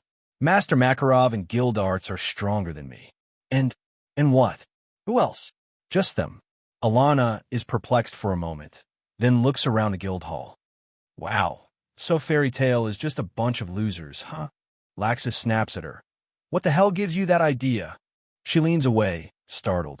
What kind of guild has its third strongest member be a 9-year-old kid? Hey, one of the nearby wizards chimes in, raising her mug at them. Fairy Tale is plenty strong. Oberon is just, well, a colossal freak of nature. Master Makarov yells, stirring up the entire guild hall. Guild members begin their usual playful teasing, causing Oberon to blush and turn away from them. And this is why I normally work solo, Oberon mutters. Although I've been cutting into the missions Makeo and Wakaba would normally take, so I guess relaxing for a while is alright too. A few moments later, the guild hall settles back into its usual energy, and Alana sees a few people enter. They walk over to the job board, take another poster, clear it with Master Makarov, and then are back out the door within a few minutes. The guild really is super busy. What's going on? Solo mission season, Laxus says. The S-Class trials are next month, so everyone is trying to impress Gramps. Trials? S-Class jobs are too dangerous for most wizards, so you need to pass the trials first. But most people don't even qualify. Gramps makes up a new test every year, and nobody's passed since Guildarts. Some people even quit the guild because it was too hard and made S-Class in other places. So, different guilds have different standards? But wouldn't it be better to have more S-Class wizards? Laxus turns to her. If a regular person goes to a S-Class job, they die. So, it's better to have super high standards. That just means you value the lives of your wizards more than the fame or money, and Fairy Tale has the highest standards. Yup, Oberon says. They even considered making Guildarts a wizard saint, but only if he quit Fairy Tale, so he refused. I get it. So since you two can't become S-Class because you're kids, you're going on jobs together. Yup, everyone is too busy to babysit Laxus. Laxus grumbles under his breath as Oberon and Alana laugh at him. And I'm just taking it easy for now. Master Makarov said he'd let me know if anything challenging for me shows up. Plus, it give me time with my new grimoire. Minutes later, the trio is chatting while having lunch, and Master Makarov leaves the main hall to take a call in his office. Guildarts then gets a telepathic message from him and pushes off his spot on the bar. All right, that's enough for now. He silences the crowd and pushes through them. Hey, Oberon. Oberon turns to see the man already walking toward the stairs while waving for him to follow. The master wants to see us, come on. I'll be back in a few minutes. Oberon flies over to join Guildarts, entering Master Makarov's office one step behind the man. They see Makarov sitting on one of the couches, writing in a ledger. He doesn't bother to look up as the door closes behind them. What's going on? Oberon asks. A special job came in just now for you. A smile splits his face as he sits on the couch opposite Master Makarov. From the brokerage, his eyes widen and Gildarts frowns. What's the job? They want you to collect a stone tablet that was recently uncovered and bring it to them. Sounds easy enough. It's an open job. No, Gildart says. He's not ready. Ready for what? What's an open job? Makarov stops writing and looks at Oberon. Jobs can only be posted in one guild at a time. That's how the system works, and it prevents people from fighting during jobs. Open jobs are sent to many people and places, and normally, the closer you get to the prize, the bloodier it gets. Which is why this isn't happening, right? Gildarts asks. He's only 9. He shouldn't be in situations that may force him to do or see things like that. True, and Fairy Tale avoids taking lives unless absolutely necessary, as sometimes situations do unfold in unsavory ways. Not to mention the other problems this job could cause. Gildarts narrows his eyes at the older man. But if you're going to block it, we wouldn't be having this conversation. So what's the deal? The reward they've offered Oberon is a celestial spirit gate key. What's the job? Oberon floats out of his seat with excitement. Settle down. Gildarts glares at him, and he drops back into his seat opposite them. The job is to go to another country and collect the item. It should take you 2 weeks to get back to Magnolia, if you're quick about it. Another country? This thing must be really important. It seems like other organizations are also on the hunt for it. So this is effectively a race against other wizards. I'm in. Wait a minute. Gildarts interrupts his excitement. These other wizards could be strong and willing to either kill or die for whatever reward they've been promised. Are you ready to go that far for this reward? Oberon falls silent for a moment, then looks at both men with a serious expression. I just want to protect my new home. I don't want to kill anyone. But after what Acnologia did, I won't let anyone stop me from getting stronger. Makarov nods. I'll call and tell them you've accepted the job, but you'll have to get the remaining details and special item from them in Crocus. Leave immediately. Yes, master. Oberon nods and flies out of the office, shutting the door behind him. Gildarts crosses his arms and frowns. This is why I hate that damn company. Willing to send kids to kill or die, just for a few coins. Disgusting people. Makarov nods, then Gildarts turns to him. And why the hell didn't you block this job, anyway? Then they would have contacted him directly and made the offer. And him knowing I got in the way of such a reward would only put a wedge between us. He'd get over it. Maybe, or maybe not. But I'm not willing to take a chance with someone of his caliber. The world would be much darker if he turned away from the light. And a quick way to cause that is for the people he trusts to hinder his dreams. And what if he dies on this job? You and I both know he won't. He's too strong for most wizards to kill, and the people on a job of this level probably don't have the tools to prevent his escape. And if he's forced to take a life, what then? Makarov is silent for a while, staring at the floor with a blank expression. I hope it won't come to that. But that boy has already seen more than his fair share of death. It won't break him. It could change him. It will change him. It always does. But that is why we are here, to help him pull himself back together if he begins falling apart. Gildart sighs. I hope you're right about this, master. Minutes later, soaring through the clouds at top speed, Oberon is already dressed, cards in his pouch, with a focused look on his face while staring at the train track below him. Flying southwest from Magnolia, he follows the tracks to stop his target, eventually using his telescopic lens spell to spot the noon train a few dozen miles ahead on the tracks. Finally, he smiles and begins his descent, maintaining his speed while closing in on the train and landing on the rear boarding ramp of the last cart. A conductor steps out of the back door with a cigarette in hand, expecting the sound he heard to be his imagination, only to relax when he spots Oberon. He glares at the boy. I told you not to board while we're moving. I missed the train. It's a last-minute job. The man sighs and massages his temple. Well, you have the annual pass, so it's fine. But we don't have any first-class cabins until we stop in Harjan and let out some people. The man flicks his cigarette off the train and gestures for the boy to follow him inside. All right, just reserve one for me, Oberon says as he follows the man. I'm only going to Crocus. They walk through a few more train carts before arriving closer to the front of the train, getting Oberon a spot in one of the more deserted carts. Elsewhere, within the nation of Joya, halfway across the continent from Fiore, a woman sits up in bed, reading a report from her master. Using the dim bedroom lamp, she ignores her husband's snoring and focuses her eyes, carefully examining the words before shaking him awake. "I'm up." He springs up in the dark room, thrusts his hand forward, making a small blue barrier in front of him. We have a new mission from the boss." He cancels the spell and turns to her.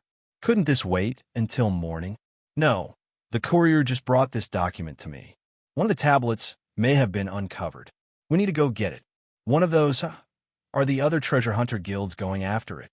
And monasteries." "Monastery? Avon. Last I checked, that monster is busy dealing with some wizard saint business up north. So we need to go get this before he or the council gets their hands on it." "What about his protege?" "Jura will likely be after it, but we can handle him." The man hops out of bed and begins getting dressed. "All right, let's get started." While the treasure hunters prepared and began their journey, a young man, 17 years old and already bald, is training in the courtyard of a monastery hidden deep within the nation of Stella. Wearing traditional robes while flanked by 3 men, he keeps his eyes closed and focuses his sense of magic energy. The men charge him, enhancing their bodies with magic energy, but Juranikis stands strong. He stomps the ground, sending a small quake through the courtyard with his earth magic to sense where they are. He then leans away, avoiding a punch from one of the monks. "Your magic energy is too erratic." Jura raises his hand, and a pillar of stone rises from the ground, striking the man in the side and sending him rolling across the floor. The remaining 2 men charge in. One materializes glowing silver chains and whips them at Jura, while the last man fires a sharp jet of water at him. Too direct, Jura raises one finger and erects a wall around himself, blocking both attacks. Within the wall, he drops to one knee and slams his palm on the ground, opening the earth beneath both men and dropping them into pits. With a thought, he melds the wall back into the earth while rising to his feet, calling out to both men. "If I wanted to crush you in there, I could." Both men climb out of the pits while the third catches his breath, rising to his feet. "Your magic is too strong, Brother Nikis," one of the men says. "No, there's no such thing as too much strength. All our strength helps us preserve the past and protect the future. That is why I'm so hard on all of you, so we can all grow stronger together." The 3 older men look at their junior in admiration, long having foregone any resentment or jealousy of his sheer talent. They begin reviewing today's training session when a young boy in similar robes rushes into the courtyard, carrying a letter in his hand. "Brother Nikis." They all turn to him. "Master Avon has sent an urgent message to you." Jura takes the letter and rips it open, carefully reading every word before making a small flame in his hand and incinerating it. "Is everything all right?" "No," Jura says. "One of the tablets has emerged. We must go capture it immediately, no matter the cost." The men look at each other, a sense of unease building. "Will Master Avon be there?" Jura shakes his head. "The Magic Council has summoned him somewhere to the north. A wizard saint is needed there. But for this, he is confident that we will be enough. Jura gives them a stern look. "Pack your things. While normally I support Master Avon on these missions, this time you shall all be supporting me, and we will not fail him, understand?" "Yes, Brother Nikis," they say before rushing off to prepare for the journey. Jura sighs and palms his face. "Is something wrong?" the boy asks. They rushed off before knowing how to pack or where we'll be going. Jura sighs. "Something tells me this is going to be a long mission." "Wow," Oberon mutters as he enters a luxurious corporate office. "This is amazing." Directly in front of him is a wall of floor-to-ceiling windows, here on the top floor of the building, perfectly positioned to get a full view of Castle Mercurius in the middle of the city. "Thank you," the old man sitting at the far end of the room, behind a large, solid darkwood desk, said, drawing Oberon's attention to him. Managing a branch of the brokerage has its perks. The man gets up as Oberon walks over and extends his hand to the boy. "It's a pleasure to meet you, sir," Oberon says, shaking his hand. I'm Oberon Alquan. The man gestures to the comfortable leather chair in front of his desk, and Oberon sits, all while the man carefully observes him. Wearing simple black boots and matching long pants, a white t-shirt, and a black and white jacket. With a head of void black hair littered with almost glowing white strands, like stars in the night sky. The man glances at the issue of Sorcerer Weekly on his desk as he sits, then discreetly places it into the drawer beside him. Now, this job is time-sensitive, as I'm sure Master Makarov has explained. He told me what an open job means. Yes, and the usual stipulations for working with us will continue regardless, stressing confidentiality. You've worked with us a handful of times before, and I've yet to hear anything but praise from my staff. Succeed in this endeavor, and even more opportunities shall open. And the gate key? It is part of your reward. Something we know you'd want to encourage your participation. However, the man writes a number on a piece of paper and slides it over to Oberon. Jewels are also included. Oberon glances at the number. Then his gaze shifts back to the man. What kind of key is it? Seriously, the man wonders. They told me he never negotiates jewels. Only items, but this is absurd. He doesn't bat an eye at such an absurdly high number. Silver. But we also have a gravity magic grimoire at a sister branch that I'd be happy to retrieve for you. Okay, what's the job, and why did you request me? I'm sure you have access to more powerful wizards. Right. I assumed you'd ask as much, the manager says. The item you'll be seeking is a stone tablet. A magic artifact, but inert for now. We already have many pieces, but the final few are still missing. By now, the dig site has likely been abandoned by the archaeologists who discovered it, as many factions are after it or have occupied it, driven by the prospect of treasure. The tablet can't be removed without this. The man places a set of stone prayer beads with strange glyphs carved into them. This will also help you find them. They glow brighter the closer you are. Use the beads to find the tablet, then fight some people and bring it back here. Simple enough. But this doesn't say why me. Because you're a member of Fairy Tale, the manager says. And one of the factions we are sure will get involved is Wizard St. Avon's Monastery. Oberon quirks a brow at the man. Wizard Saints Avon and Makarov are friends, which in itself is rare among the Wizard Saints.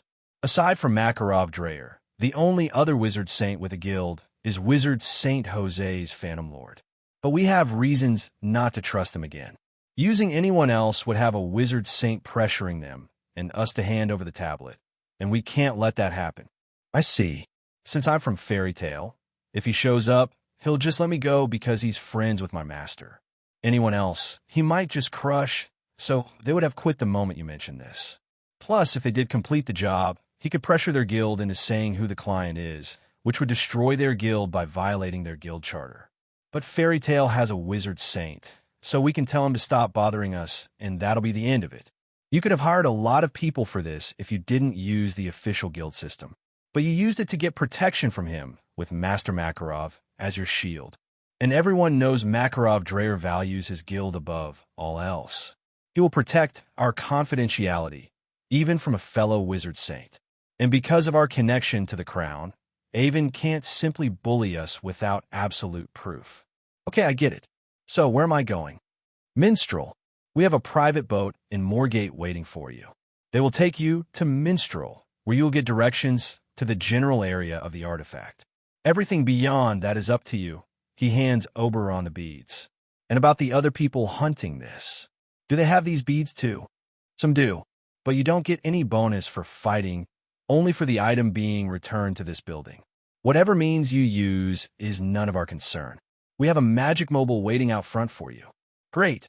Oberon hops out of his chair and turns to leave, but the man speaks, drawing his attention back to him. You aren't what I was expecting. Oberon frowns. Everyone says that. No, not that. I knew you were a child, and I saw your pictures in Sorcerer Weekly. But the focus you have on magic itself, that's exactly the kind of thing that will get you far in this life, especially in a relationship with this company. I hope so. You guys have lots of cool stuff. Yes, but first, you must prove what Sorcerer Weekly claims to be true. The greatest magical talent of the age, the prodigy, such bold claims. but we would reward such a person greatly for certain tasks in the future. Oberon smiles. Then I won't disappoint. A minute later, the man stands at his one-way glass wall and looks down as the luxurious high-performance Magic Mobile drives off, with Oberon as a passenger. With a wave of his hand, he activates his archive magic, and a holographic screen appears in front of him. He does a quick search, perusing their entire collection of magic items and artifacts, held in this branch and its hidden vaults across the country. He then refines his search, focusing on light magic, gravity magic, cosmic magic, and celestial spirit magic, instantly finding dozens of items, but none for cosmic magic. This piques his curiosity, and with a thought, he saves this list and labels it Oberon's potential rewards for future use. He then uses his telepathy to call his assistant into his office, and not a moment later, the young man enters the room. I sense a commotion downstairs. "What's going on?" he asks without looking away from Castle Mercurius in the distance. "I was just about to inform you, sir.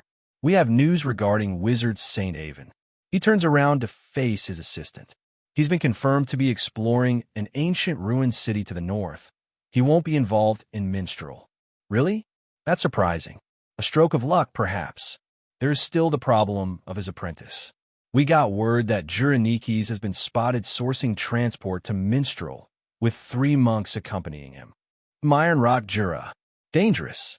Not to mention the treasure hunters, other wizard guilds, mercenary guilds, and dark guilds, too. There could very well be a war in that desert over this tablet. Should I inform the driver or the boat captain to update Oberon? No. Everyone may be impressed by him, but he is still a child. Not even 10 years old yet.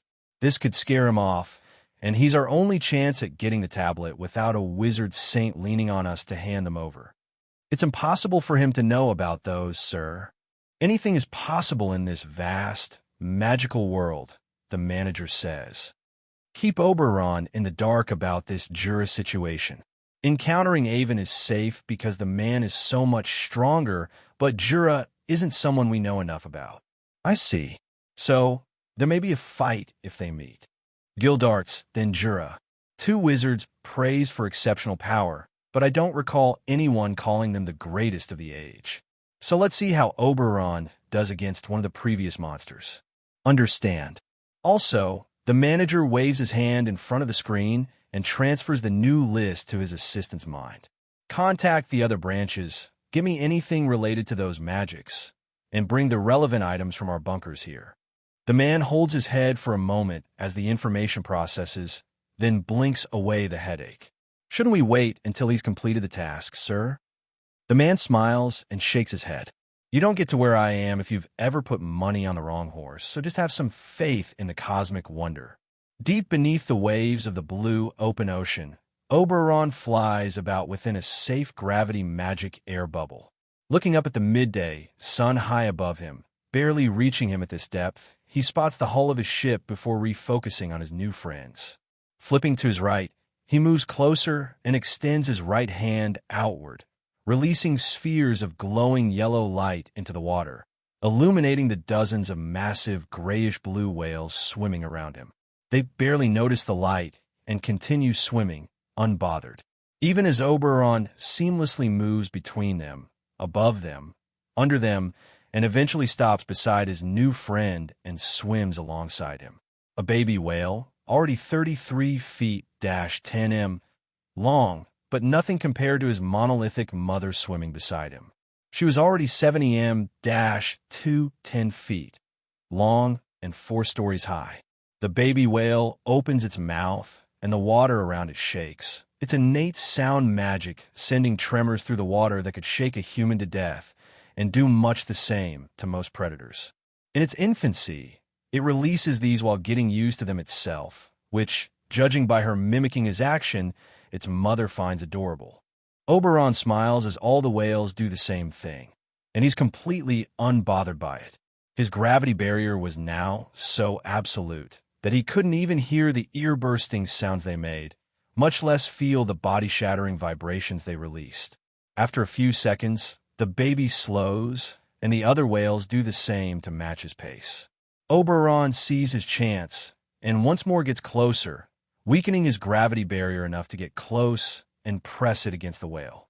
Then, with a broad smile on his face, he reaches out and pets his friend once more, pushing his hand through the gravity barrier and into the freezing cold ocean water. The whale doesn't react, too busy catching its breath to even notice the tiny creature gently touching it.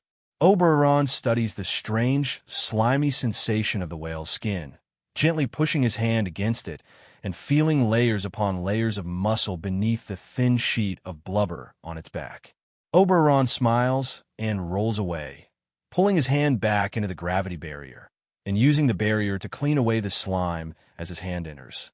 He moves away from the baby as it recovers and releases another set of vibrations and peacefully observes the family with a smile on his face. Lucky, he sadly mutters while looking at the baby and its mother. Then he takes a deep breath. Stale air. He looks up, spotting his ship and rockets to the surface, erupting from the ocean and startling some of the crew on deck when he lands on a railing, perfectly dry. A tall, dark-skinned woman walks over to him, wearing a military-esque uniform, with long curly hair loose at her back and a magic pistol at her hip. Captain Carrot, how much longer? Oberon asks while looking at the landmass on the horizon. Not long enough for another swim with your new friends. We'll reach the dock within the hour. That's good. 4 days on this ship is more than enough. Excuse me. He shoots her an apologetic look. No, I'm just excited to get the job started. That's all. Your ship is wonderful. He gestures at the small luxury yacht, which secretly doubles as a smuggling vessel. Better than most hotels, really. She rolls her eyes, then ruffles his hair, annoying him. Good thing you're strong.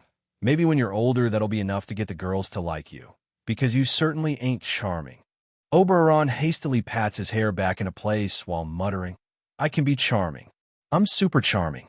An hour later, Oberon is standing on the railing at the front of the vessel as they approach a small city, nestled within a desert valley, caged in on all sides by lifeless stone and sand with matching landforms out for the shore, forming a natural defense from the destructive waves. Why are you always standing on a railing? Captain Carrot asks as she takes her spot beside him while they approach the city. I'm not standing on it. I know how your barrier works, still don't like the sight of you standing there. Good thing I'm leaving the ship soon. As they approach, carefully navigating between the natural defenses of the bay, the city comes into proper view. A collection of houses and buildings carved from single pieces of rock, matching the surrounding mountain and ground. The roofs were much the same, with only a few having glass windows, as most were protected with wooden shutters. But closer to the port, the buildings were made of either wood or brick, while farther away, the buildings blended more and more into the natural yellow-orange rock of the desert.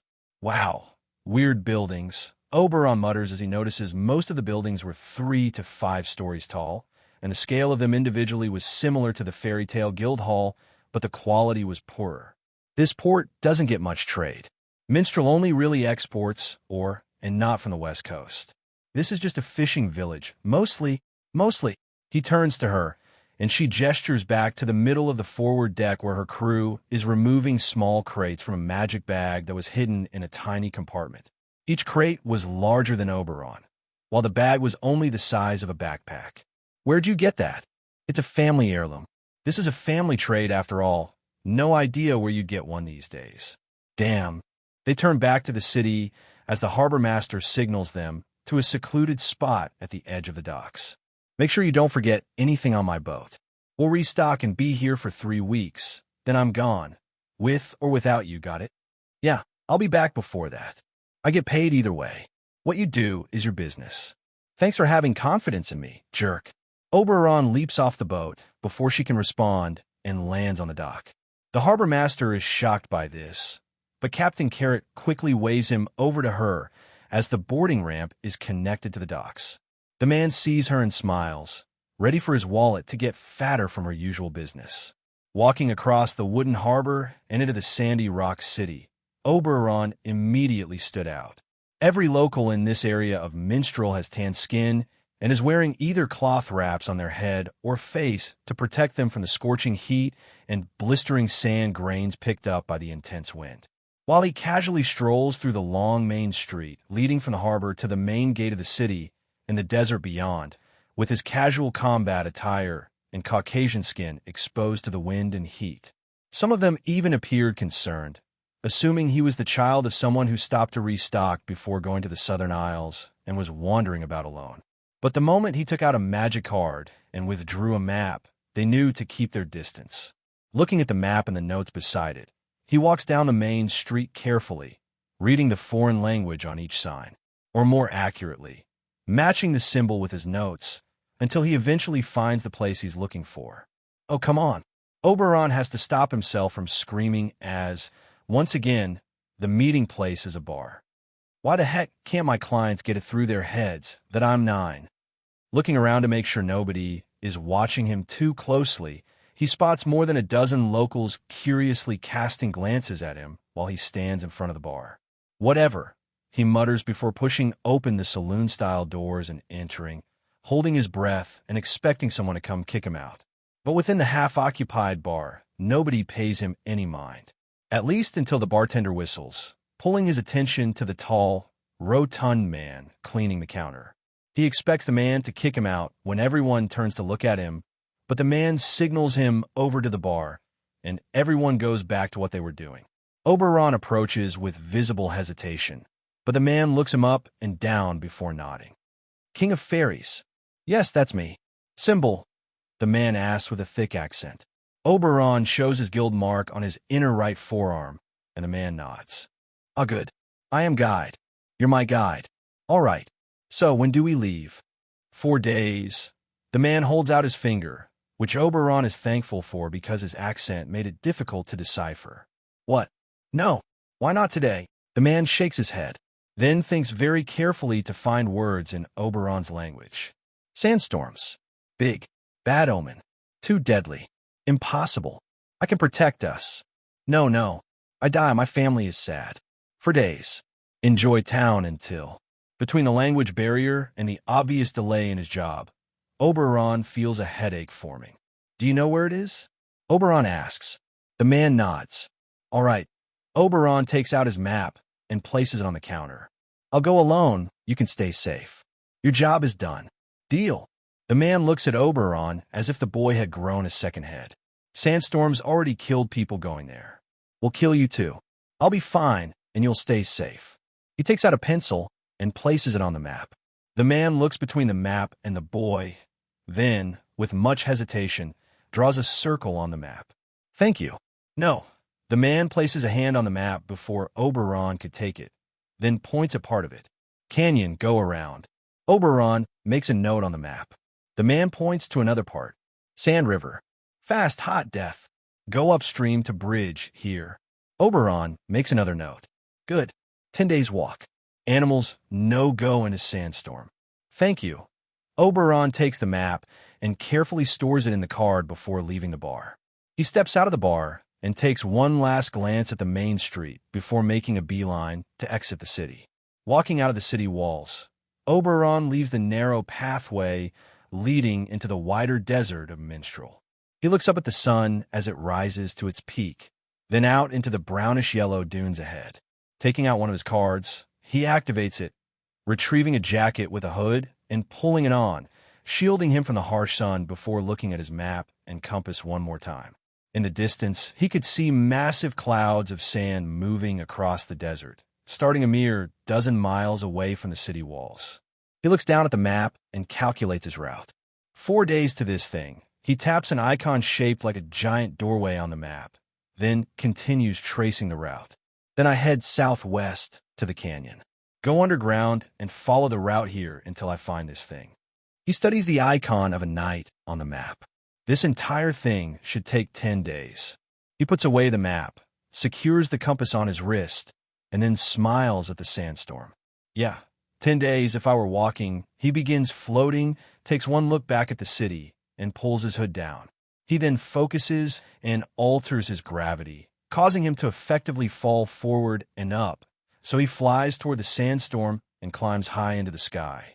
He covers miles in minutes, conserving his magic energy enough to fight if needed, but still moving at an absurd pace. Whoa! Oberon's eyes widen as he continues to climb. Over 5 miles up, and only now does he match the height of the sandstorm. No wonder nobody enters these things. He floats in place and looks around, seeing the city far below at the coast. With a thought, he uses the telescopic lens and zooms in on the ship being resupplied and can clearly see a handoff of contraband to the dockmaster. Oberon chuckles and moves his attention elsewhere, looking out at the vast dunes and sparse boulders dotting the desert. Looking to either side, he couldn't see the end of the sandstorm, and directly ahead was no better. I need to land at some point and get my bearings, since I can't see through to the ground. The last thing I want is to miss the gate thing, but on this path, if I go too far, I'll reach an oasis city.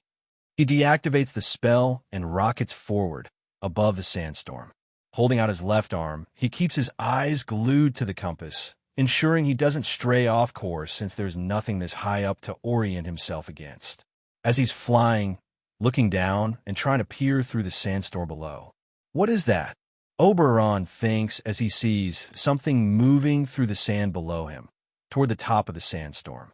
It's getting by. Oberon's eyes widen as the movement below suddenly envelopes his shadow, unfurling itself to reveal the silhouette of a massive bird. It is a barrel roll and barely dodges its dive bomb attack as it disappears into the sandstorm. Maybe it was safer inside the... He can't even finish his sentence before another bird descends. Oberon ascends even higher as both birds erupt from the sandstorm, giving him a horrifying view of their massive forms. Each the size of a carriage with wings 3 times as wide, brown and yellow feathers, which, had he not been paying attention, would blend into the sand below. But the moment they rush past him, failing to strike with their talons, he sees their underbellies are a gentle white with sparse blue feathers. Awesome, Oberon mutters as he flips to face the sky and sees them circling above. Let's play. He smiles and falls upward, making a beeline toward them. Both birds see this and are startled, not expecting smaller prey to charge them. And Oberon takes this chance to reach them and hover in front of the slightly larger of the two. The bird immediately lunges forward, biting at him, but Oberon casually waves his hand, using gravity to make the attack miss before slowing his speed. At its current speed, the bird rushes past him, and he takes this moment to flip over its back, reaching down and grabbing a feather the size of his forearm, and plucking it free, all before both birds rush past him. The bird releases a loud screech, feeling a slight pinch on its back, but the second remains focused. Before Oberon could get out of the way, its sharp talons, each the size of a large knife, crashed into him. The talons scrape against his barrier, causing one of them to shatter and sending him tumbling through the air, uninjured. Wow, he steadies himself and comes to a stop as the bird releases a pained cry while flying away. He looks out to see both of them disappearing into the distance, leaving him with a souvenir. Sorry, he yells after them, but they were far out of earshot within seconds. Really didn't mean to hurt you. Oberon frowns and looks around, making sure nothing else is in the sky with him before checking his compass and resuming his travel. Oberon refocuses on his journey and orients himself before looking down at the feather in his hand. I need to find a good spot for this one. He places it into one of his cards, then flies off toward the gate. Looking down at his compass, he sees that he's on the right course. Then, checking the watch that's also on the same wrist, he's able to tell exactly how much distance he should have traveled by now. I need to land in a minute or two and start looking around. The landmark is probably on the side of a cave or psalm. His thoughts grind to a halt as he sees it in the distance. Eyes widening as he stops in place and activates telescopic lens. You've got to be kidding me, Oberon mutters as he sees the giant angular doorway in the distance.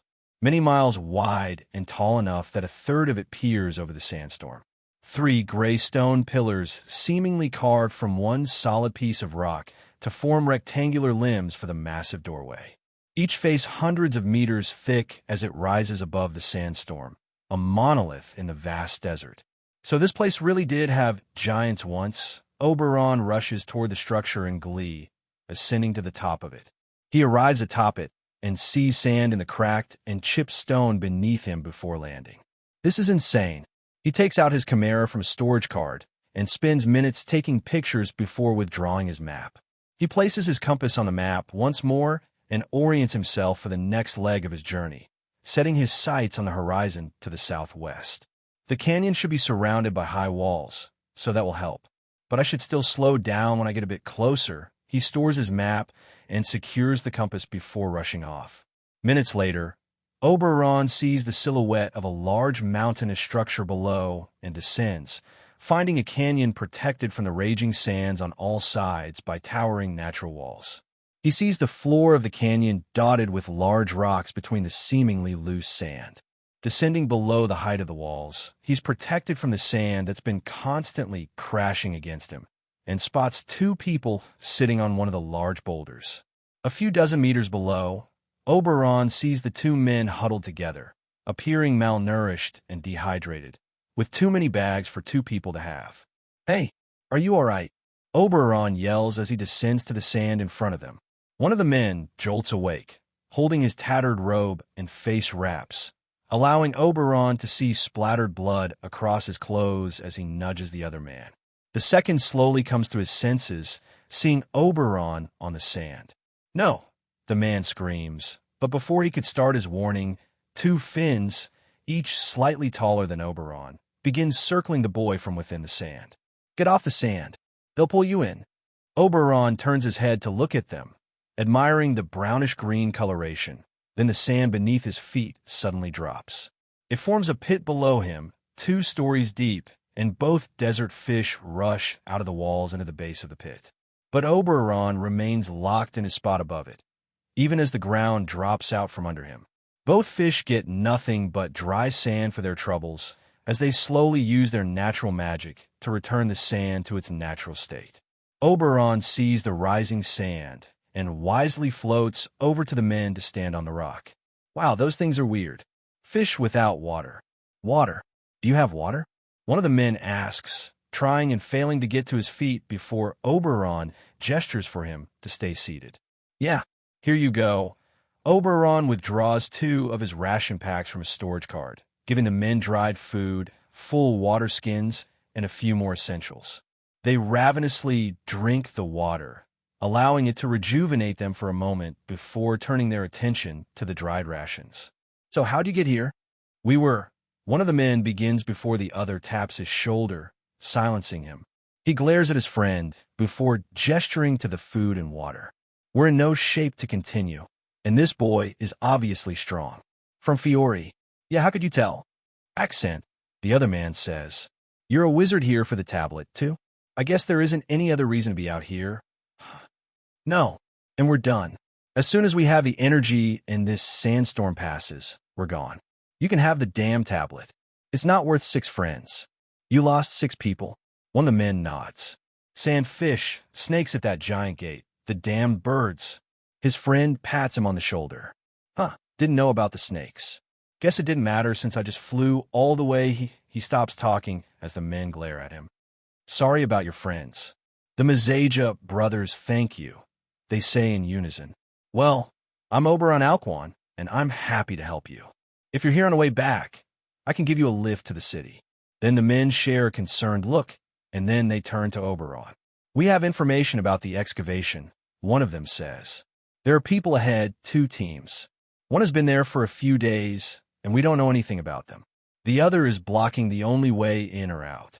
The entire site is underground, so you should be careful. If you go in, they can block your only way out, too." "You aren't going to stop me?" Oberon asks. "We know who you are, King of the Fairies. We've heard of you in Stella. Didn't know you were so young." Oberon smiles. "Yeah, I get that a lot. Thanks for the warning. If you're here when I come out, I'll take you back to the city." Oberon leaves the men and floats toward the massive cavern entrance at the end of this valley. "We should wait for him," one of the men says as they watch him disappear into the cavern. "Rumors say he's strong, but if he dies in there and one of those other groups comes out, we don't want to be here to greet them." "Wow," Oberon mutters as he enters the massive underground cavern.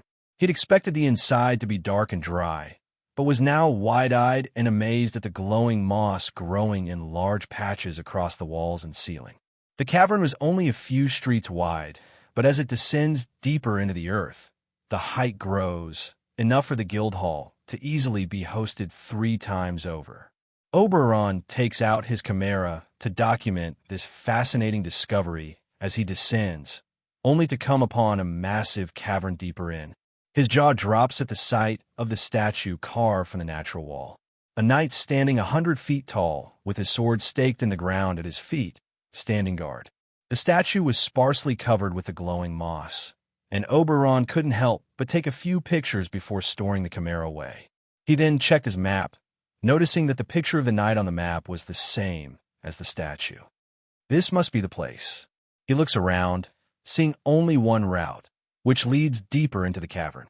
Securing the map in a storage card, he walks toward the far side of the cavern, looking around at the structure every step of the way, fighting the urge to scream and test the echo of this chamber. Stealth, stealth, sneaky, he reminds himself. He walks through the cavern, and yet his footsteps don't make a sound or move the loose rocks and dirt below his boots. Move like a ninja, ninja. He enters another tunnel on the far side of the cavern and continues his descent. Yeah, ninja. If I were a ninja, I'd definitely have one of those rope things with the spearhead at the end. Yeah, I'd throw it into walls and climb up to spy on people for sure. He continues his daydream for a few minutes, constantly descending, until he comes upon a section of the tunnel where the loose, dry rock and dirt give way to patches of soft moss on the floor. Not glowing like the moss on the wall, but soft enough to indicate a steady supply of water, if judging by the bits of grass between them. What kind of desert has so much living stuff? He wonders while walking through this area. I thought everything here was supposed to be. He comes upon a small crater with mangled and shattered bits of a body around it. Dead. He's immediately on alert, looking around but not seeing anything out of the ordinary. Inspecting the small crater, he sees bits of blood and flesh scattered about, then walks ahead to find another crater with similar gore. Then 3 more before he exits the tunnel. Stepping out of the tunnel, he finally breathes, no longer holding his breath to spare himself the rancid metallic air, leaning against the wall as he retches. He barely keeps his breakfast down, memories of blasted bone and flesh flickering through his mind as he catches his breath. Oh gods, what even happened here? Oberon takes a few soothing breaths before looking around and finding himself in another large cavern, except this time, he wasn't alone. Leaning against a moss-covered boulder a few dozen meters away are 2 women. One is leaning against the boulder while sitting, missing a leg. Her left thigh is wrapped in blood-soaked cloth bandages while she's sweating profusely. Yet her eyes are on Oberon, fighting through the pain to focus on him and keep a hand on her ornate wooden staff. Her friend's desert wraps are torn to reveal a litany of blades attached to her body. And the moment she notices Oberon, she reaches to her side and throws a dagger directly at his face. Hey! He ducks under the attack, which embeds itself into the wall behind him. The woman takes this opportunity to draw her magic gun and fire directly at his face, releasing a bolt of magic energy. Oberon reflexively raises a hand and shields himself, allowing it to shatter against his barrier. But by the time he lowered his hand, the woman with the staff had already raised it and activated her trap.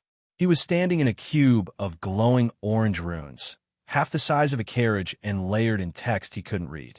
Both women breathe a sigh of relief as he's seemingly caught. Oberon notices this and decides not to startle them yet, having encountered such a magic before and knowing it doesn't work on him. Hi. He politely waves at them. Can we talk now?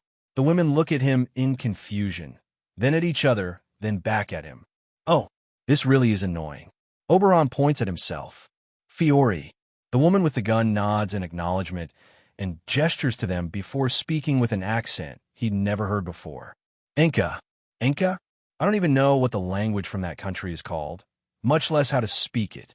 Oberon nods and gestures to himself, then points to the tunnel at the far end of the cavern, leading deeper into the earth. Me? He gestures to himself, then the tunnel. Go. The woman nods.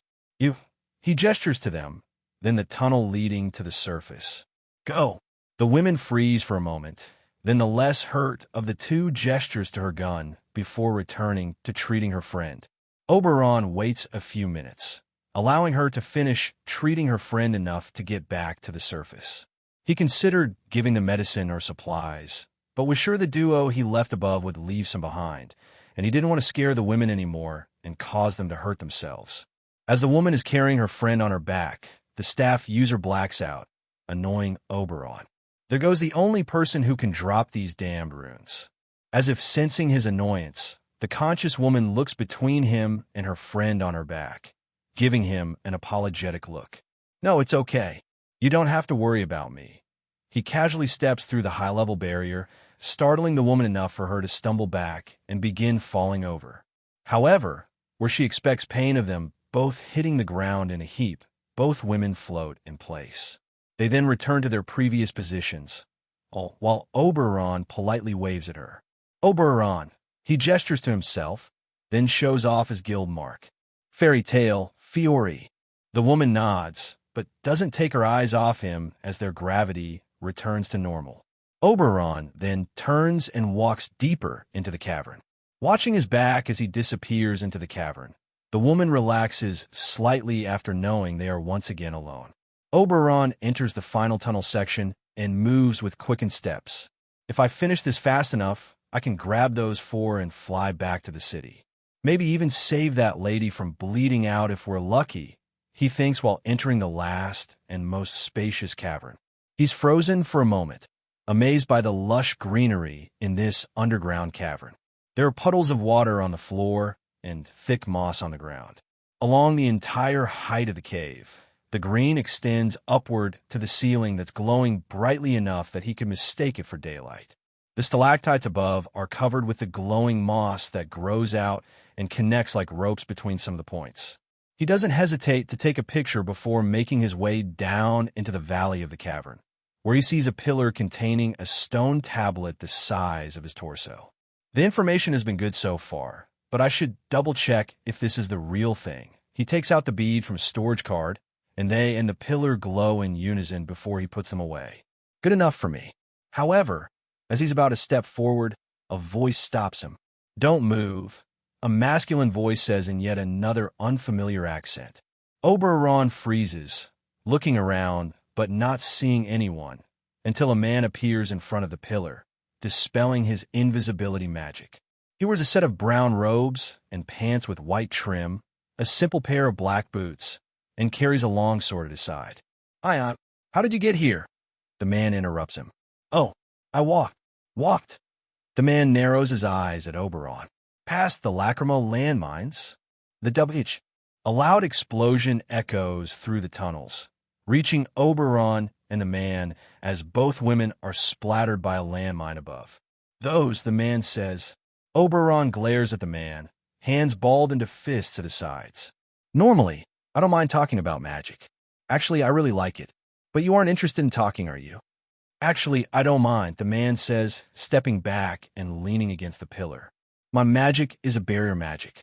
I can create walls of magic energy, and they're pretty strong. And I'd love to tell you more, but... A woman suddenly appears beside the man as she deactivates her invisibility magic, dressed in the same way, with gray metal gauntlets in place of a sword, and leaning against him. I've stalled enough.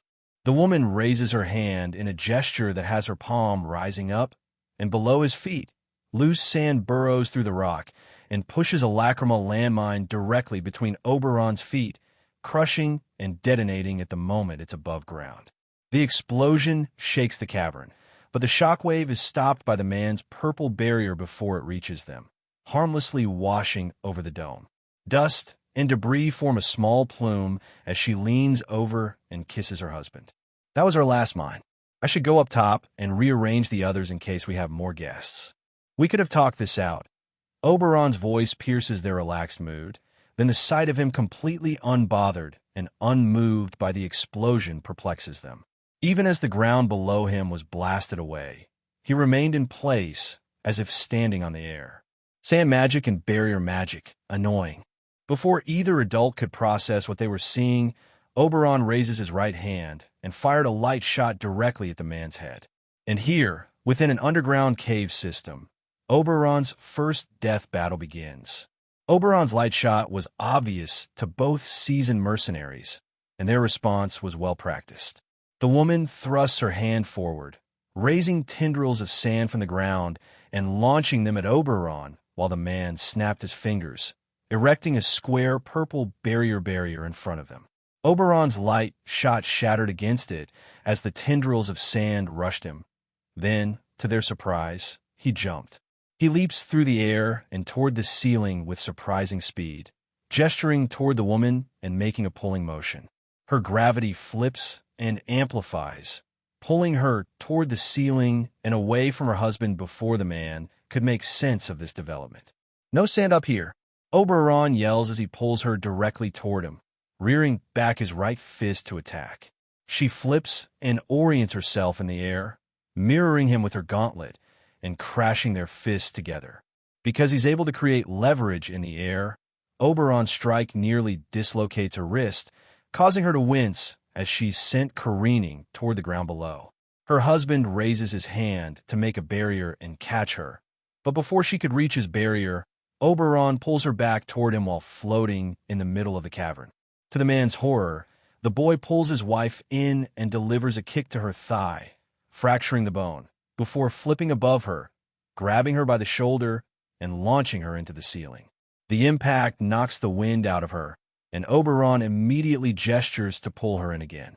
The man sees this and draws a dagger from his belt, throwing it at the back of Oberon's head. To his surprise, the weapon bounces off the air a foot away from the boy, who doesn't even notice it. What kind of magic is that?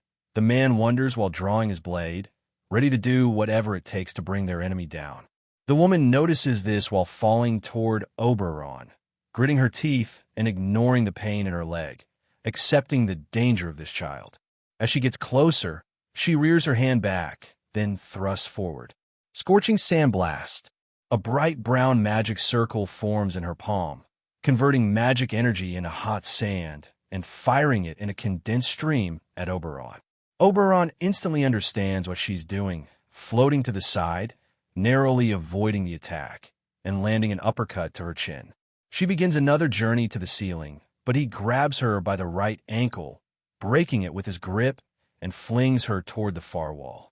Creating material costs a lot more magic energy than manipulating it, so she's trying to conserve magic energy by using natural sand.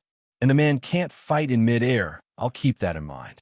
The woman's back hit the cavern wall, sending cracks through the stone as her agonizing scream echoed through the room. Oberon raises her hand and aims at her, focusing his magic energy and releasing a single beam of light aimed directly at her shoulder. "This should knock you out," he announces while firing the concussive light shot at her. He maintains his connection to the spell as it's covering the distance. But much to his annoyance, the man leaps up to where the woman is plastered against the wall. He stakes a sword in the wall and flips to stand on the handle, back against the wall, and palms facing Oberon to create a purple barrier in front of them. Oberon sees this and narrows his eyes, changing the formula of the spell mid-flight, splitting the singular concussing beam into a dozen piercing beams. The man's eyes widen in horror as the cavern grows brighter, and he expands his barrier in response to become a dome, shielding them from all sides. The dome digs an inch into the wall behind them before the light beams slam into it, shattering against it, but startling the man as they adjusted at the last second to each hit different areas. "This kid, what the hell is he? Why does he know this?" The man feels his energy draining faster than usual, all because Oberon understands his magic. Barriers aren't uniform. He's spreading his attack to multiple places with gaps between them. He's forcing me to make it uniform instead of reinforcing any one obvious spot. Who is this key? The man's thoughts are cut off as a rock rips itself from the wall and hits him in the back of his head. He then feels the wall behind them move closer and peers through the dazzling lights to see Oberon now firing with one hand while making a pulling motion with the other. "He's going to crush us," the woman mutters, spitting out a broken tooth as she digs her fingers into the wall. She spreads her sand magic through it, reinforcing the entire wall to prevent it from moving, anchoring it and them into place. The man glances at his wife and breathes a sigh of relief, not expecting things to be this difficult, only to feel a large drain on his magic energy as the entire wall shakes. He looks back at the barrier to see Oberon kneeling on it, as if it were the floor, staring daggers at him. The boy lands another heavy punch, shaking the wall along with the man's confidence. Just give up. Oberon hits the barrier again and keeps striking between pleas. Please give up. I don't want to hurt you. We don't have to fight.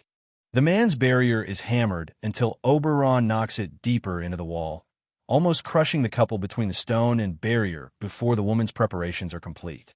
Now, she commands, and the man expands the barrier to push Oberon away while she thrusts both hands forward to create one large magic circle.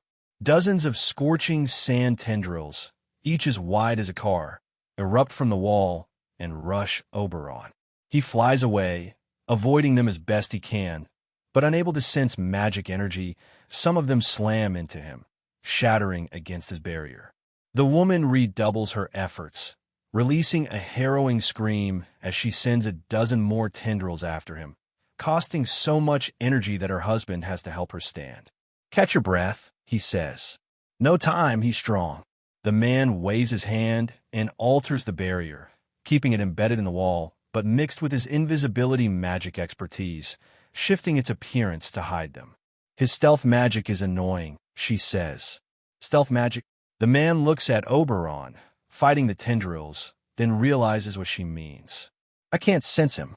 Damn it, that's why our instincts feel off. He also has a lot of magic energy. Gravity, light, stealth. We should be careful. He could have more. I don't see us winning the battle of attrition. We need a decisive strike. The man pulls his sword out of the wall. I'm no good in the air, but if you give me a boost, I can do it. Yeah, this kid's a monster. If we don't kill him now, he'll just be sent after us later, anyway. Just be sure to chop his head off. Keep him in our sight. We can't sense him, so we have to rely on the old ways to track him. The woman nods and takes a few deep breaths, focusing her remaining magic energy and doing her best to ignore the pain racking her body. On her signal, the man drops the barrier, and she leaps toward Oberon. Her fractured bones immediately remind her why that wasn't a good idea, but her training and experience argue that showing weakness would do her no good, and the latter wins out. Oberon sees her coming and spreads his arms wide, pushing the tendrils away before flying toward her. She calls all the scorching sand toward her, creating clouds of sand beneath her to try matching his mobility as they clash. Her 2 decades of experience allow her to adjust quickly. Then her close combat experience and training give her a clear advantage. For each strike Oberon lands, she lands 4. But while training gives her that advantage, Oberon is the prodigy of the age, the boy beloved by magic, and each of his hits gave her sweet dreams of a retired, peaceful life. Somewhere out in the lush countryside, where she'd never again have to fight an 8-year-old boy that strikes with punches that hit like an earthquake. HNGH, she coughs up some blood as he strikes her ribs, and once again she smashes her armored fist in his forehead, not even breaching his barrier as the fingers within shatter.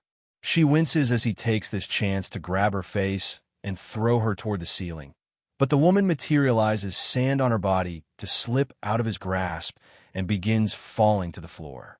Oberon waves his hands and inverts her gravity, pulling her back up toward him, and the woman wildly waves her hands, commanding all the scorching sand tendrils to rush him.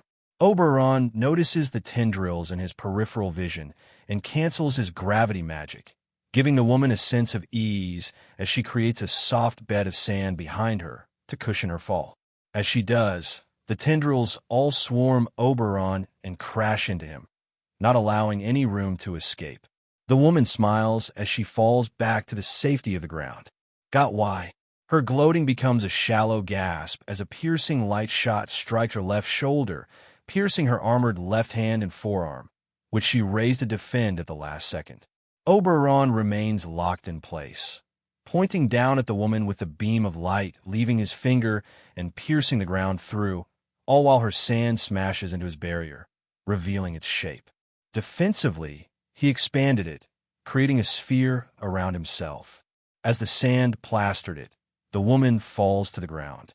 Oberon and the woman lock eyes as her sand quickly envelopes him, and she flashes a sinister smile at the young boy. To conserve her magic energy, she cancels her spell, relinquishing control of the sand and allowing it all to rain down on the floor below. Oberon immediately realizes his mistake. Between her smile and sudden change in strategy, he didn't even need the ability to sense magic energy to know what this was. He spun around, reinforcing his barrier as much as possible, bringing it as close to his body as possible to do so, like a second layer of skin. And looking up, he could now see what the sand hid and delivered. The man was above him, blade drawn and cloaked in a razor-thin purple sheen of magic energy to enhance it. Oberon understands the danger this attack poses if they spend that much energy to ensure it hits, so he wastes no time in stopping it. With a thought, he commands gravity to send the man hurtling away into the far wall, and the man feels pain immediately rack his body. His blood and organs move first, damaging them since Oberon's focus of sporadic panicked. It slams into him like an earthquake and sends him flying. But even then, his training won out, and he completed his attack. The slash was sent flying through the air, and as Oberon's gravity magic is unable to draw in magic energy inherently, it passes through the altered gravity field without interruption. Oberon panics and raises his arms to block the attack just before it can hit, and in his heightened state, his true magic rears its head once more. His gravity barrier is always active, even while asleep, a creation and habit that has become instinct to compensate for his inability to sense magic energy. But it is not perfect. Magic energy that is not physical or requires no medium, such as pure magic energy attacks, is not affected by gravity. This is exceedingly rare and is one of the few things he hasn't been able to solve. Even Laxus's lightning requires a medium, such as air, so against him, Oberon simply has 2 layers with a gap between them above his body. But this slash was one of those rare few attacks that even the Forbidden Black Hole spell would not draw in. However, Cosmic instinctively activates in this instant, taking a noticeable amount of his remaining magic energy and spreading through his gravity barrier for just a second. The slash connects with Oberon and explodes into purple magic energy.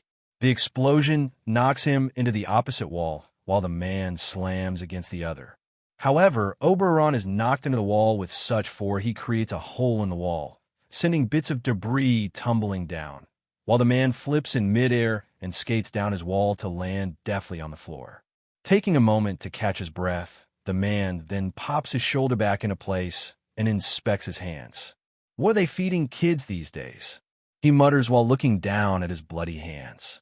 Maintaining his grip on the sword caused the skin on his fingers to be shredded. Bloodied, sore, but my fingers aren't broken.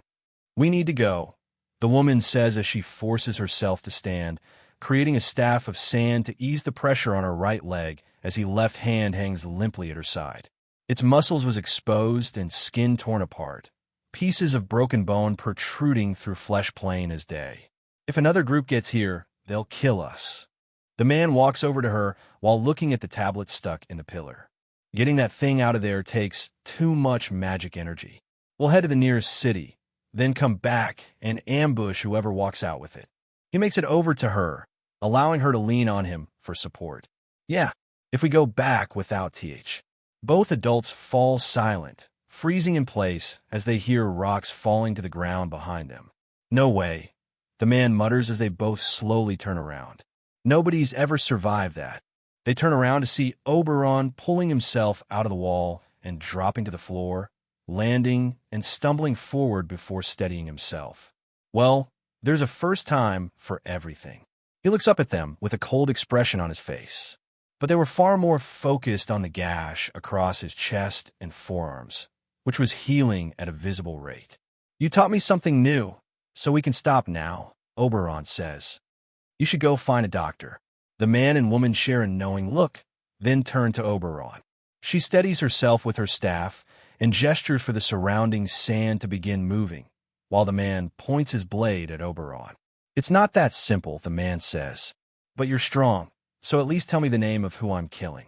Oberon frowns and shows them his guild mark. Oberon Alquan, a fairy tale Fiori. And you. This time, the woman speaks up. Names are for memorials. You're the only one dying in this fight. You're already hurt, Oberon says, gesturing to the injured couple. The woman leans on her staff, her right leg and left arm hanging limply, mangled and shattered at her sides. The man's blood falls freely into the dirt from his cuts, bruises, and shredded palms. But he grits his teeth and points his sword at Oberon. Is this tablet really worth it? He asks them. No job is worth your life. True, she says, but it's more than worth yours. This is just how things work in our group. She leans over and catches herself on her husband, sneakily tapping his back twice, a signal for how much time she needed. Oberon frowns, and a moment later the man rushes him, striking out with his blade. The woman stumbles back and falls to the ground, seemingly a non-threat as they clash. The man's blade is no longer glowing purple, signaling to Oberon that his regular barrier could block it, which it does as his fist knocks back the blade. The man uses his free hand to create a small purple barrier, blocking Oberon's second punch as he thrusts forward. Oberon uses gravity to pull the man's blade to the side before shifting gravity to pull the man's head down into a rising knee. He shifts gravity again, causing the man to become weightless as he transitions the rising knee into a backflip while kicking the man into the air. The man's teeth shatter as he grips the blade and tries to right himself in the air, but Oberon orients himself quicker and pulls the man in while they're both airborne. The man barely adjusts himself in time to thrust his blade at Oberon while being pulled in, but the boy raises his hand and releases a blinding golden light from his palm, causing the man to reflexively shut his eyes. The next thing he feels is a tiny fist slamming into the side of his face, rattling his brain as he's sent tumbling through the ground. Oberon pursues the man, firing a light shot at him, but the swordsman blinks the blindness away in time to intercept it with his blade, only for the light shot to push him back instead of shattering against his blade. Concussive, the man wonders, then realizes his mistake. I shouldn't be surprised the boy is this skilled. He's been a monster this entire fight. Oberon wastes no time closing the distance and meeting every sword strike with a punch or kick, quickly adjusting to the man's speed and slowly overtaking him. With each clash, the man feels his bones quake, his stomach turns as all the liquid in his body sloshes about. Eventually, the man sees what he believes is an opening as the boy aims to punch him in the face, so he narrowly avoids the strike to kick Oberon in the shin, expecting the boy to leap away so he can thrust forward with his blade. But much to his horror, Oberon floats a few inches into the air before descending with immense weight onto the man's left foot, shattering every bone within to dust before launching a strike at the man's knee. The joint shatters and twists, causing bones to protrude from the skin behind this knee before Oberon reaches up and grabs the man by the shoulder. He makes them both weightless and spins, throwing the man into the far wall before rushing toward him. The man's head is spinning, vision blurry, but he's already learned enough of Oberon's pattern to leap away after crumbling to the ground. Oberon lands and crashes into the location the man leapt away from, then turns to him and charges in. Even on one leg, the man continues fighting, or does his best attempt to. He flows magic energy into his blade, causing it to glow purple. Had Oberon been able to sense magic energy, he'd have known why the man used this so sparingly. During the entire fight, he'd been pouring energy into this weapon, knowing it was his only chance at truly killing the child. But even as the man slashes vertically at Oberon, the boy smiles, and the man feels his hope get snuffed out. Oberon focuses on his own magic energy, try to replicate the sensation of flowing cosmic into his barrier, as he did earlier. And with his life on the line, his cosmic surges into the barrier as fist meets blade, and Oberon shatters the man's sword before his fist connects to the man's face. The man's consciousness fades as he's launched into the air, and Oberon deactivates Cosmic to conserve energy before reaching out with his hand and swiping to the side. He alters gravity to send the man rolling across the floor into a pile of debris, finally allowing himself to catch a breath. Oberon takes a moment to gather his thoughts, but before he can even finish that, 2 minutes have passed since this round began, and a magic circle appears below him. He clasps his hands together as the 30 feet dash 10 wide magic circle erupts into a pillar of rapid, scorching sand. Oberon watches from within his gravity barrier as the scorching sand is more intense than ever, grains moving and slamming into each other as they shift to swirl clockwise around his barrier, effectively putting him into a blender. He then feels the magic energy required to defend himself increase as the sand starts glowing, not from an application of magic, but from the friction of all the heated grains contacting each other at high speeds. Oberon looks up to see that the sand has completely covered his gravity barrier, and down to see the ground below get shredded away into a sandpit that attacks from under him. This magic is a problem. She's attacking constantly from all angles to wear me down, and it didn't help that I came straight from the ship to here, so I didn't even start at full power. He looks at the swirling sand as his barrier slowly shrinks, giving him minutes before it completely collapses. This kind of spell wants you to move. That's when it unleashes its full power. I have to compensate. Oberon opens his hands before rushing forward, shrinking his gravity barrier to act as a second skin, holding his breath as the sand rushes in to grind him into dust. Oberon pushes through the meters of sand, and much to his horror, the spell is powerful enough that it's worse than swimming through concrete. As if he's trudging his way through swirling lava on one breath. And with each inch of progress, he feels the pressure and intensity build. Moments later, as Oberon gets closer to the edge, he feels the pressure almost double as the woman senses his imminent escape, and the sand adjusts to rise in intensity around him.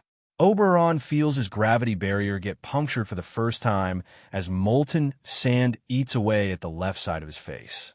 Within the few seconds it took for him to get out of the sand, the entire left side of his body was left without skin, exposing the muscles, and in some places even the bones, all while his blood is barely being contained by magic.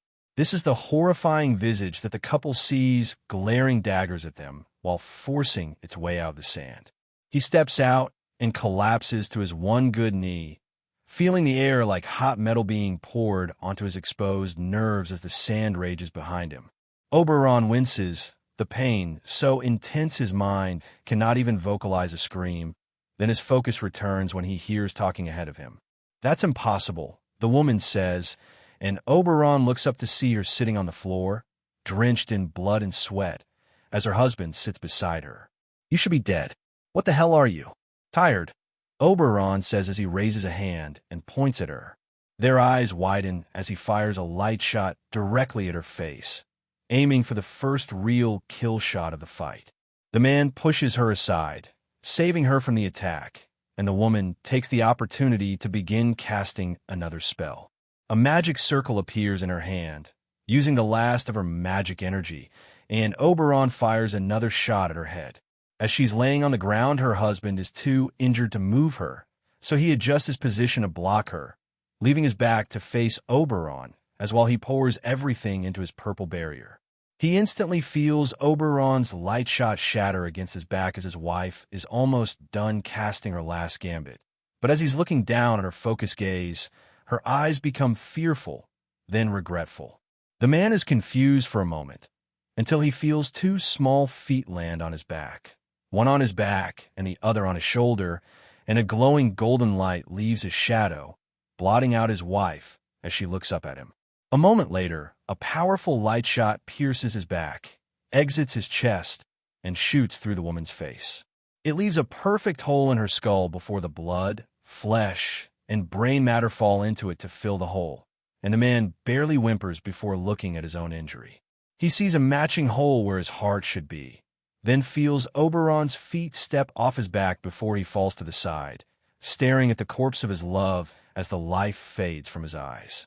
Lying beside both corpses, Oberon is covered with blood and sweat, only conscious because of the pain racking his body as he desperately tries to catch his breath. speaking regretfully between each ragged breath. Why doesn't anyone ever want to talk it out? Ah.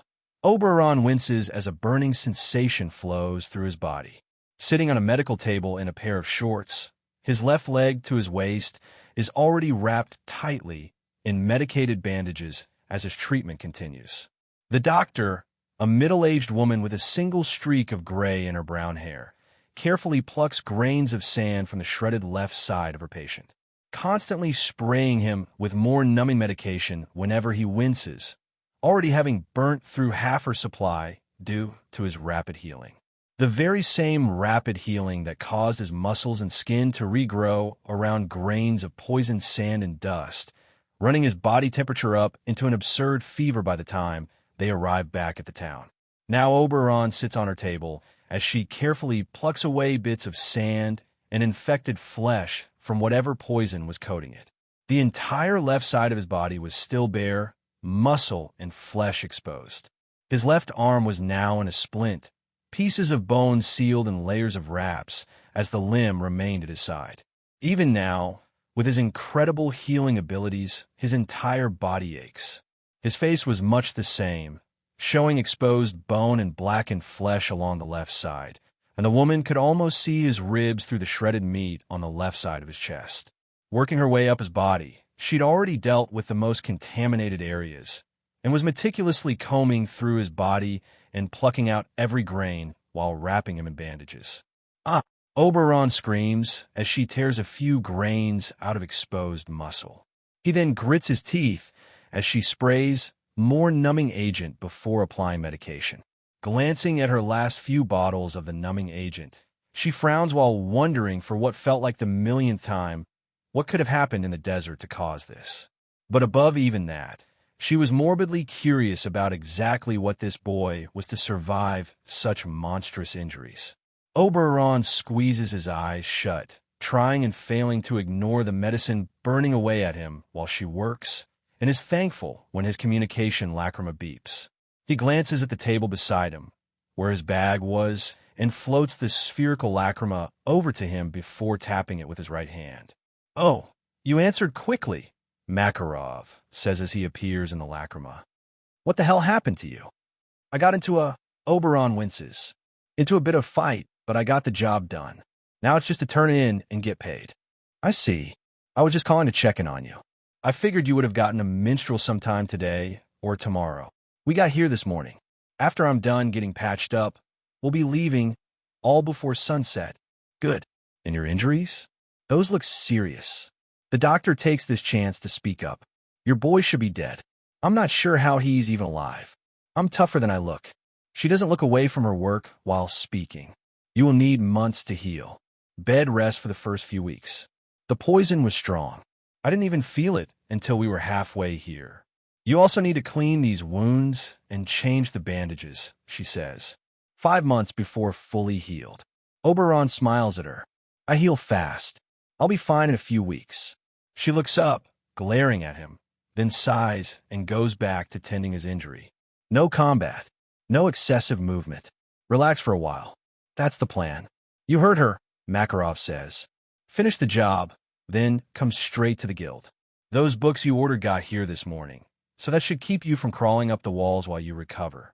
"Yeah, that sounds nice, Master. This job was messy." Makarov nods. "That is unfortunate. I try to warn you, but sometimes this is what it takes to reach the summit. I just wish you could have had a few more years before experiencing such things. We can discuss it properly when you get back to the guild hall." "Yeah. Is there anything else I need to know?" "Not that I can recall. If you leave today, then you should get here in time to bet on the S-Class trial participants and cheer them on." "Honestly, I didn't think I'd get back in time. If I don't reach the guild before the announcement, can you tell Anno to put me down for the betting limit on Macau?" "Sorry, but you can only make bets in person. Those are the rules." "Damn it, fine. I'll see you all in a week or so. If there is anything, just contact me." "Yeah, I should be the one telling you that, considering the state you're in." "I'll recover." Oberon frowns. "You don't have to worry so much. My job is to worry about my guild members, as if they were my own sons and daughters. Well, grandsons and granddaughters." "Right. Thank you, Master Makarov. And I'm sorry for making you worry. Hopefully, One day you won't have to worry about me anymore. Makarov scoffs, as if he could ever make me stop worrying. Anyway, I need to go now. I'll call tomorrow for an update on your condition. Got it. The connection ends, and Oberon gently floats the lacrima back to his travel bag. Nearly 2 hours later, Oberon stored his travel bag in a storage card and secured the card holder in his pocket before stepping out of the back room. Wearing a loose jacket over his injured body, along with a pair of shorts and shoes. The entire left side of his body, from his feet to his face, is bandaged, with his left arm and a splint at his side. He takes the medicine from the doctor and pays her very well before stepping into the main room of the clinic, seeing a few people on cots lying about while he walks past them. He looks to the far side of the room and sees the 2 men he saved and brought back sitting in the corner, leaning against each other as they get some rest. At least I saved 2 people. I wish I could have brought those girls back, too. I bet if I knew the language, I could have explained things to them. Yeah, I could have saved them if I had known how to speak to them. Oberon steps onto the main street of this small city, noticing a few carts set out to serve food and drinks as the sun begins its descent toward the ocean. I can worry about learning languages later. He looks at the few food carts and follows his nose to one serving a baked pastry he'd never seen before. This is more important right now.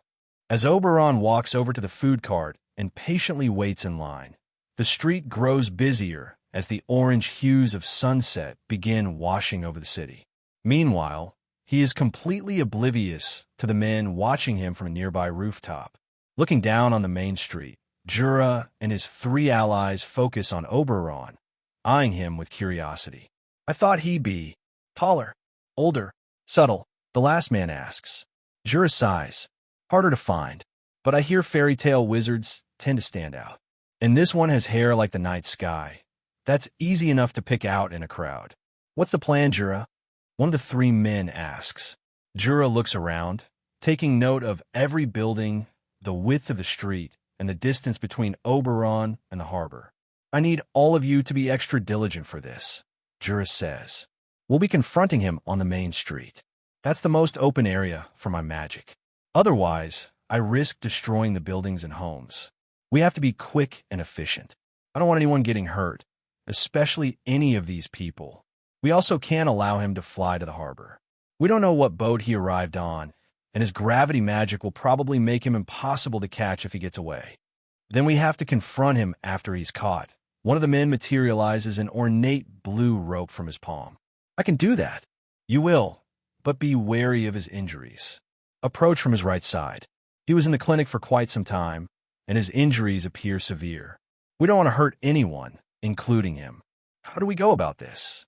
One of the other men asks. Jura turns to him. Use your magic to get both of you close. I will keep some distance to contain him if needed. And me, the last man asks. Stay here. You will keep him in your size. If he starts flying, ground him. But remember, minimal injuries. Target his right side. We don't want to make his injuries worse.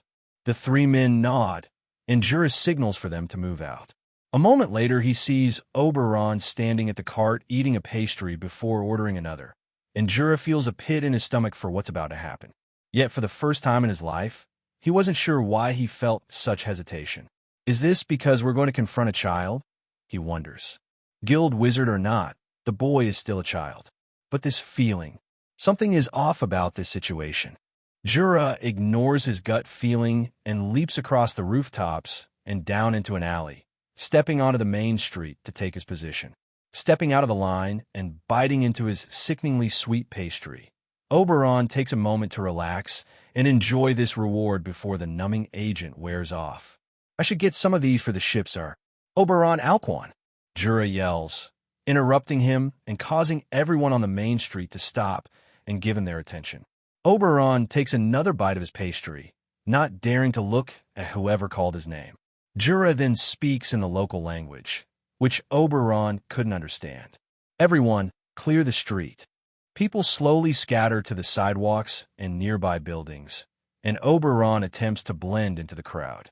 Jura notices this and uses his earth magic, shifting the earth in front of Oberon to create a small wall, blocking his path. Oberon sighs and looks at Jura, who is still staring at him. Come on, man, it's been a long day. Clearly, Jura eyes his injuries, taking note of how only his left side seemed to need treatment. But I'm sure you know why I am here. Oberon walks toward the middle of the wide street, giving the civilians and buildings as much distance as possible without causing Jura to attack. You have something I need, Jura says, and some of the locals translate for their friends as everyone watches. Can we please talk this out? Jura is surprised by this. A guild wizard who wants to negotiate? And a fairy tale wizard at that, quite odd. This must be some trick. I just want to get home and take a long nap, like for a week, Oberon says. Then let's talk. Really? Jura quirks a brow at him. Is that not what you want? It is, but I never thought anyone would agree. Nobody ever does. That's because you often deal with guild wizards. I am a monk, studying under the wizard Saint Avenitus. We are much more reasonable. Yeah, but you guys are also we. Oberon stops as Jura's gaze narrows at him. I mean, thank you for not immediately attacking. So how can I help you? Could you give me the tablet? Oberon frowns. Anything besides that? No, I can't do that. It's for a job. Then tell me who your client is. Hell no. Failing a job is one thing, but breaking confidentiality is a sin. Never going to happen. I see. Then are we at an impasse? It would appear so. Oberon takes another bite, slightly annoying Jura. Can we please not fight here? I don't want to ruin these people's street, or homes, or hurt anyone. A fairy tale wizard who cares about collateral damage. Jura chuckles. It seems your guild's reputation may be soured for no reason. I'm the exception. Oberon looks past Jura to the port. This guy is blocking me. But he has his famous earth magic, so I can just fly past him. That should do it. Had I known you were so reasonable, perhaps we could have taken a different approach and not been so combative at the start. Sharing a meal together may have been enough to persuade you of a different path. As the attacker in this battle, I, Juranikes, on my name as a disciple of Wizard Saint Avenitus, take full responsibility for this battle. Do you have any requests before we begin? Yeah. Can you just leave me alone? Unfortunately, we cannot do that. Oberon narrows his eyes at Jura, stopping before taking another bite. Deactivating his invisibility magic to appear within arm's reach at Oberon's right. One of Jura's allies casts a spell that forms green ropes and ensnares Oberon's right leg and arm, carefully avoiding his injuries. Seriously? Oberon turns and looks up at the man, who he can see is conflicted about ambushing a child. Sorry, I did my best to avoid your injuries. My binding magic blocks your magic energy, but let me know if you're uncomfortable, so I'll loosen it, all right? Oberon gives the man a bored look. You're being nice, so I'm going to warn you. Get away from me, or it won't end well for you. Aw, you're so cute trying to act tough. The man laughs and nods to his friend approaching Oberon's left. Search him, but be gentle. He must have a tablet in some kind of storage device, but we don't want to irritate his injuries. Yeah, I know what I'm doing, the man to his left says while walking over. Oberon turns to Jura. Anyone else here to ambush me? Feeling confident in this situation, Jura nods to a nearby rooftop, where Oberon sees the last man playing with a soft green flame on his fingertips and smiling at him. Earth magic, binding magic, green flame magic. He turns to the man approaching on the left. Unknown, the most dangerous. As the man reaches Oberon and is about to start searching his pockets, Oberon tosses his pastry high into the air. It soars well past the nearby buildings directly above him, and everyone focuses on it for a second. In the second of confusion, Oberon turns to the man with unknown magic and kicks him in the shin, shattering the bone. The man crumples to the floor, screaming his lungs out as pain racks his body, and Oberon backhands the man with binding magic to the side. He is well aware of binding magic also blocking the user's other magics in most cases, and takes advantage of the usual deactivation time to strike. His tiny fist shatters the man's forearm and crashes into his ribs, breaking most of the ribs on his right side before sending him flying. Before he could be launched away, Oberon turns to the man with the green flame magic and points at him, firing a light shot directly at him. The man is far enough to react, placing his hands together in front of him, palms overlapping, and firing a precise beam of fire at Oberon's attack, only for the golden light to pierce the fire magic and skewer the man's palms. It then shatters his collarbone and exits his back, causing pain so intense his mind collapses from shock. In this time, Jura had already cast his spell, sending a rising narrow tide of blunt rock columns at Oberon, devastating the flat street with a show of intimidating magic. Oberon turns to Jura's attack as it's already within arm's reach, allowing the rocks to shatter against his barrier while he aims, pointing with one finger, and fires at Jura. The light shot is fast, but Jura reacts before the spell is fired, raising a 3m-10 feet wide cube of rock in front of him with earth magic. Before the attack reaches his defense, he performs his signature move, reinforcing the stone many times over, artificially increasing its density and toughness to that of iron.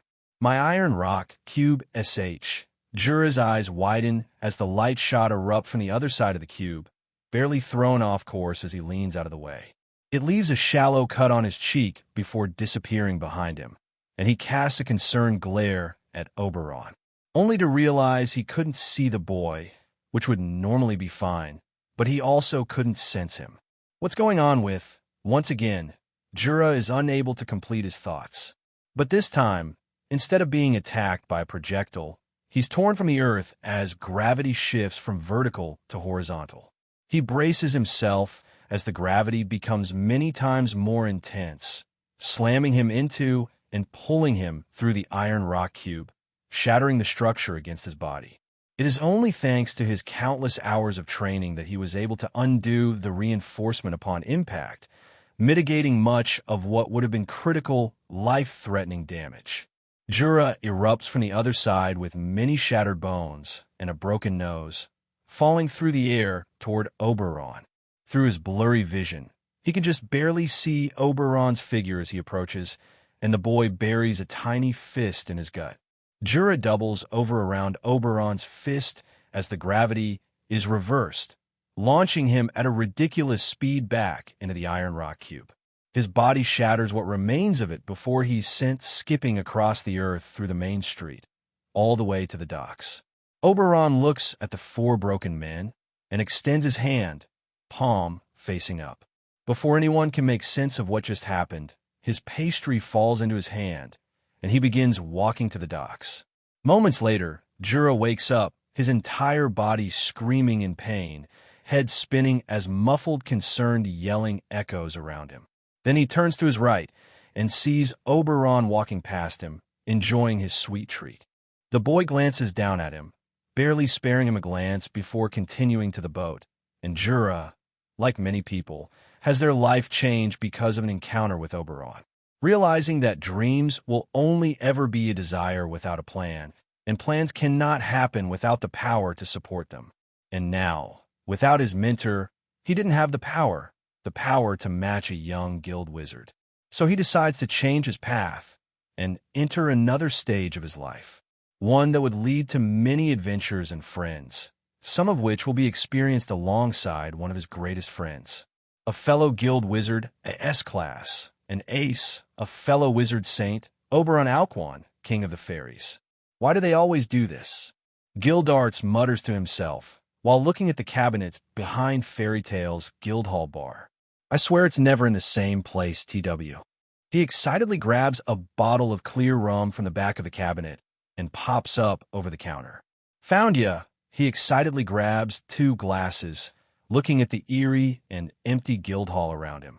The ground floor was empty and dimly lit aside from himself, and he didn't fail to appreciate the rare silence in the room. Taking the glasses and bottle, he struts over to the stairs and makes his way up to the S-class floor.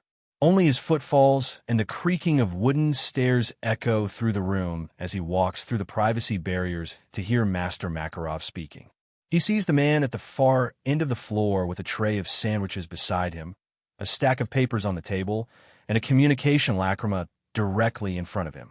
This is how wizard guilds operate, Makarov says. I'm not risking Fairy Tale's guild charter for you. If you have a problem, take it up with the Magic Council.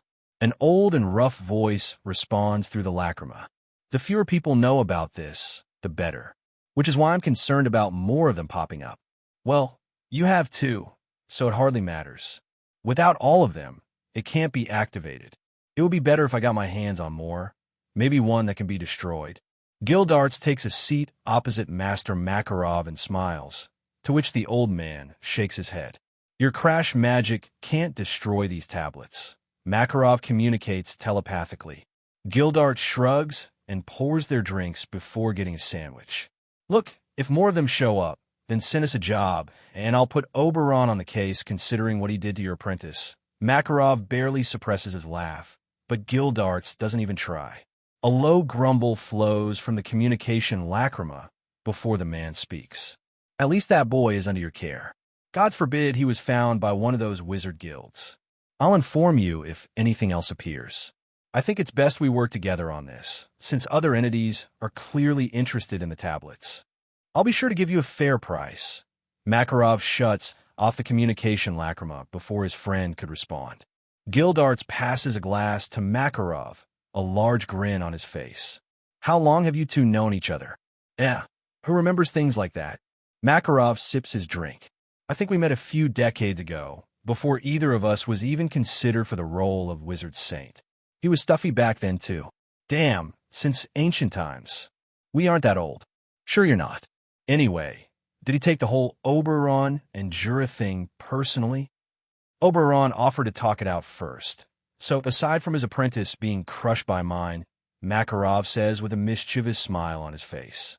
Perfectly fine. I'll be sure to remind him of this when I see him. Once I'm not in the room, when you two start going at it. Well, if Uncle Warrod is there, that'd be cool. 3 wizard saints in one place? Don't be ridiculous. He mentioned wanting to meet the golden boy, by the way. But he's on his way to some desert up north, so that'll have to wait. I'd rather Oberon not meet Warrod yet, Makarov says, setting the lacrima aside and grabbing some of the documents. But that's for later. Let's talk about what's going on tomorrow. Are we doing this tomorrow? Figured you'd start next week. If anyone passes this year, I want them to have more time on S-class jobs, since the announcement has been moved forward. Still don't like this. I mean, changing the magic laws across the world like this. If all the wizard saints didn't even agree to outlawing charm magic, assassination jobs, and all the other things on that damned list, where does that put the wizard guilds that will follow them? All those who continue that sort of behavior will be classified as dark wizards and dark guilds. They will be hunted and arrested. Gildarts taps his chin thoughtfully. I can think of more than a few heavy hitters that won't like that, and a few more people who will be out for revenge on anyone taking part in this process. Yes, Fairy Tale will be a target. So, having more people pushing to grow stronger will benefit us. And quite frankly, I'm concerned about the longevity of the guild. What are you saying? Wizard Saints clashing can be catastrophic. In one of these coming conflicts, if anything happens to me, one of the S-class will have to step up, which means me. Makarov nods. Please don't leave me to babysit these guys. I mean, the most I played house is those few years I was married, and we know how that ended. All the more reason for the trials. It will give everyone the push they need to keep growing, even if they don't pass. And those who pass can be trusted to step up if needed. Gildarts narrows his eyes at Master Makarov. And if Oberon passes, you can teach him the 3 fairy magics, so we have another superweapon on the battlefield. I will admit that is part of why he'll be included this year, which I still don't agree with. I mean, he's 2 months from turning 9. If it were only up to me, he'd wait until he's 16. But Mavis wanted me to include him last year, and this is as much as I should delay it. She is the fairy tactician, so I trust her judgment on this. As do I, even if I don't agree with it, Gildart says.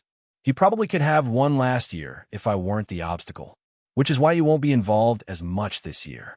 Last year, we decided not to promote anyone, so you blocked them all. This year, Oberon will be up for a real promotion, so he'll likely get to the final stage. From there, Mavis will take over. Yeah, and who else do we involve or promote? Who would you like to nominate? Macau and Wakaba, Gildart says.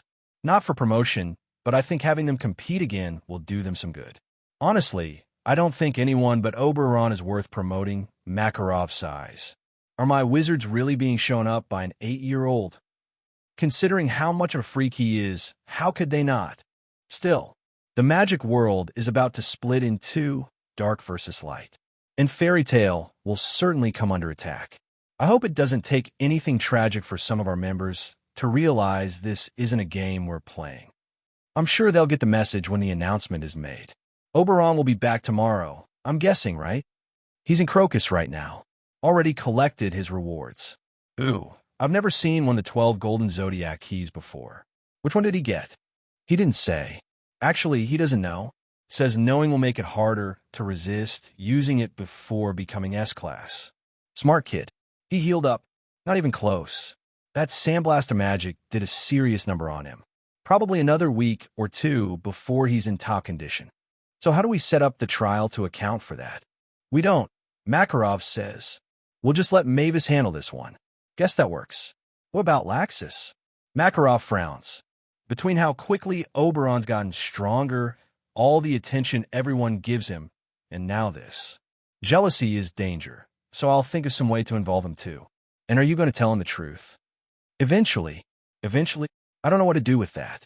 If he understands the severity of it, he'll hate my son, his father. If he doesn't, he'll blame me for expelling Ivan from the guild and hate me. It's a lose-lose. The longer you wait, the more likely he'll find his own conclusions, which could be a lot worse. Don't you have any advice that can actually give a solution? Nah, I dodge having kids, Gildarts laughs. Although I'd like to think I never would have ended up in a situation like this. You still got time. Gildarts chokes on his drink, feeling rum burn his nose and throat as he coughs. Not funny. Makarov nearly doubles over laughing, and somewhere in Magnolia, Kana Alberon, Gildart's daughter, is sleeping peacefully in her bed. Sitting in Master Makarov's office, Oberon uses gravity magic to hover his gold celestial spirit gate key above his palm.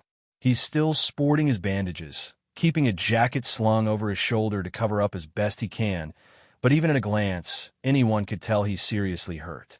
Studying the strange symbol on the key, he recalls all that he knows of this spirit, but isn't quite sure what to expect when the contract is made. How do I even make the contract, he wonders. I wonder if she'll look like me. What does the maiden even look like? I thought they were all supposed to be animals and stuff, like that other key I have. A moment later, Oberon hears the door open and sees Makarov enter the office with a grim look on his face. How are you feeling? The man asks while moving to sit opposite the boy. Sore. Moving still hurts sometimes. And the bandages itch a bit. The painkillers don't really work on me either. Makarov nods, carefully observing the boy before focusing on the floating key. And how do you feel about this entire situation? Not sure. Which part? Oberon asks. Sorry if I made things weird with your friend. I really did try to talk it out with Jura. No, it's quite fine. Jura is the star of my friend's monastery. They collect and archive certain knowledge and items of historic importance, and have a nasty habit of looking down on guild wizards. I noticed that, but wasn't sure why. Makarov shrugs. They think those with magic should use it selflessly, not for monetary gain. Their organization primarily relies on funding from various sources, including countries, individuals, organizations, and the Magic Council. So they can't really understand taking jobs like us. So they think we just beat people up for money. Oberon looks at the key in his hand. Well, they're not really wrong. Fairy Tale doesn't take assassination jobs, but sometimes we do find ourselves in kill or be killed situations. It is an unfortunate reality of this vast, magical world. So, how do you feel about what happened on the job? I don't know. Tell me what happened from when you entered the desert. I helped 2 people. They told me to visit if I'm ever in their country. Then I went into the cave, tried to help 2 women, but they stepped on a lacrima mine on the way out while I went deeper in. Such a nasty thing to use. Yeah. Then I met the people who used it, a man and a woman. They threw one at me, but my barrier blocked it. Then I gave them another chance to give up while we were fighting. I see. So you offer them a way out before the fight. Of course. But they didn't listen. They fought so hard, I don't get it. Why don't people just stop fighting when they realize I'm stronger? Each person has their own motives. One cannot reach the summit if they do not walk a path they are unwilling to die for. And you were simply an obstacle in their way. I tried, Master, I really did. Oberon sniffles, wiping away the few tears from his eyes. But they just kept fighting. Makarov silently watches, refusing to coddle the boy. Harsh, and perhaps cruel for a boy his age, 2 months short of being 9 years old. But he could see how quickly Oberon was growing, and he knew better than to treat him like child. Because, as unfortunate as it may be, Oberon's days of competing against children were long gone. He must now treat him no differently than he would Macau or Wakaba, and the unfortunate reality of being a wizard is that sometimes things get bloody. The important thing is that you gave him every option to walk away. So long as we do that and maintain our integrity, we can't keep beating ourselves up forever about these things. Life is precious, and we should always strive to save as many people as we can. But there are many things in this world that people are willing to die and kill to gain. Gold, magic territory, and even things as flimsy and foolish as pride. Never boast of taking a life, and never do so lightly, but understand that I would rather this outcome than you lying in the sand of a desert, being eaten by birds. Oberon stops crying, wiping his face with the sleeve of his jacket. You warned me about this. I did, but I let you go anyway. And while I had a few reasons, one of them was that the world is changing. Laws are going to be changed, and fairy tale may come under fire. Situations like these may come to our door, and, as much as I hate to admit it, you aren't one of those children we'd send to hide when the fighting starts. And even if we wanted to do such a thing, you are Oberon Alquan. All of Fiori, if not Ishgar, knows of you. Your power and reputation have grown to a level that killing you would earn the most vile of people a badge of honor in their heinous circles. These fights may come to you sooner than I'd like. Oberon frowns, recalling the couple he killed. Was there a way to avoid it? Maybe capture and detain them instead. They could be detained in the storage cards, but the difference in your power wasn't great enough to accomplish such a thing. Such mercy is not a right of the weak, but a privilege of the strong. Weak people do not get to decide how, why, or even where they die, but the strong have the privilege of deciding those things for them and showing mercy, even when we shouldn't. Then that's just one more reason for me to get stronger. Makarov sees the fire in Oberon's eyes. I could become so strong that I don't have to take their lives. I'll be strong enough to get them out of my way and contain them. Strong enough to be gentle with them and show mercy. Makarov smiles. First, you wanted to protect Fairy Tale. And now, you wish to protect your enemies from yourself. If you keep this up, people the world over will make a crown for you. I still don't like that name. Unfortunately, you're growing into it all too well, and I couldn't be more proud. Thank you, Master Makarov. Oberon flips the key between his fingers before storing in a card. Did I miss anything big while I was gone? Not really. Everyone has been busy doing missions to impress me for the S-Class trials. Oh, is no one new going to get chosen? Makarov laughs, as if I'd slip up with that information. You aren't getting any intel to place your bets, young man. Damn it. Whatever. I have a pretty good idea of who you'll pick, anyway. We'll see about that. But aside from that, nothing exciting happened. And certainly nothing as exciting as what you experienced. Makarov hops off the couch and begins walking to the door. Lots of people want to talk with you. They're all quite excited about having you back, and some of them want your help on a few tough jobs they've been personally requested for. Oberon nods, thinking nothing of it, as he's used to helping out the weaker members from time to time. Makarov reaches the door and stops, turning back to Oberon. Before you come down for breakfast, I want you to really consider what has happened these past few weeks. All the things you encountered, all the choices you made, all the actions you took.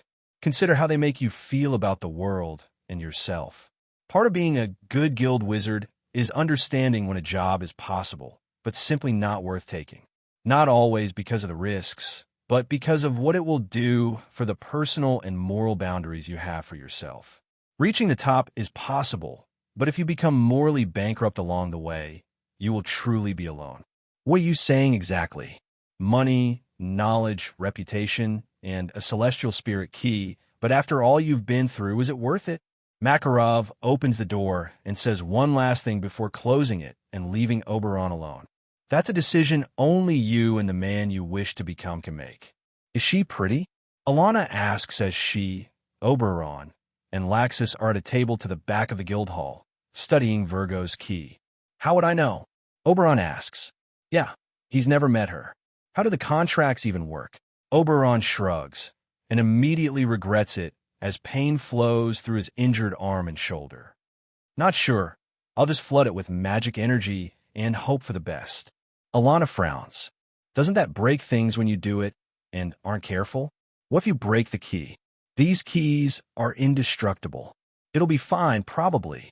I think she'll be pretty, Alana says. And she'll wear nice dresses and hats. Hats? She's a maiden, she says. Maybe a tiara too. She's a maiden, not a princess. Every girl is a princess. The three children chat for a few minutes, discussing exciting magics and the few jobs Laxus took while Oberon was away. Minutes later, after they'd finished eating and all of Fairy Tale was gathered in the guild hall, Master Makarov took charge of the small stage. All right, brats. He amplified his voice with sound magic, piercing through all the rowdy conversations in the room. Time for the big announcement. Many people cheer while others are filled with dread, and more than a few clutch their wallets, silently praying for their bets to pay off. You've all worked hard this year, especially the past couple months, so now it's time to reward the few among you who've been exceptional lately. The world of magic is changing. Lines are being redrawn every day, even as I speak, so the pressure, danger, and responsibility of being S-Class is now greater than ever. Gildarts joins Master Makarov on stage, his usually cheerful and relaxed expression replaced with that of a hardened soldier. S-Class doesn't just mean you'll have access to higher-paying jobs. Not anymore. Starting all too soon, it'll mean you have a target on your back. A target that a worryingly high number of people will be aiming for. There is no shame in refusing such a risk and burden. So please remember, participation in the S-Class trials isn't mandatory. They remain silent on stage, allowing concerned and curious murmurs to spread through the crowd. What is he talking about? Oberon whispers to Laxus. Why are you asking me? If any of us would know, it's you. But you're his grandson. Yeah, but you're Oberon. Oberon grumbles, that's just my name. Makarov clears his throat, silencing the crowd before speaking. Now, with all of that aside, it's time to announce this year's chosen participants for the S-Class trials. The crowd erupts into wild cheers, casting glances at certain individuals.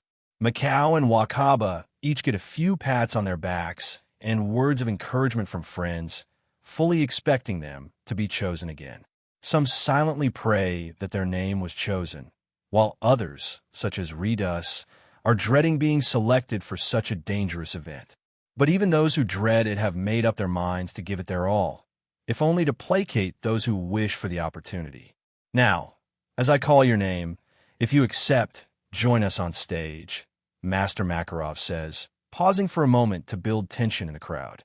At the back of the room, Oberon and Alana relax into their seats, enjoying their snacks, while Laxus is at the edge of his seat, carefully studying the event.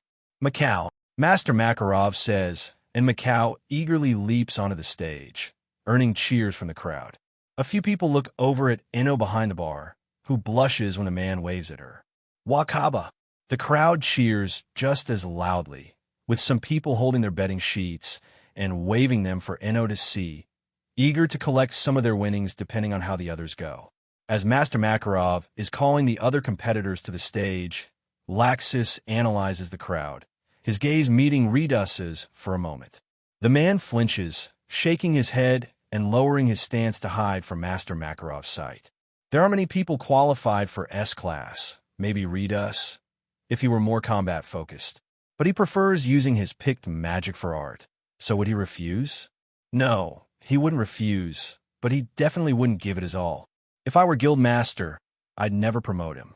Most people wouldn't get promoted. And the only people in the running would be Oberon and me, but we're just kids, so no way Gramps or Gildarts would let us anywhere near the S-Class trials. Damn, is Fairy Tale always going to be one of the weaker guilds? We've got Gramps, Gildarts, Oberon, and eventually myself, but everyone else is so weak.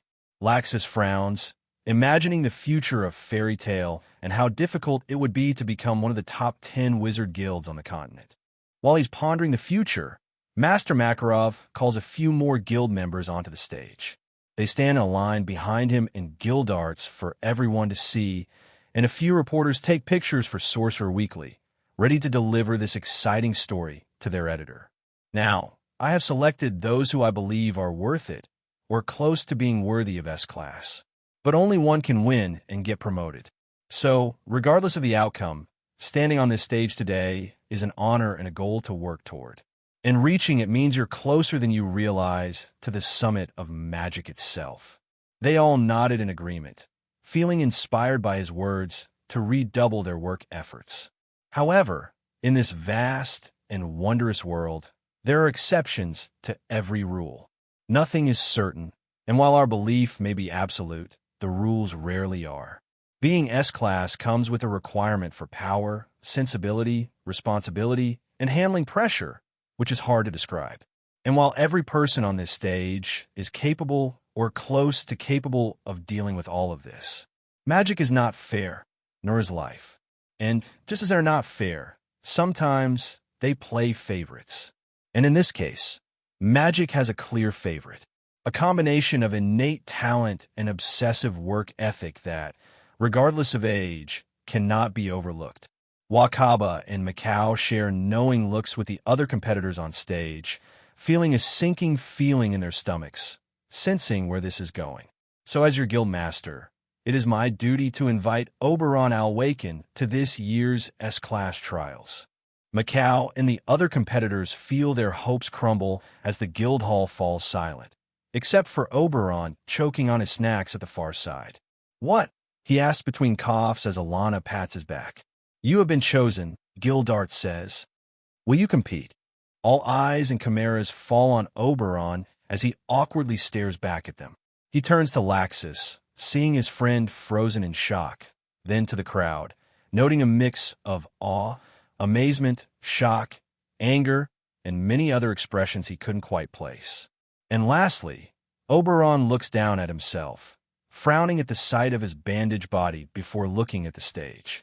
He analyzes everyone on stage, and the other competitors could tell, even with his injuries, that he was confident he could win.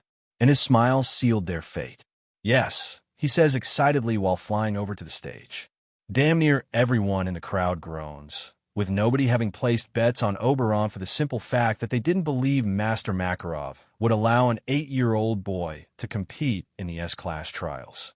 And now, they and the other competitors could feel their chances of winning and profit fading away. But one person did cheer, so loudly and boisterously that it startled the surrounding people. "Yes!" Ritas's voice nearly breaks from sheer excitement as he rushes over to Enno, handing her his betting sheet. She face-bombs and takes it, confirming his initial bet before turning to the crowd. He was the only one to bet on Oberon getting chosen and winning. A few people silently cry, while Ritas is already thinking about the expensive paints he'll buy with his profits.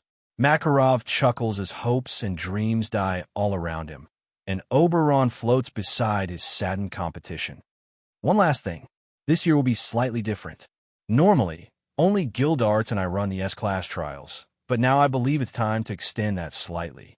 So Laxus Dreyer. Laxus snaps out of his stupor at his grandfather's words.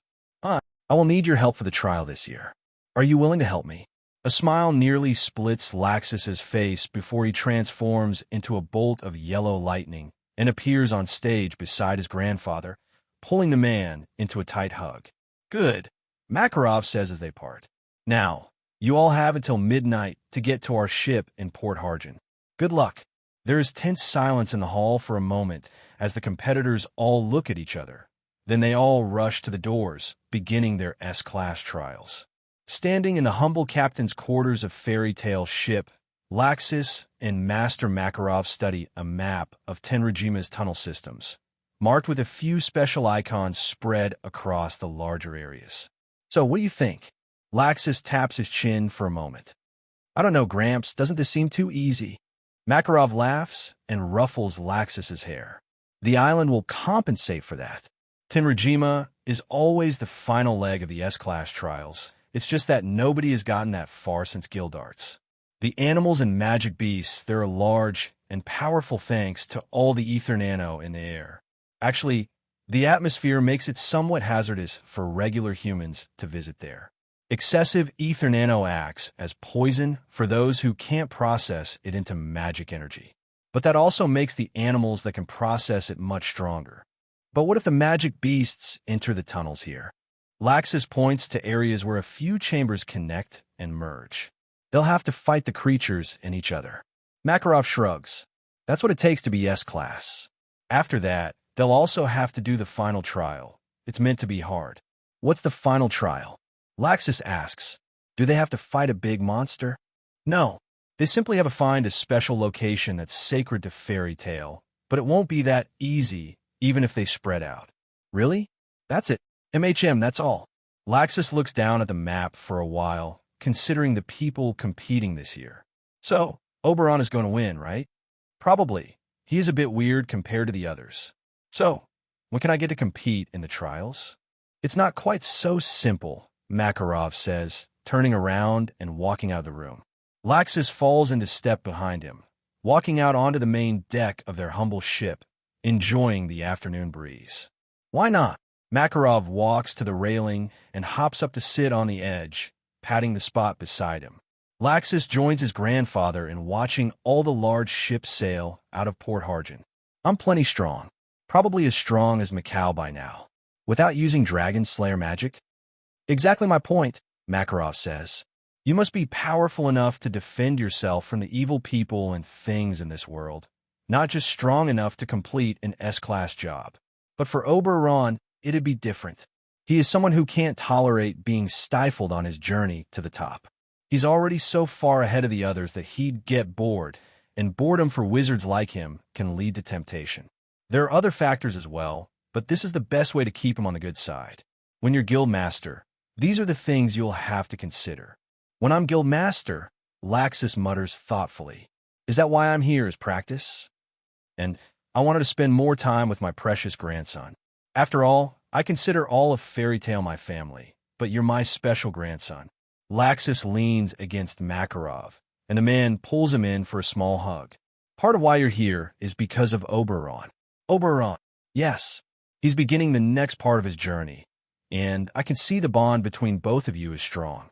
You understand the differences between both of you, so I don't have to worry about jealousy and fighting, but I believe it's best for you two to continue growing together. Gildarts says within the decade that boy will probably surpass him as the ace, and when that happens, he already has his sights set on a few jobs far away from Ishgar. But that got me thinking about the future, and I realized something. Back when I was the ace of Fairy Tale, Master Precht and I were as close as could be. That man practically raised me and guided me until he left, and I became guild master. And I was the same for Gildarts. The connection between guild master and ace must be absolute. That is the only way to secure the future of Fairy Tale and the absolute safety of its members.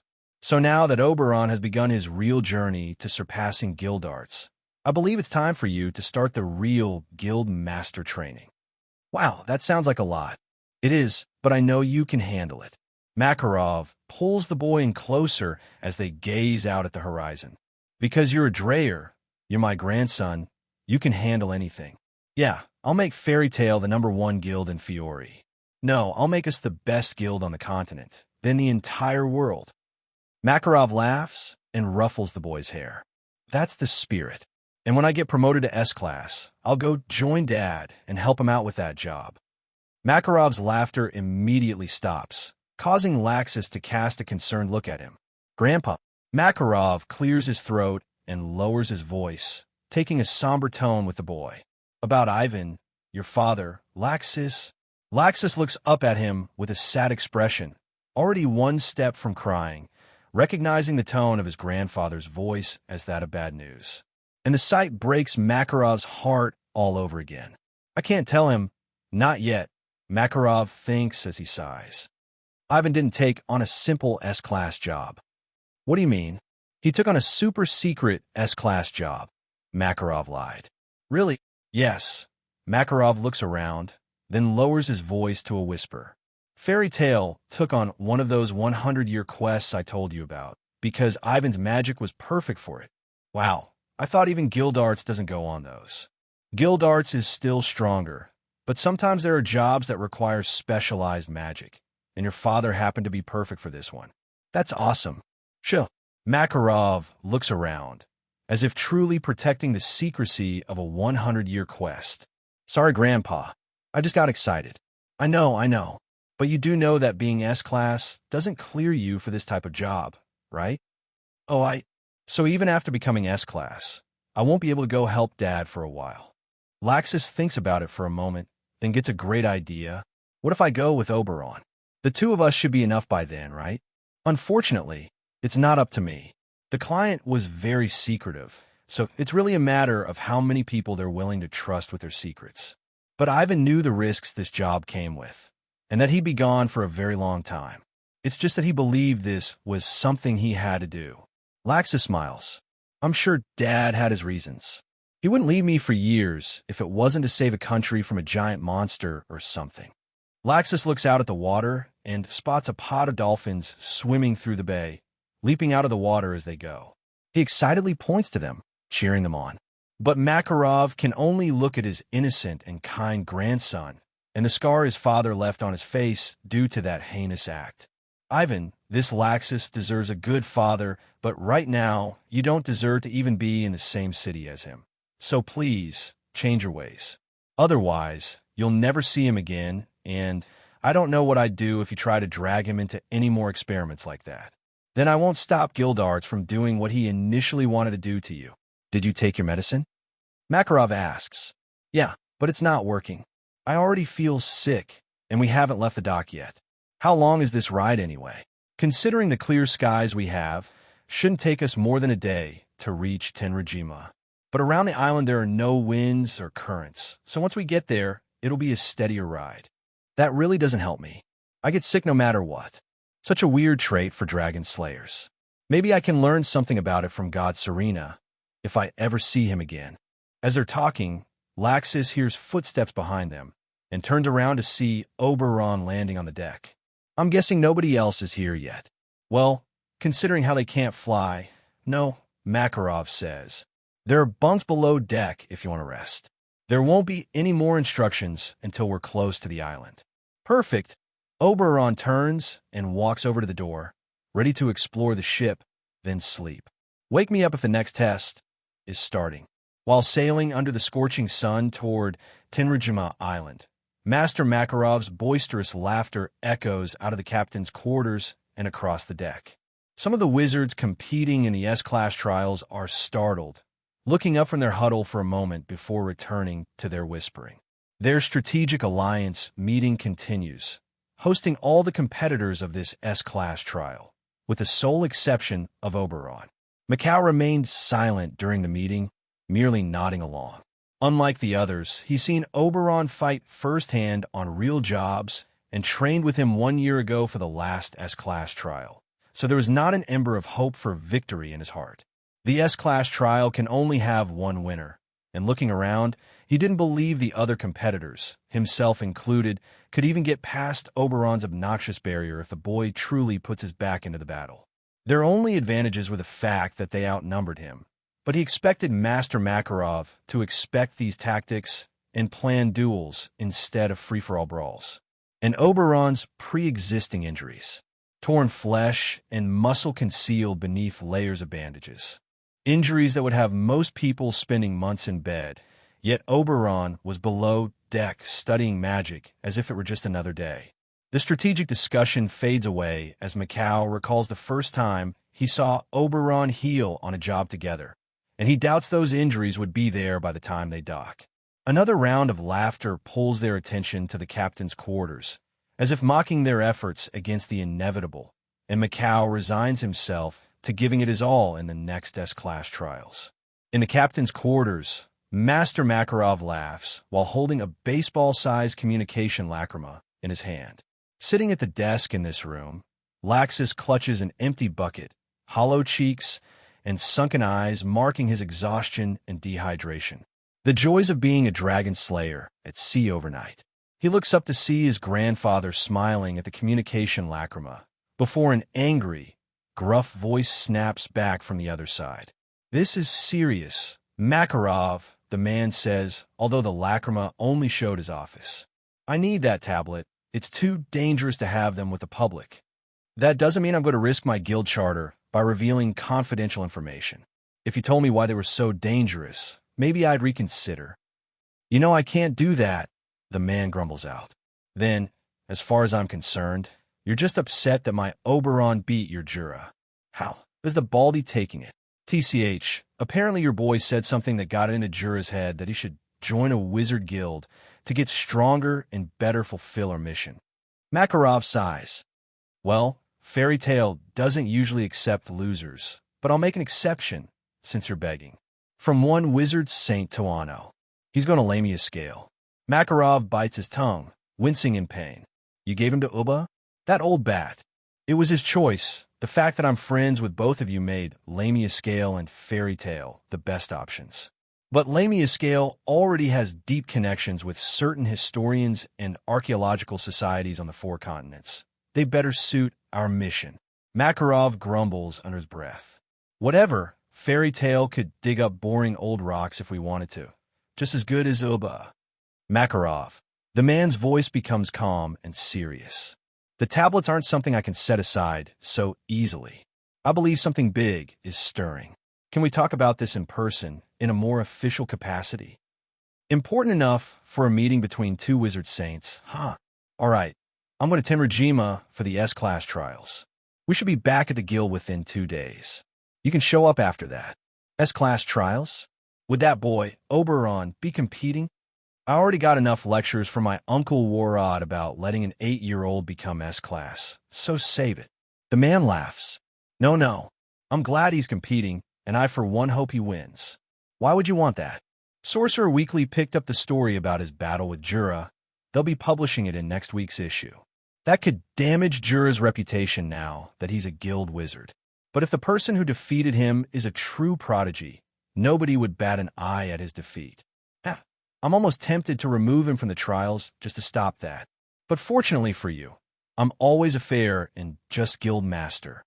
From what I hear about that boy, if you were either of those things, you would have skipped the trial and promoted him, if for no other reason than to give your other members a real chance to advance. Sometimes life and magic pick favorites, and Oberon is beloved by magic. I'll see for myself when I meet him. Until then, I'll be expecting you. Makarov ends the connection, setting aside the lacrima and turning to Laxus. Well, Laxus strains to focus his whirling mind, feeling his lunch try to make an appearance with each passing second. I hate boats. Makarov pinches the bridge of his nose. I meant about the conversation I just had. Laxus, I'm training you to not just be a guild master, but to be the master of Fairy Tale. If you're half as powerful as I expect, that means you'll be dealing with the other wizard saints. Pay attention.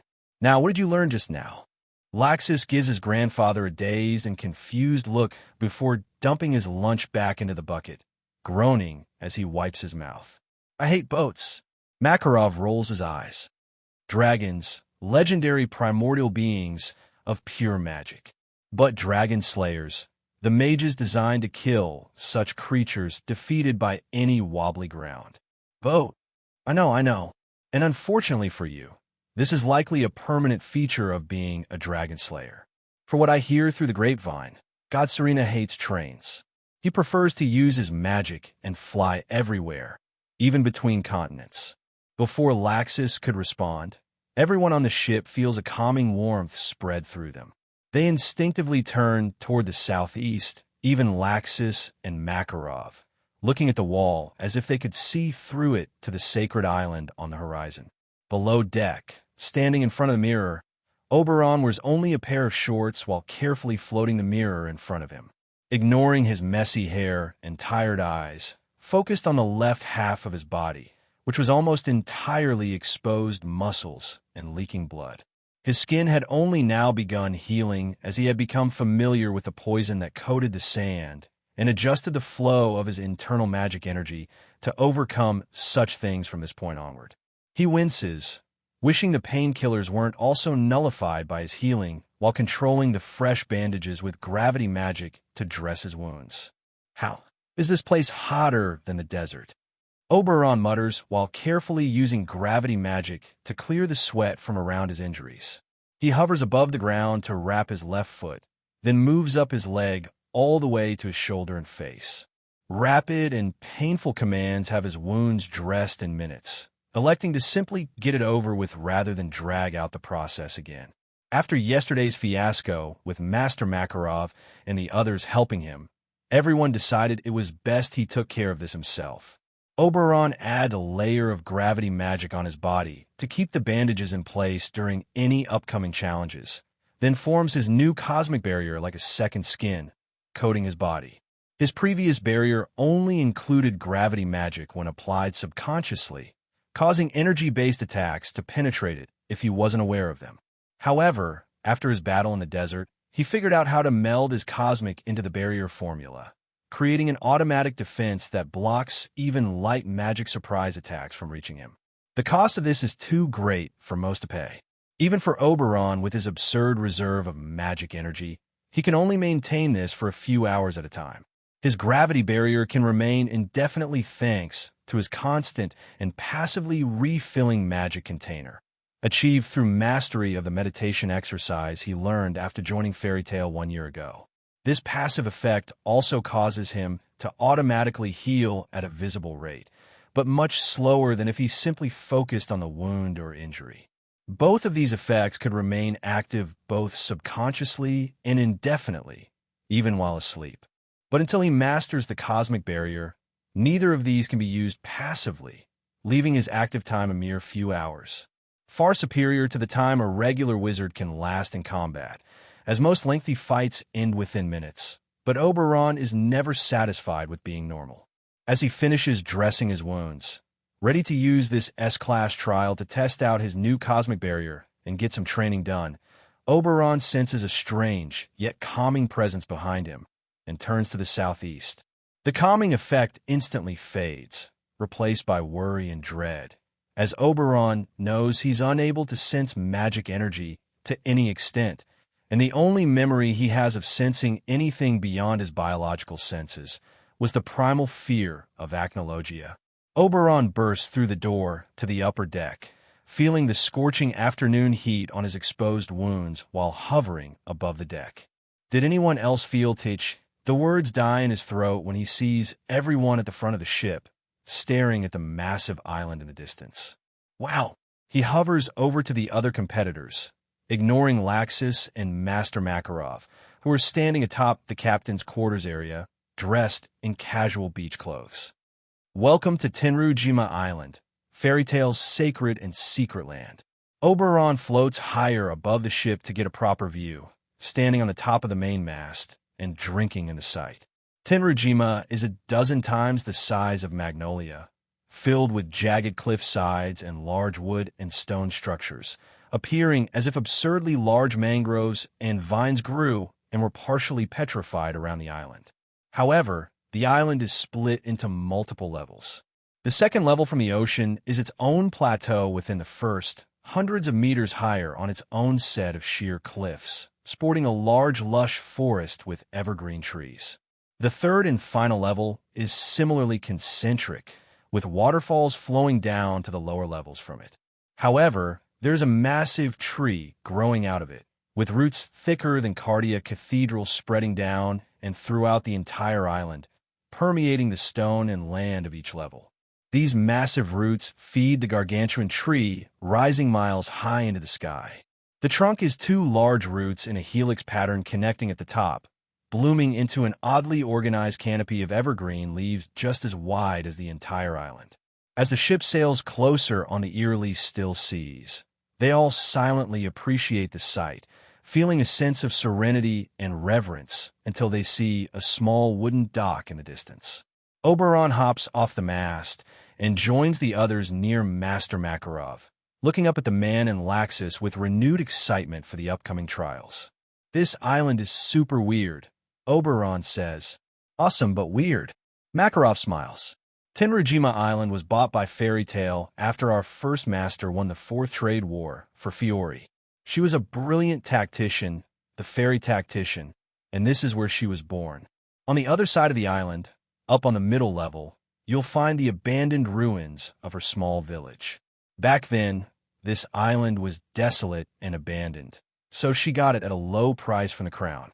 Now it is considered our holy ground, and if anything should truly threaten the Fairy Tale Guild, this island is where the S-class wizards can bring everyone for safety.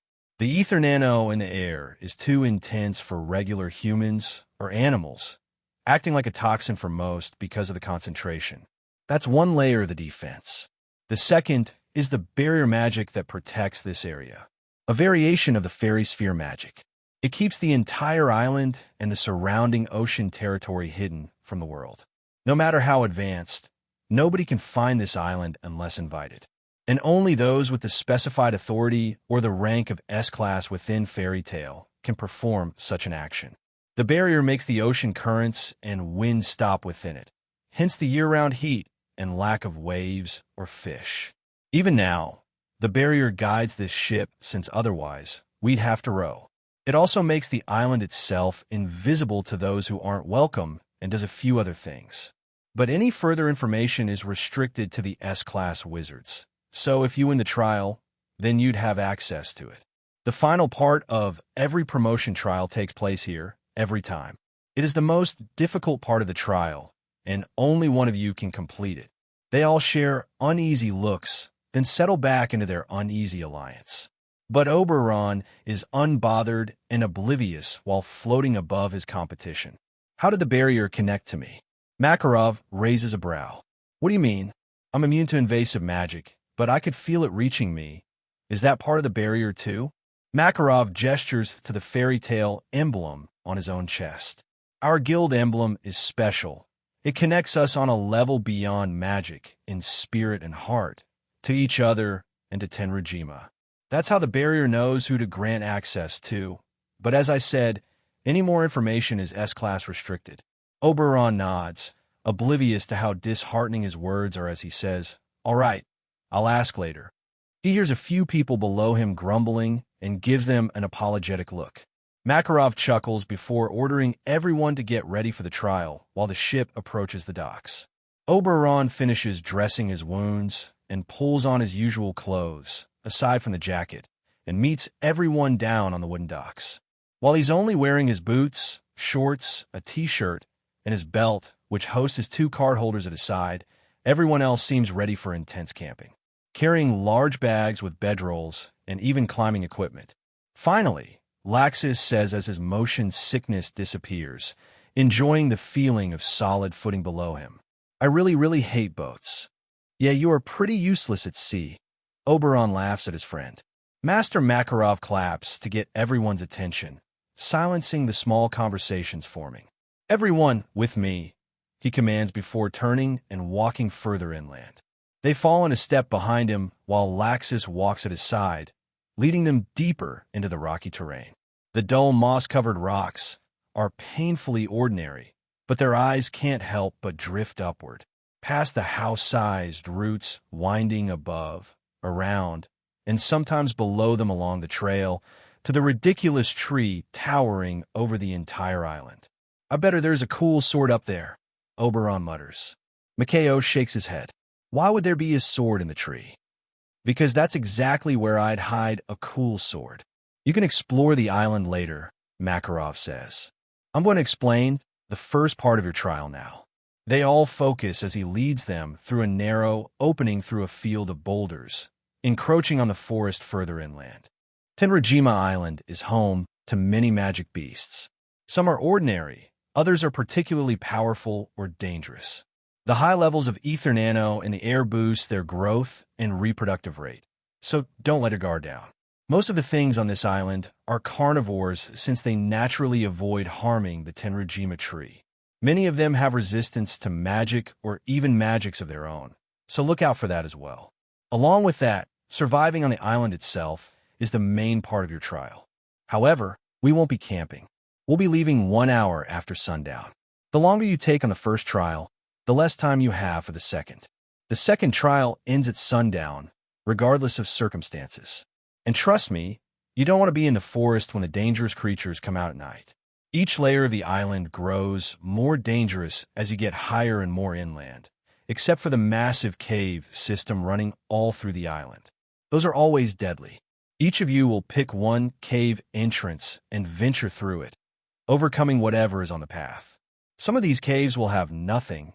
Others will be flooded or filled with monsters, maybe even dangerous plants or gas, and likely some traps too, since Gildarts has been here all day planning. Macau and Wakaba frown, recalling how their last S-Class trial ended.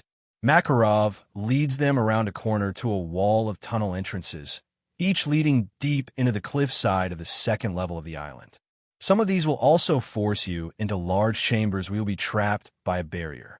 The barrier won't fall until one person is left standing, be it by submission or surrender. So either we get lucky with the easy route, or we fight the island and each other, one of the women competing says. This seems a bit too easy, Master. Well, the second part is nearly impossible to pass.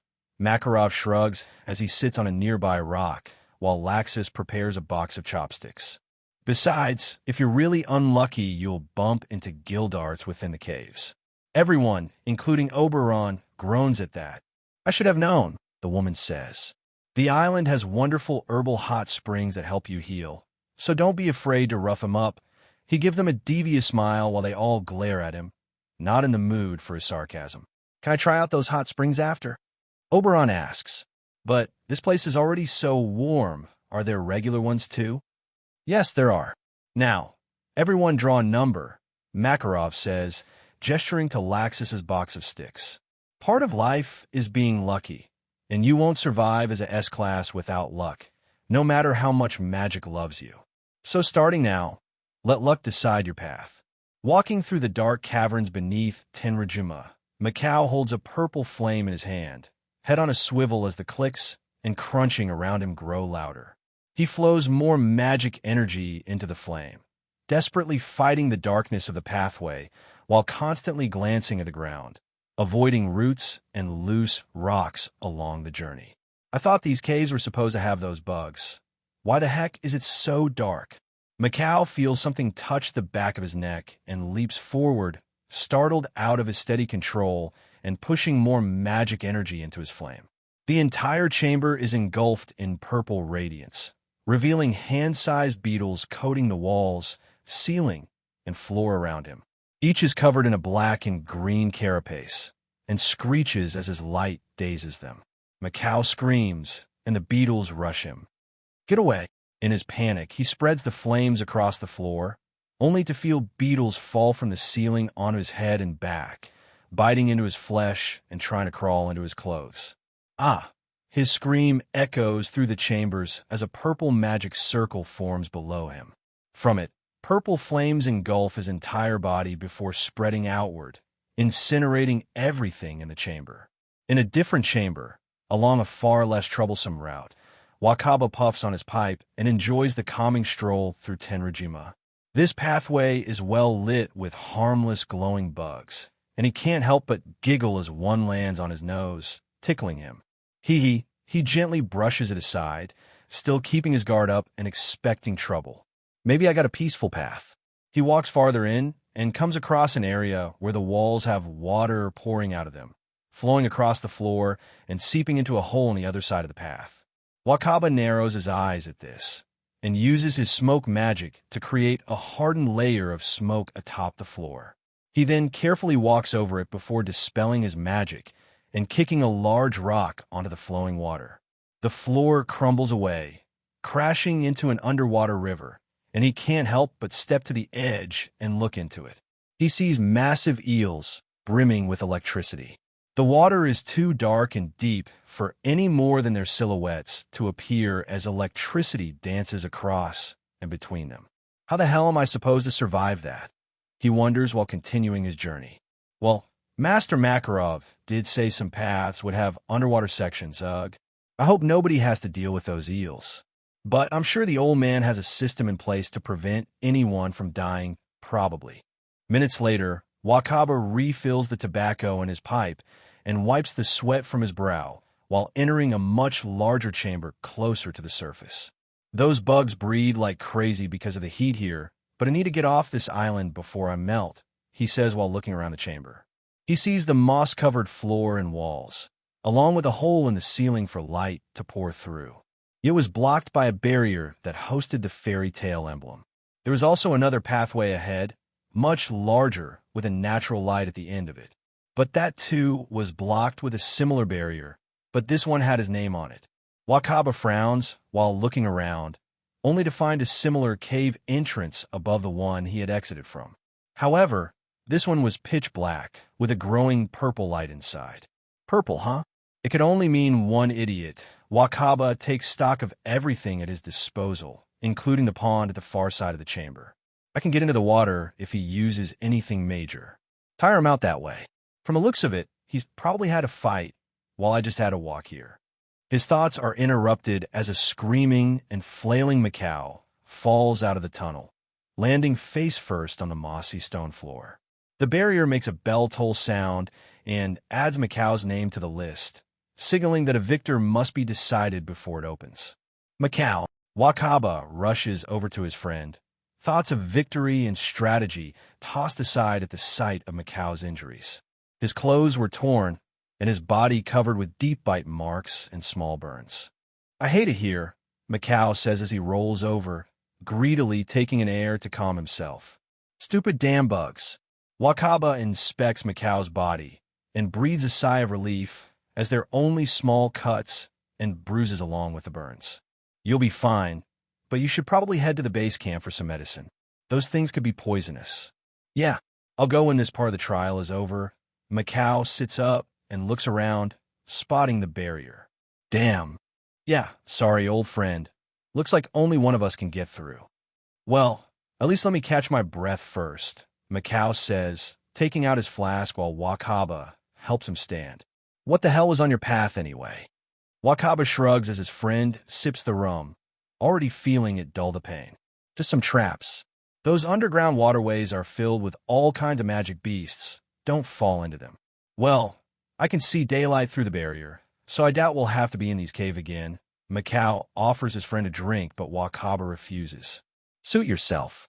Macau walks to the other side of the room, emptying his flask along the way, then turns to face his best friend. Sure you don't want a few more minutes? Nah. Master said as soon as we're out of these caves, he's starting the next part. So, this is still a race. I'm just worried for my friend. That's all. Wakaba sets aside his camping gear, and Macau does the same. How about you let the better man win? That way, you can go get healed up faster. Master would probably let you call back to the guild, too. I bet Ino would be happy to console you and nurse you back to help. Macau smiles as they take dueling positions. I bet she'd be even happier to celebrate my promotion with me. Well, she is a dreamer. Guess you both have that in common. Wakaba forms fists of hardened smoke at his sides and takes a combat stance. Dreams become a reality today. Macau holds a purple fireball in each hand and prepares to charge his friend. But before either man can make a move, the barrier rings once more, and the name Oberon Alquan appears on it. Shit, they mutter simultaneously. Macau drops his combat spell, as does Wakaba, and they both walk to the middle of the chamber. I thought barriers don't work on him. What's going on? Macau asks. How the heck should I know? You spent more time with him, you tell me. Not that much more. Macau looks around the chamber. Where the hell is he even coming from? Moments later, the pond across from them erupts, splashing water all across the room and soaking both men. They leap to the opposite side and take fighting stances, but are shocked when a 50 feet-15 long electric eel lands in the middle of the room.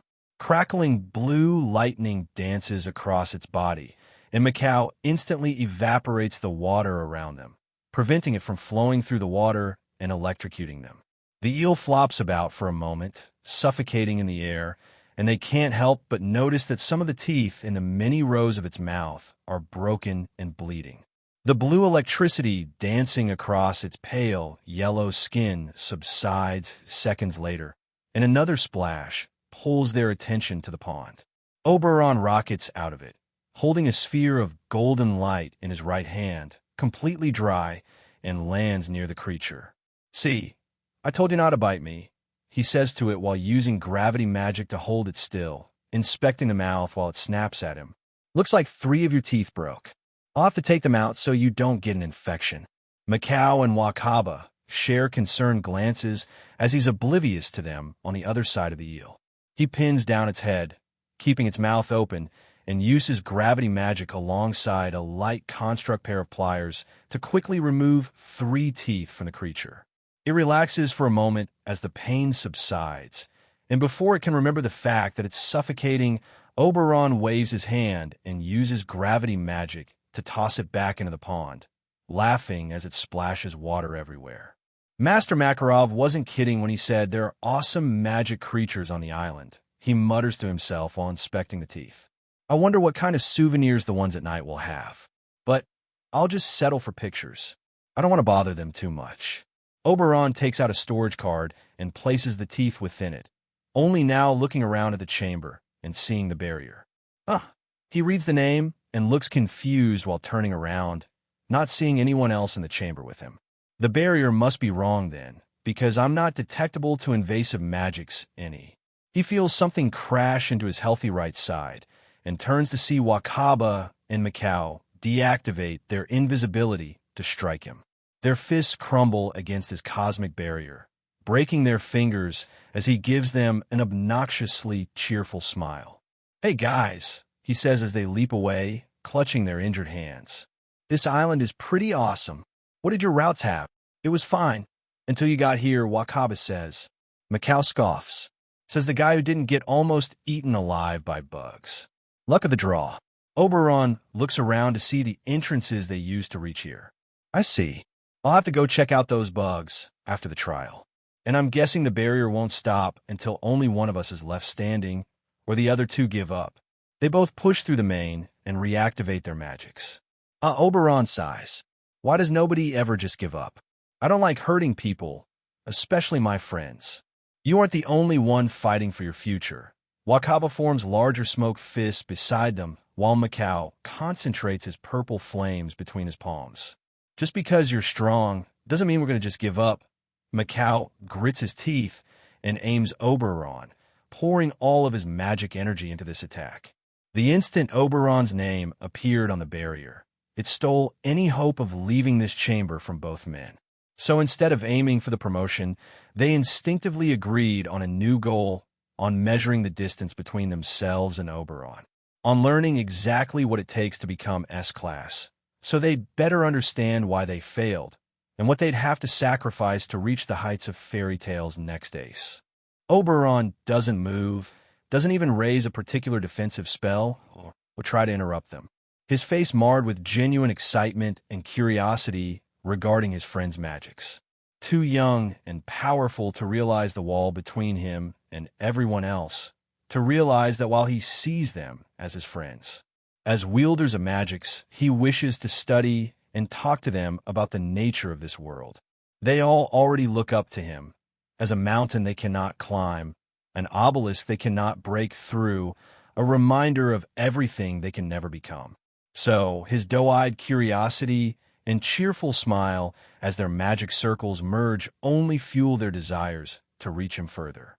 For the first time, he witnesses it, the rarest of all phenomena among mages. What can only be achieved when not only compatible magics, but compatible hearts, minds, and desires perfectly synchronize, setting aside all selfish desire and ambition, focused only on helping each other grow stronger. Unison raid. Macau and Wakaba scream as their purple and gray magic circles fuse into a perfectly blended, rotating map of runes, hosting the fairy tale emblem in the middle. Purple Ash Storm. Oberon smiles as a cloud of purple ash and sparking embers forms and condenses into a beam, rocketing directly at him. He raises a hand to shield himself, smiling as the attack crashes against his defenses. A unison raid. I can't believe I actually saw one. They're awesome. Purple light envelopes the chamber, shining all the way to the daylight past the exit and outside. Master Makarov and Laxus turn toward the battle.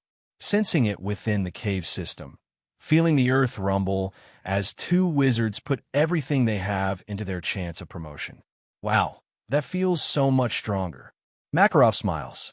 Seems those two knuckleheads finally managed a unison raid, and all it took was the right motivation. No wonder it feels so strong, Laxus mutters as the ground continues shaking. Magics amplifying each other. Scary. In the wrong hands, it can be. Will the roof collapse onto them? No. The cave system is reinforced, a precaution I did with some earth magic since I know Oberon can go overboard sometimes.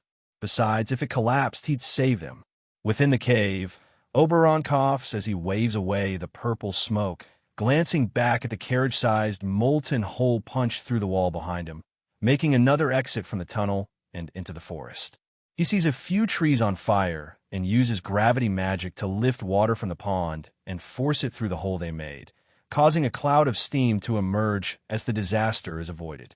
That was awesome, but you guys should be more careful, Oberon says as he turns to his friends, seeing them supporting each other while barely standing. You could have hurt the animals in the forest. Ugh, Macau collapses to his knees. What the hell happened to you? Your barrier. It felt different. Wakaba checks on his friend, while Oberon hovers in place, completely unbothered by the attack. Oh, I figured out how to mix Cosmic with my passive barrier spell, but it still needs a lot of work. Macau lies on the floor, rolling onto his back. Yeah, sure, whatever the hell that means. Anyway, I give up. He's all yours, Wakaba. Me? I'm not fighting him. The barrier chimes and deactivates after declaring Oberon the winner. Thank you, Oberon says while using gravity magic to make both his friends and their gear float beside him. I really don't like hurting people, especially my friends. As he carries them through the exit, Macau can't help but release a bitter chuckle. Were we even close to breaking that barrier? Not really. My new cosmic barrier doesn't just block things like the gravity barrier, it blocks magic energy too. It also automatically draws in magic energy and crashes it into mine, so you'd have to deplete my reserves or hit me hard enough and fast enough that I can't automatically raise my output to match it. Ah, Wakaba's shaky hand stuffed more tobacco into his pipe. So that's how cosmic works. No wonder when you flare up your magic energy, our bodies instinctively do the same. It's just the content of raw magic energy capacity we're forced to enter.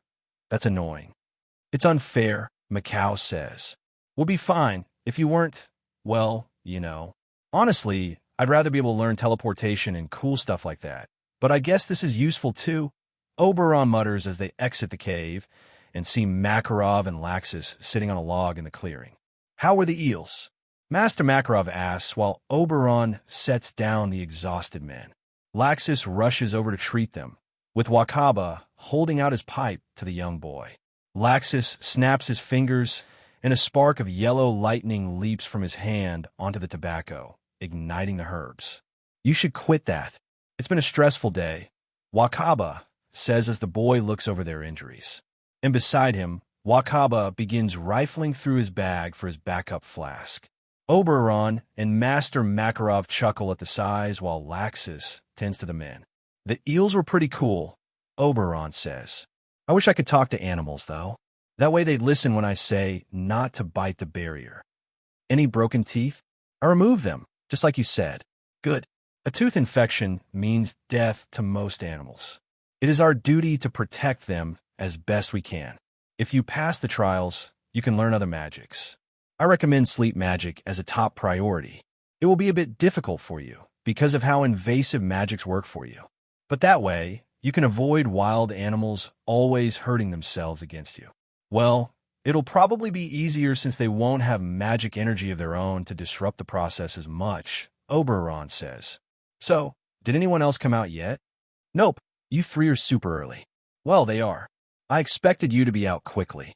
Hey, Macau and Wakaba voice their annoyance simultaneously, earning a small zap from Laxus as he now has to restart wrapping the bandages. Master Makarov waves his hands and uses Requip magic to withdraw a small box from his pocket dimension storage. He then opens it and takes out 3 small cylindrical objects, each with a string at the end. Red, green, and yellow. These are emergency flares. Red for if you've encountered an intruder on the island. Yellow for if you're cornered by one of the magic creatures or get injured. And green for if you're lost. Oberon takes the items and floats them beside him. If I use these, do I fail the next part of the trial? No, you just be brought back here and treated. Then if you still have time, you'll be sent back on your way again. The last thing I want is someone getting seriously hurt or dying because of this trial. Macau groans loudly. Oh, quit being such a baby. They were just some bugs. Besides, I would have gotten to you before they ate all your skin. Not helpful. The barrier would have protected you enough, Laxus says, surprising the injured man. It's set up inside the caves to make the magic creatures back off if you're too hurt. Doesn't work for other sentient beings, though. Master Makarov sighs. Laxus, obviously, part of the beginning guildmaster, is protecting them even during tests such as this. But the false sense of danger must be preserved to show how they'd really act on dangerous jobs. Also, it's far more fun that way. Sorry, Grandpa. It's fine. I'll just let someone die next year to reinstall this sense of danger, he says jokingly. That's not funny, Wakaba says, but Makarov turns to Oberon, ignoring the injured man. What's the next part? The next part is to find the grave of Mavis Vermilion, Fairy Tale's first master. She's buried somewhere on this island. Wow, Oberon mutters. Do I have to wait for the others? Master Makarov frowns. Normally, yes, but two of them are about to fight Guildarts, and the others either got beaten by magic creatures or fell down a hole in the peaceful route. Ouch! Master Makarov places a hand on Oberon's shoulder, looking up at the boy with teary eyes. Please find a grave so I can promote you. Don't leave Fairy Tale at the mercy of these knuckleheads and that clumsy Guildarts. Hey, Macau and Wakaba yell, earning another zap from Laxus. Master Makarov, Laxus, Macau, and Wakaba watch Oberon wander off into the forests of Tenrajima Island without a care in the world. He strolls through the landscape with haste, but not too quickly to miss the sights. The wondrous magical plants and animals all around him, along with the layout of this strange island. Is this really the last part of the trial? Macau asks while Laxus is still treating him. Always, Master Makarov says. Normally I'd give a hint or something, but it won't really matter this time. It's usually more of a placebo anyway. What is that supposed to mean? Wakaba asks. Makarov turns to them and smiles. If I told you that it could give you an unfair advantage in the future, that's also why Laxus will stay here while I go way to the grave. Can't have you knowing where it is before your own trial in a few years. Laxus nods. I'll stay here and take care of everyone. I bet Guildarts is going to overdo it anyway. That knucklehead. All right, Laxus. I'll leave them all to you for a while, Master Makarov says before flying into the forest. Watching the man disappear beyond the tree line, Wakaba sits beside his friend and puffs on his pipe. Hey, Laxus, you plan on becoming S-Class? Laxus doesn't look away from treating Macau's wounds. How else would I be respected as guild master? I guess you're right, but I've been thinking, Macau cuts off his friend, about having to fight whatever the hell requires strength like Oberon and Guildarts to be brought down. Wakaba nods. Ever since the last trial I've been thinking. You know, my life is pretty good as is. Why bother throwing it away for some more cash and fame? Macau takes out a small bottle of special spice rum, hoping he would have used it to celebrate his promotion, and cracks the seal. Ugh. Laxus groans as the scents bombard his draconic senses. I've been having the same thought, and you know what? Macau takes a sip of his drink before offering it to Wakaba. I'm perfectly fine right where I am. Wakaba takes a drink of his special rum.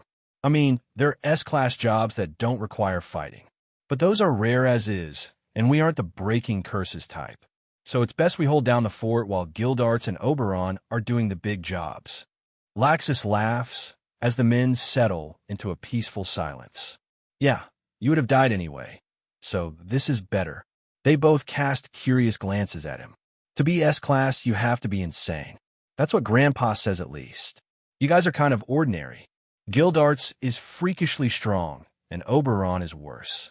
And speaking as future guild master, I wouldn't promote you as you are now, because I'd rather you be alive as regular wizards then remembered as short-lived S-class wizards. While they consider their futures, Oberon moves through the forest as if he were already familiar with the island, crossing paths with what would be dangerous magic beasts. But much to his surprise, they only spared him a second glance before moving along. Oberon doesn't understand it, but is glad he doesn't have to hurt anything on the island while searching for the grave. He makes his way through the massive forests, and mere minutes after leaving Master Makarov and the others, he hears it. Playful giggling from nearby, the joyful chime-like laughter of a young girl echoing from beyond the trees. He turns on his heel and rushes toward the sound, the only thought in his mind that if this were an intruder, he'd need to use the signal flare, and if it were some person cast away at sea and washed up on the island, they'd need his help. He pushes past a set of bushes, entering a part of the forest where the trees are spread out to make large clear spaces between them, while ascending taller to make the canopy taller than Cardia Cathedral in Magnolia. Then he hears the laughter again. He turns and sees the ends of blonde hair disappear behind a tree, and Oberon rockets forward to the tree it disappeared behind, finding nothing but a single strand of hair. "Hello," he calls out while holding the strand, oblivious to how his emotions are being played thanks to their connection. Had it not been for this, he would have simply used gravity magic to capture his target. But now he was caught up in a children's game, constantly rushing toward the laughter and finding single strands of hair behind trees, bushes, rocks, and eventually entering another cave system. Within a minute, Oberon was deep within this new cave system where the giggling grew louder, and upon turning the final corner, he sees it. A large square shrine with a rectangular tombstone, split in two with a circular portion cut out of the middle. Had it been anyone else, they would have felt the soft and peaceful warmth flowing from it as the lingering magic energy permeates the area. But to Oberon, who could not sense magic, he was stunned by the fact that he'd found it. The grave of Fairy Tale's first guild master, Mavis Vermilion. Oberon is startled out of his stupor by giggling beside him, jolting away and turning to see a young child with long blonde hair down to her ankles wearing a long pink dress ending at her ankles, showing off her bare feet. His eyes widen in realization, instantly recognizing her from the books in Fairy Tale's library. "First Master," he asks, and she smiles at him. "Are you a ghost?" Not exactly. Her high-pitched voice was one step from laughing at him, but she retains her composure. "You don't seem so surprised to see me, why? It would make sense for you to have a projection on the island. I assumed you were still controlling the Tenrajima barrier. It would be too complex to create a spell like that without constant human input. You created the 3 ultimate fairy magics, unmatched spells even to this day. And you were a master of illusion, projection, light, and light construct magics, along with others. I was just hoping to study whatever formula you used to create the array for the island.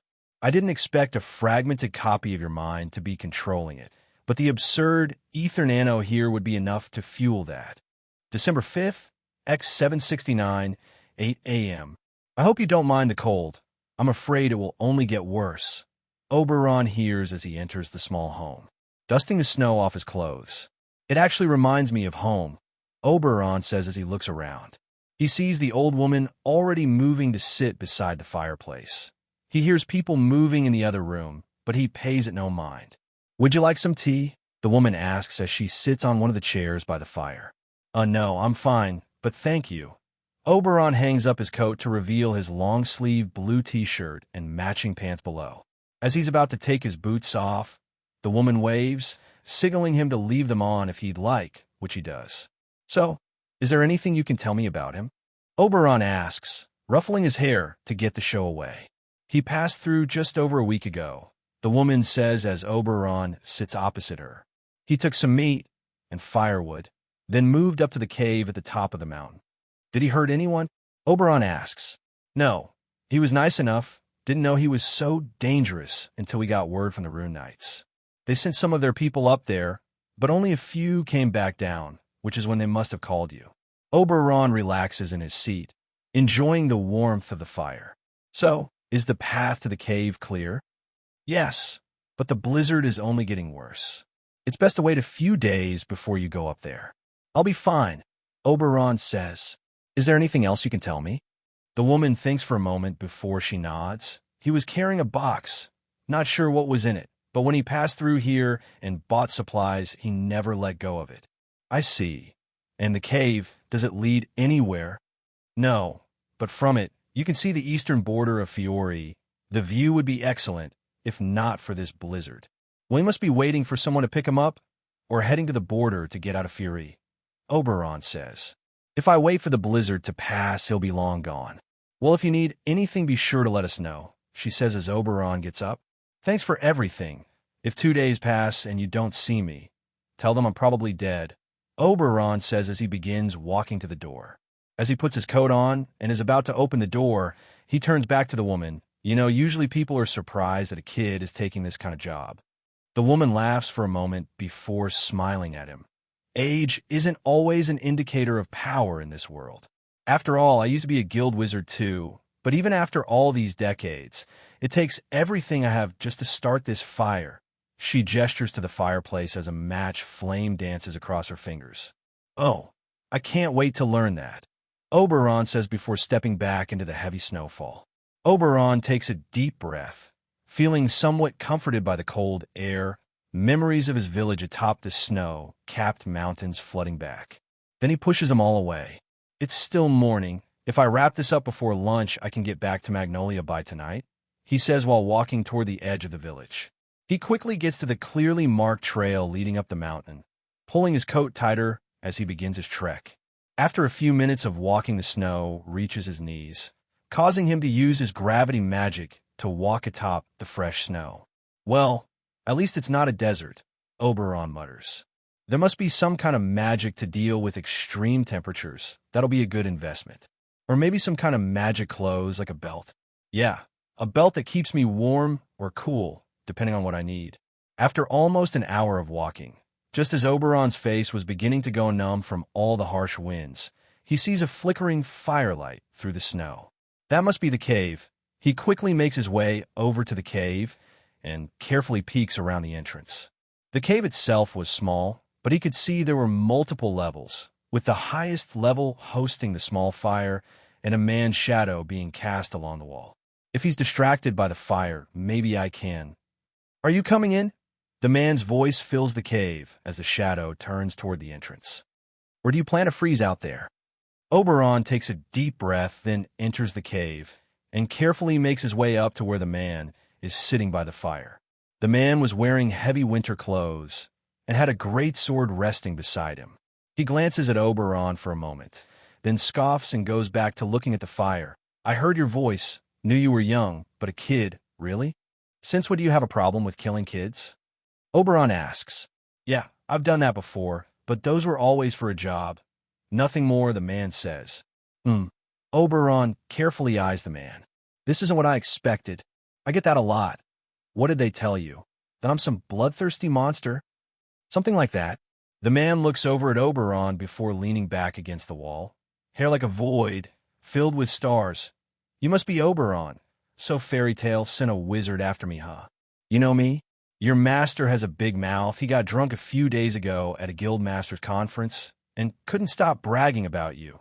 His new talented wizard, the man says. Oberon smiles. Wow, he really said that? While he was drinking with all those damn traitors, the man says bitterly. You know, I did a lot of work for a lot of people, wizards, guilds, powerful businessmen, and nobles, even some of the people sitting on the Magic Council today. Why would they hire an assassin? People need to die for others to rise up, the man says. And now, after all the years I spent killing for them, they turn around and start talking about making assassination jobs illegal. TCH, fucking traitors. After I spilled so much blood to help them achieve their ambitions, they want to ruin my way of life, to make all that I am illegal. What a fucking joke. So now you feel betrayed, killed one of your former clients, and plan to leave Fiore, Oberon says. Is that it? Pretty much, the man sighs. And now they're sending people after me, but I'll give you a chance to walk away, unless you want to end up like the last 3 wizards. Oberon narrows his eyes at the man. Why not just take regular jobs instead of assassination jobs? Why not just become an entirely different person because the world wants you to? The man sees Oberon scowl. Yeah, exactly. Well, at least I know you'll understand that I can't just walk away, even if I did care about that sob story. Yeah, I get it. This is a business after all. The man looks over at Oberon, then back into the fire. Don't take this personally. The sound of steel shattering echoes through the cave as the man in front of Oberon disappears in a flash of light, the illusion dispelled. Oberon quickly turns around to see the man behind him, holding the greatsword that was broken in two, hands trembling as he winces in pain. What the hell? What are you made of? The man asks while groaning in pain. Oberon just gives him an annoyed look. Did you just try to stab me in the back? No, the man says as he swings the sword again. I tried to cut your head off. This time, Oberon casually raises a hand to block the blade, shocking the man yet again. Macau moves a few seats closer, chugging his special drink while listening in. Yeah, Master Makarov even said some of the caves merge, and we'd have to fight each other or Gildarts to continue. Pretty sweet. No, it wasn't. A man and woman in the crowd yell out. The pair who were crushed by Gildarts. Yeah, I didn't get that route, Oberon says. I got one of the peaceful ones. Or at least I thought I did. Apparently, it wasn't. The last half of it was underwater. These pretty cool underwater caves. They were really dark, so I had to use light magic. The giant electric eels didn't like that. They were pretty cool, bigger than this room, and had sparks on them like Laxus. Most terrifying creature I've ever seen. Macau chimes in, acting as the voice of the reasonable and normal people. I asked them not to bite me, but one of them did. Oberon sighs. That was annoying. So naturally, I had to make sure he didn't break his teeth against my barrier. But of course he did. So I had to drag him into the chamber at the end and remove them. The crowd's excitement shifts into concern and bewilderment, now more confused at how Oberon's power and mind work than anything else. Yeah, so after I removed the broken teeth, I shoved it back into the water, and that's when Macau and Wakaba attacked me. Oberon's words cause Ino to glare at Macau, but her disdain becomes confusion as he continues. It was awesome. Thanks, Macau mutters, sipping his drink. Yeah, I didn't even know they had invisibility magic. It was great. Then they used a unison raid. A chorus of surprise sounded from the crowd. Yeah, you guys should have seen it. Purple flare and smoke magic. It was intense. It punched a hole through the side of the cave. Yet it didn't break that shield, Wakaba says from the crowd. That doesn't mean it wasn't strong, Oberon says.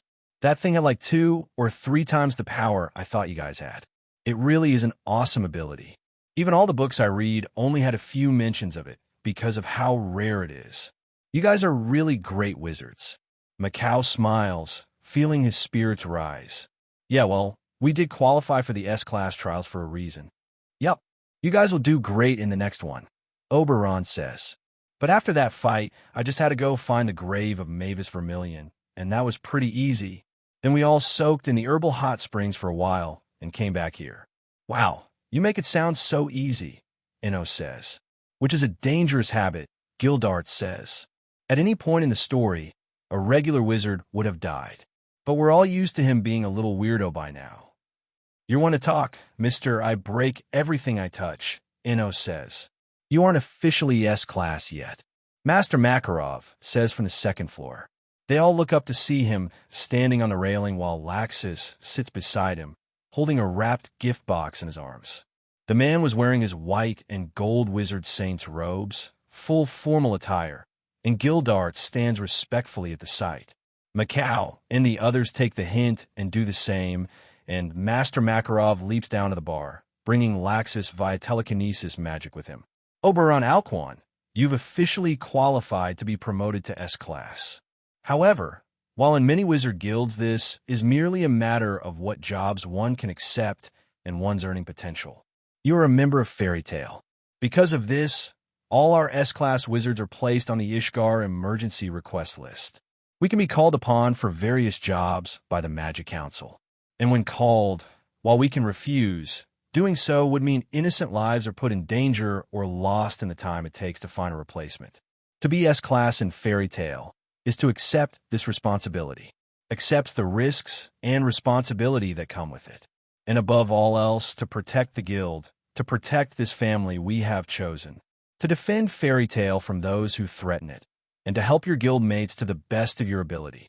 Now, you're more than powerful enough, but if this weight is too much, we can postpone this promotion. Oberon takes a moment to consider, but quickly shakes his head. I don't know if I can handle it. But I trust you, Master Makarov. You wouldn't have called me for the trials if you didn't think I was ready. So I'll trust in my master. Master Makarov fights back the tears as he hands Oberon the gift, the boy standing on the bar beside him. Oberon quickly opens it, expecting an advanced grimoire of some kind, but finds a white coat similar to Master Makarov's. But instead of golden accents and medals on the front, it is plain with black accents. However, on the back, just like Master Makarov's, there's a fairy tale emblem, black instead of gold, with white stars dotting the darkness, mirroring Oberon's cosmic and his hair. Wow. Oberon immediately puts it on, and the small jacket grows to perfectly fit him. That's awesome. Makarov smiles, allowing the tears to flow while looking up at the boy. Try not to destroy it like Gildarts did. And for you, I had to include the size-changing enchantment. Otherwise, it wouldn't fit you until you were fully grown. Thank you, Master Makarov. The crowd cheers for their new S-Class, celebrating with an overzealous party that leaves most of them incapacitated.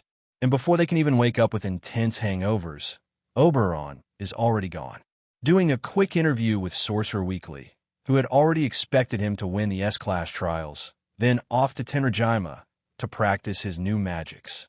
Hello, everyone! As we wrap up this video, I want to share a quick note. I have a Patreon account. If you'd like to support me and enjoy on-demand audiobooks, you can become a Patreon member. Alternatively, you can check out my Google Drive link, which has 500-plus novel audiobooks available through my Ko-fi or Patreon shop. I appreciate your support.